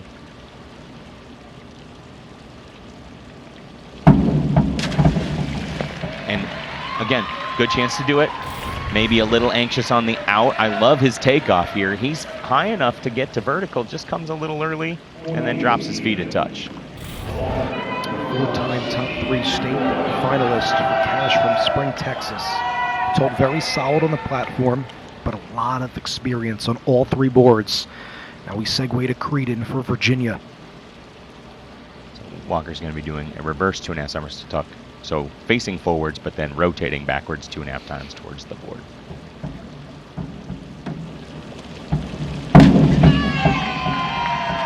And I like this effort from him. He's not in great shape coming out of his hurdle here. He's a little bit back, and kind of see him move and kind of make that little adjustment. That tuck position is a little open and pretty split. If you could see it from the sides, again, you're taking 1/2 to 2 points off. So you can see some variability in there from the 4.5 to the 6.5, but it kind of keeps 5s. It also seemed like the splash was a little bigger than maybe he wanted, right? Yeah, a little short of vertical on the entry, which contributes to that. So you see the exact same dive done by Che, and you see how high he finishes. Again, this is kind of what I was talking about with him earlier in the open, is that he's a very dynamic diver, really fast and really small in his tuck and little, but also knows how to get in the water vertical. Best score so far for Stevens, freshman from Valparaiso, Indiana, homeschooled, trained at Notre Dame, also at Purdue in West Lafayette. Now to Max Flory for his 3rd attempt. So Max is doing a back 2.5 somersault tuck at 3.0 degree of difficulty.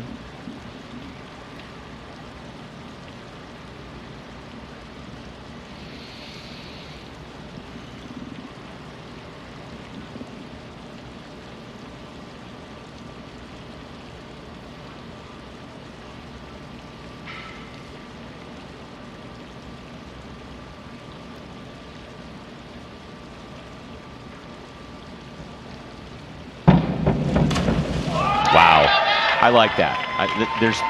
I'm going to be really kind of picky, but I love his takeoff and how fast he gets in and connected.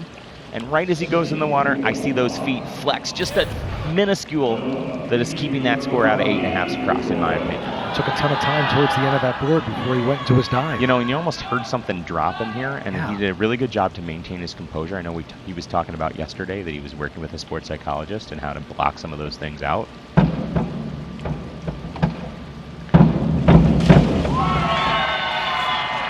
So, again, we're talking about Noah.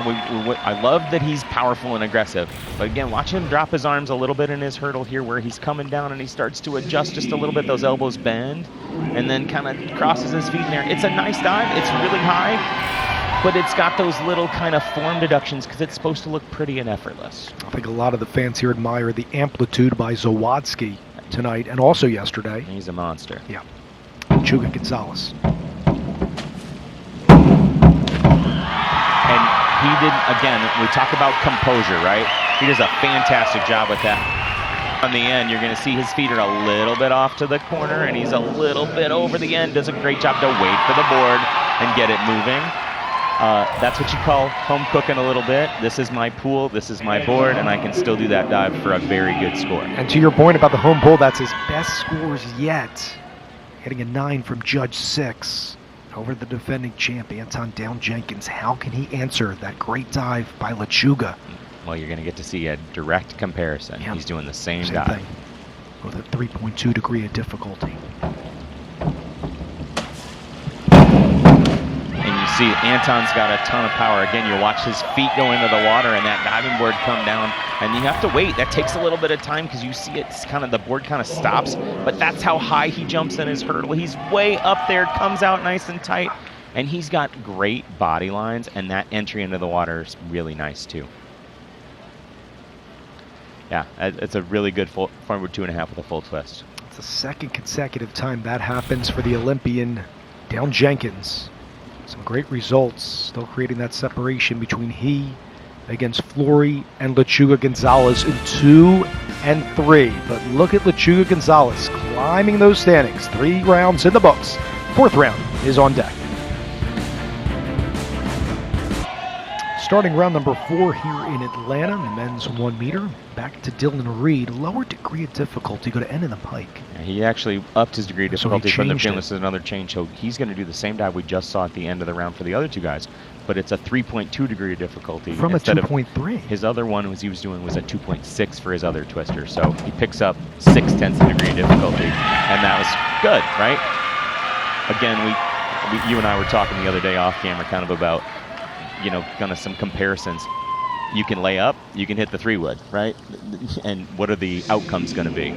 Now you're in the final, you got a chance, let's go for it. Did a really nice job with that. Over 60 points with the 6.5s and 7s. That's a score that's going to be, you know, the execution scores of satisfactory at the top end. Turns out really well. Cash is a great comeback story. Had surgery in the summer with a thumb injury. He's back and ready to compete. Cameron comes from the Woodlands, Texas, which has got a great program there. You know, Olympics and champions all across the board. This is a great reverse 2.5 somersault tuck, really high, but just a little bit over. Again, you got to know when to come out, use your visual cues, and get out right up and down to keep getting those execution scores up to get the total score over the 60 to 70 points.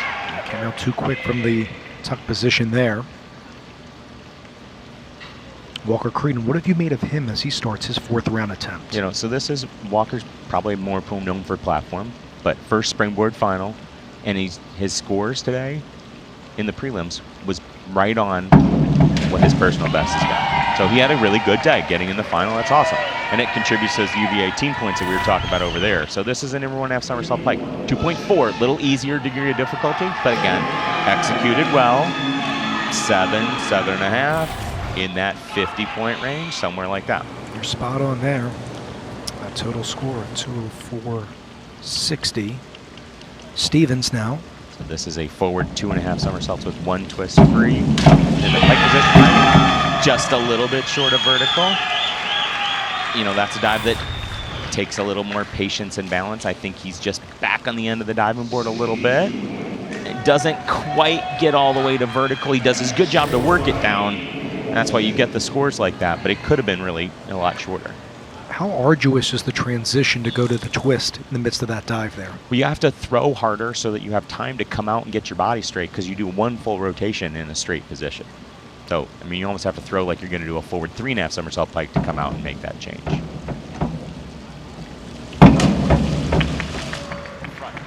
So, this reverse 2.5 somersault pike from Max is a big dive, right? It's a higher degree of difficulty at 3.2 compared to the 3.0. Watch where he lands on the corner a little bit and back and how it's moving sideways slightly and ends up a little bit short of vertical. Still does a good, get satisfactory scores and close to that 60 point, But, maybe a reverse 2.5 tuck could have scored some more points. So there's just trying to get those balances in there, too.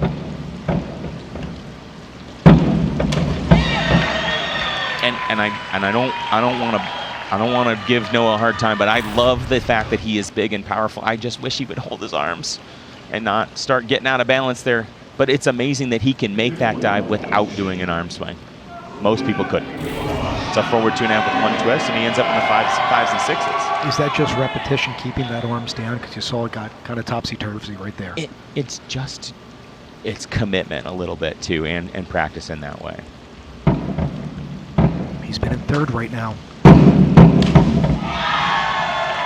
Almost. I love his hurdle and his takeoff. I like his head position here. He holds these arms really well. He gets in and little. Nice tuck, maybe a little split. And just a tiny bit short of vertical, maybe too much arch in his back.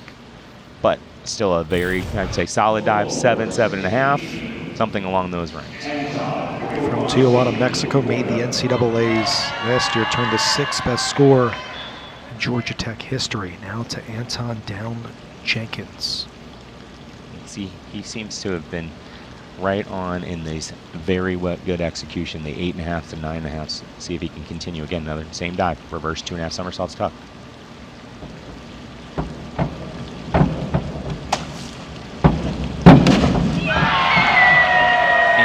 And again, I think composure, right? That's a good word for that, because he is a little bit forward when he steps down. You'll see his feet are slightly over the end, but he waits patiently, lets it go up, gets out, and that could be a big miss, but it ends up being a nice hit, and still gets the 72 points, so 8s on from the judges on that, on a dive that could have given him a little bit of trouble.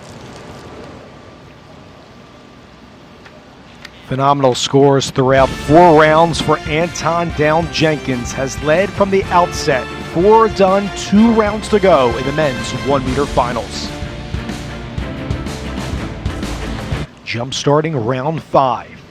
Dylan Reed will start us off here for Pitt. And a first-time finalist here at the ACCs. Congratulations to him in the Pitt program, along with Cameron Cash. See what Reed can do with a 3.0 degree of difficulty. That's a nice thing to build on, is getting a couple finals in there and doing that. It takes time to build your program. So Dylan's doing a reverse 2.5 somersault tuck, going forward, rotating backward after he does his hurdle 2.5 times, using those visual cues and trying to find vertical and go in that entry.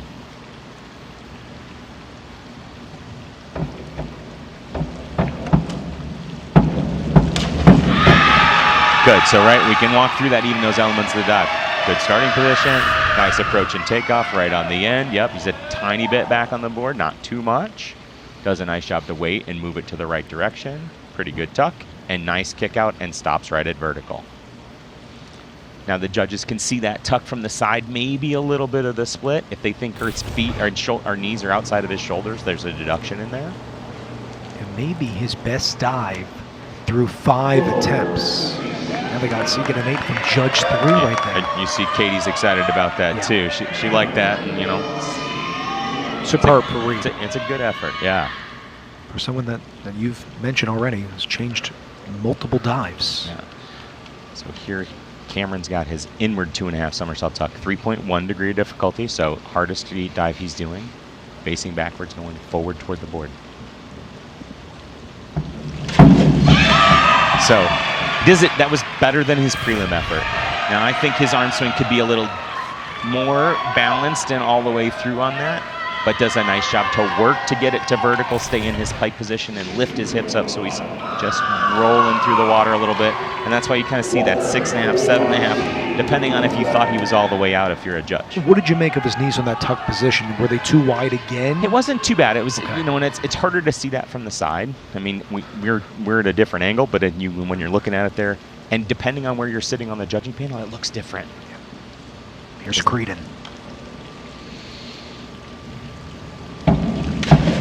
Again, Walker doing the same dive we just saw, that inward 2.5 somersault tuck. Now on his, I think his feet are a little bit further apart, and they can kind of see that from the side, and his feet are flexed in his tuck. Good, same up and down, but maybe not as pretty in the air. And our judges are the ones in the gray shirts there on the sides of the pool, and they've got their electronic score pads. They're looking at all that dive and putting their numbers in 2 seconds later. How do you evaluate the same dive? You've been a judge. Back-to-back dives, the exact same thing. Easier on the judges? Yeah, I mean, in my mind, you're looking at it and you're trying to kind of compare and rank them a little bit. There's a lot going on to try and process in a short period of time, and it takes a long time to figure that out.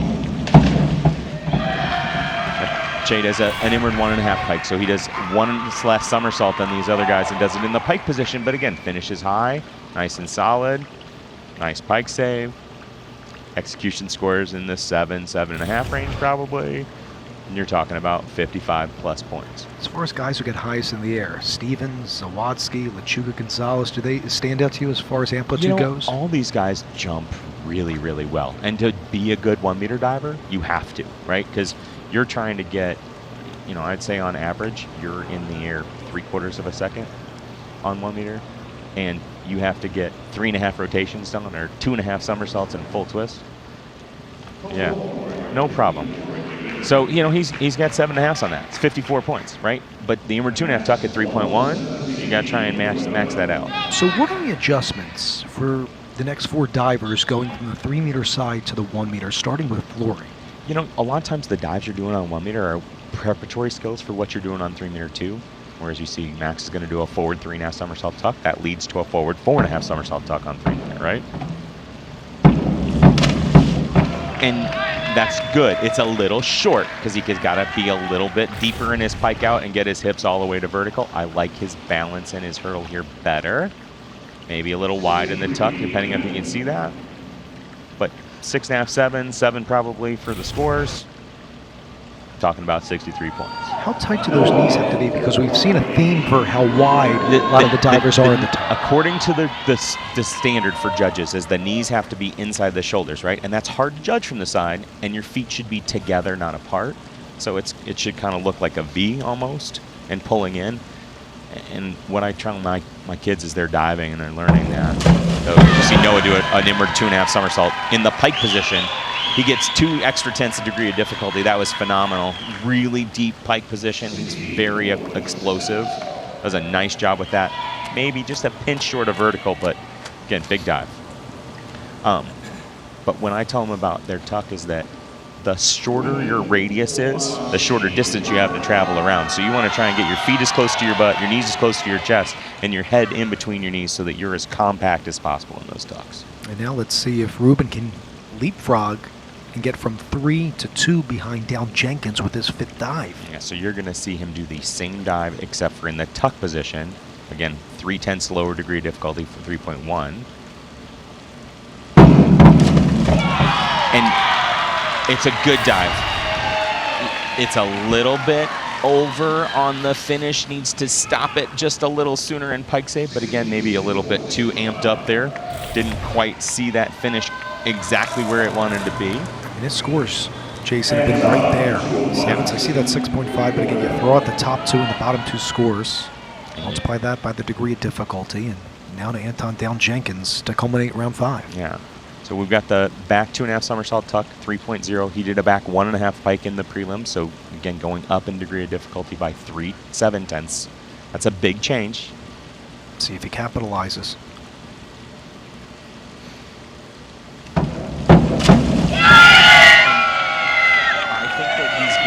That's going to pay off. Again, what I see is in this tuck, he's really small, and he comes out a little bit open and early and kind of extends the legs a little bit, but still not down into the low satisfactory, but still just on that cusp of good. Probably his lowest dive right now, but still give him a ton of credit for the defending champ. He has the lead over Flory. Lechuga Gonzalez, the 6th and final dive of the 1 meter finals coming up. This is reverse of what took place yesterday at the 3 meter. Flory won, Down Jenkins was 2nd. Down Jenkins has been huge here in the 1 meter. Now he has the lead going into the 6th round. We begin though with Pitt's Dylan Reed for his final attempt in his first showing in the finals. Yeah, so his last dive here is a 3.0 reverse 1.5 somersaults with 2.5 twists. This is the category he doubled up on. So again, you have to repeat, you have to do all 5 categories. This is his twisting category.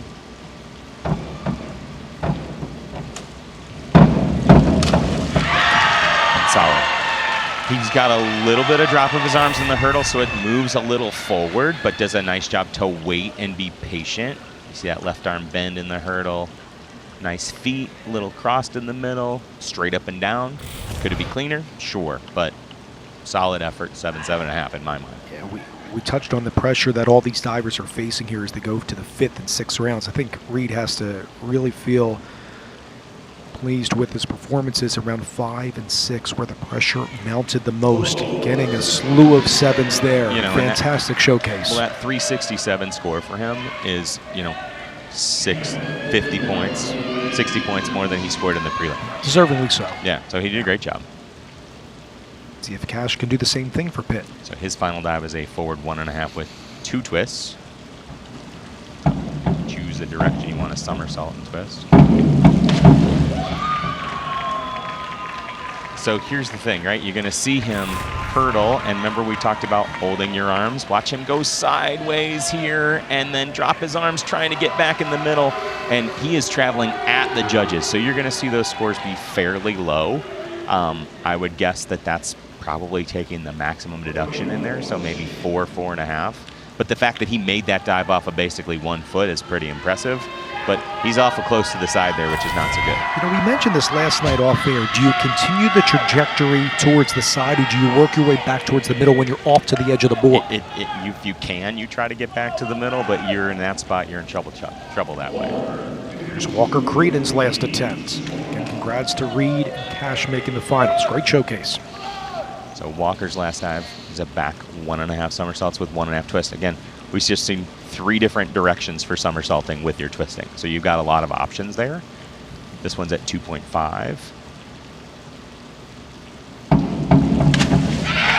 And it's a fairly simple dive, but well executed. Should be 7.5. Ended up in that 55 points or so, 50 some more.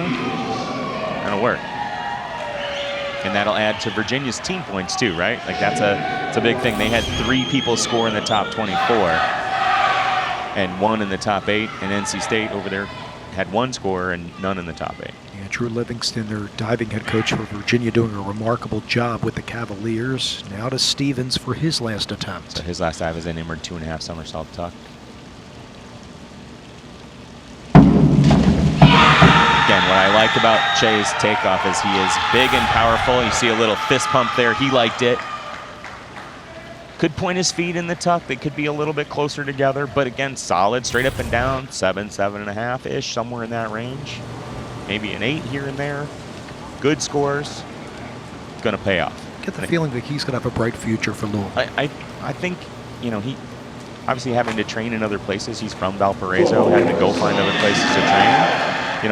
He did a lot of 1 meter before that, before he got a chance to do some more 3 meters, so that was good. Getting a couple of 8s there. Now over to Flory, who's been in 2nd. 3.2 degree of difficulty for his final attempt. I think the takeoff here is really important for Max to give him the benefit for this forward 2.5 with a full twist.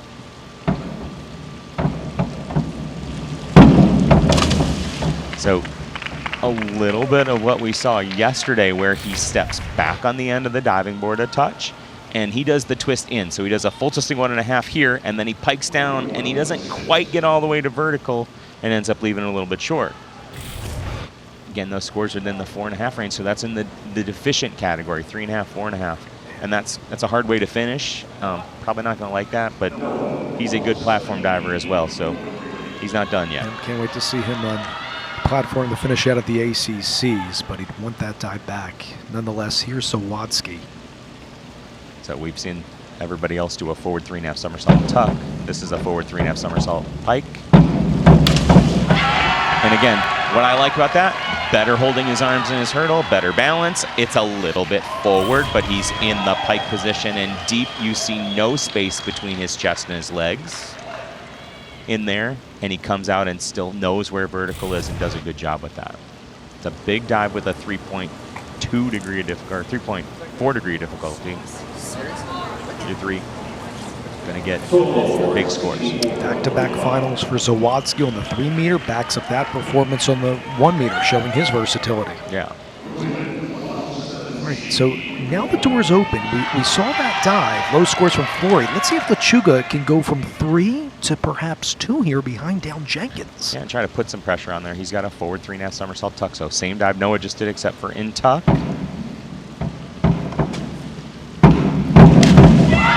I would say it's okay. I thought he was a little back on the diving board and a little on the corner, and so it's moving a little bit to the side. Does a good job with it to get it down in vertical. Again, this benefited your own pool.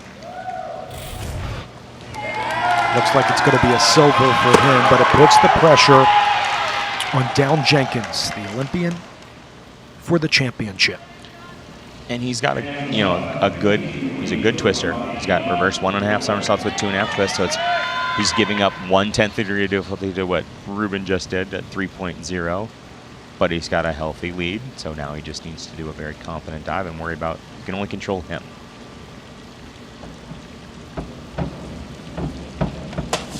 And that's going to do it. It's a solid dive. I thought it was a little bit late getting out of the twist, so it's maybe just a little side to side there, but solid enough and really good.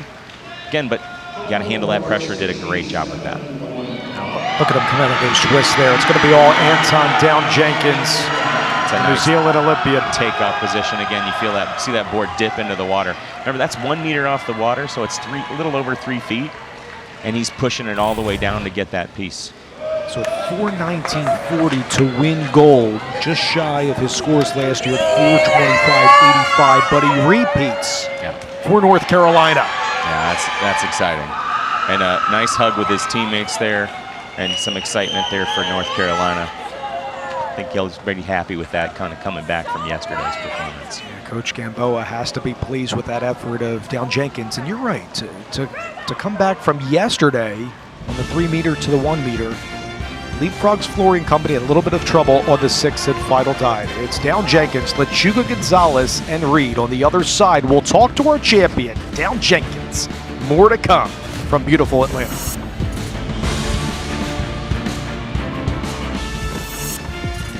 A lot of jubilation for North Carolina capturing gold in the men's 1 meter thanks to Anton Down Jenkins.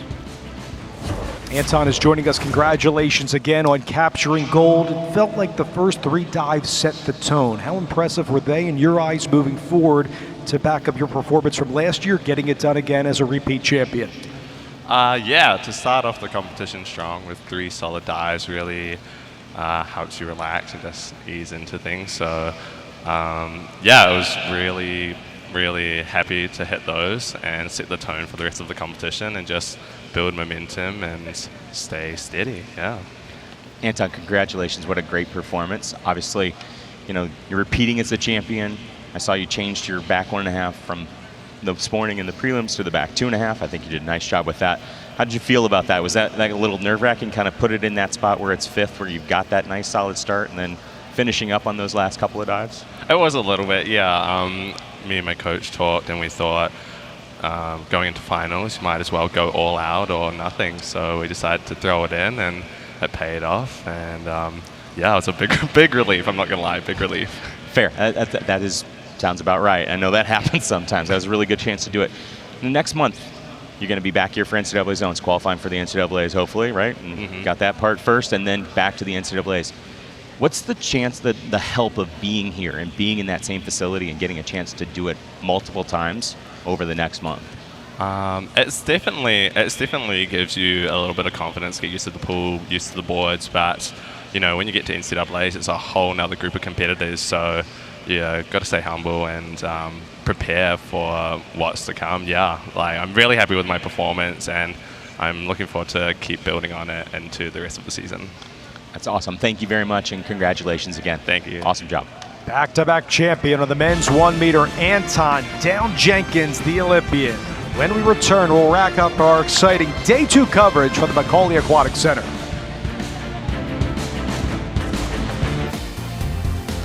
Here's the men's standings through 13 events. NC State at the top, huge separation over Louisville. Remember, Louisville had the title last year after NC State won 6 consecutive ACC crowns, but not behind the Cavaliers in 3rd on the men's side.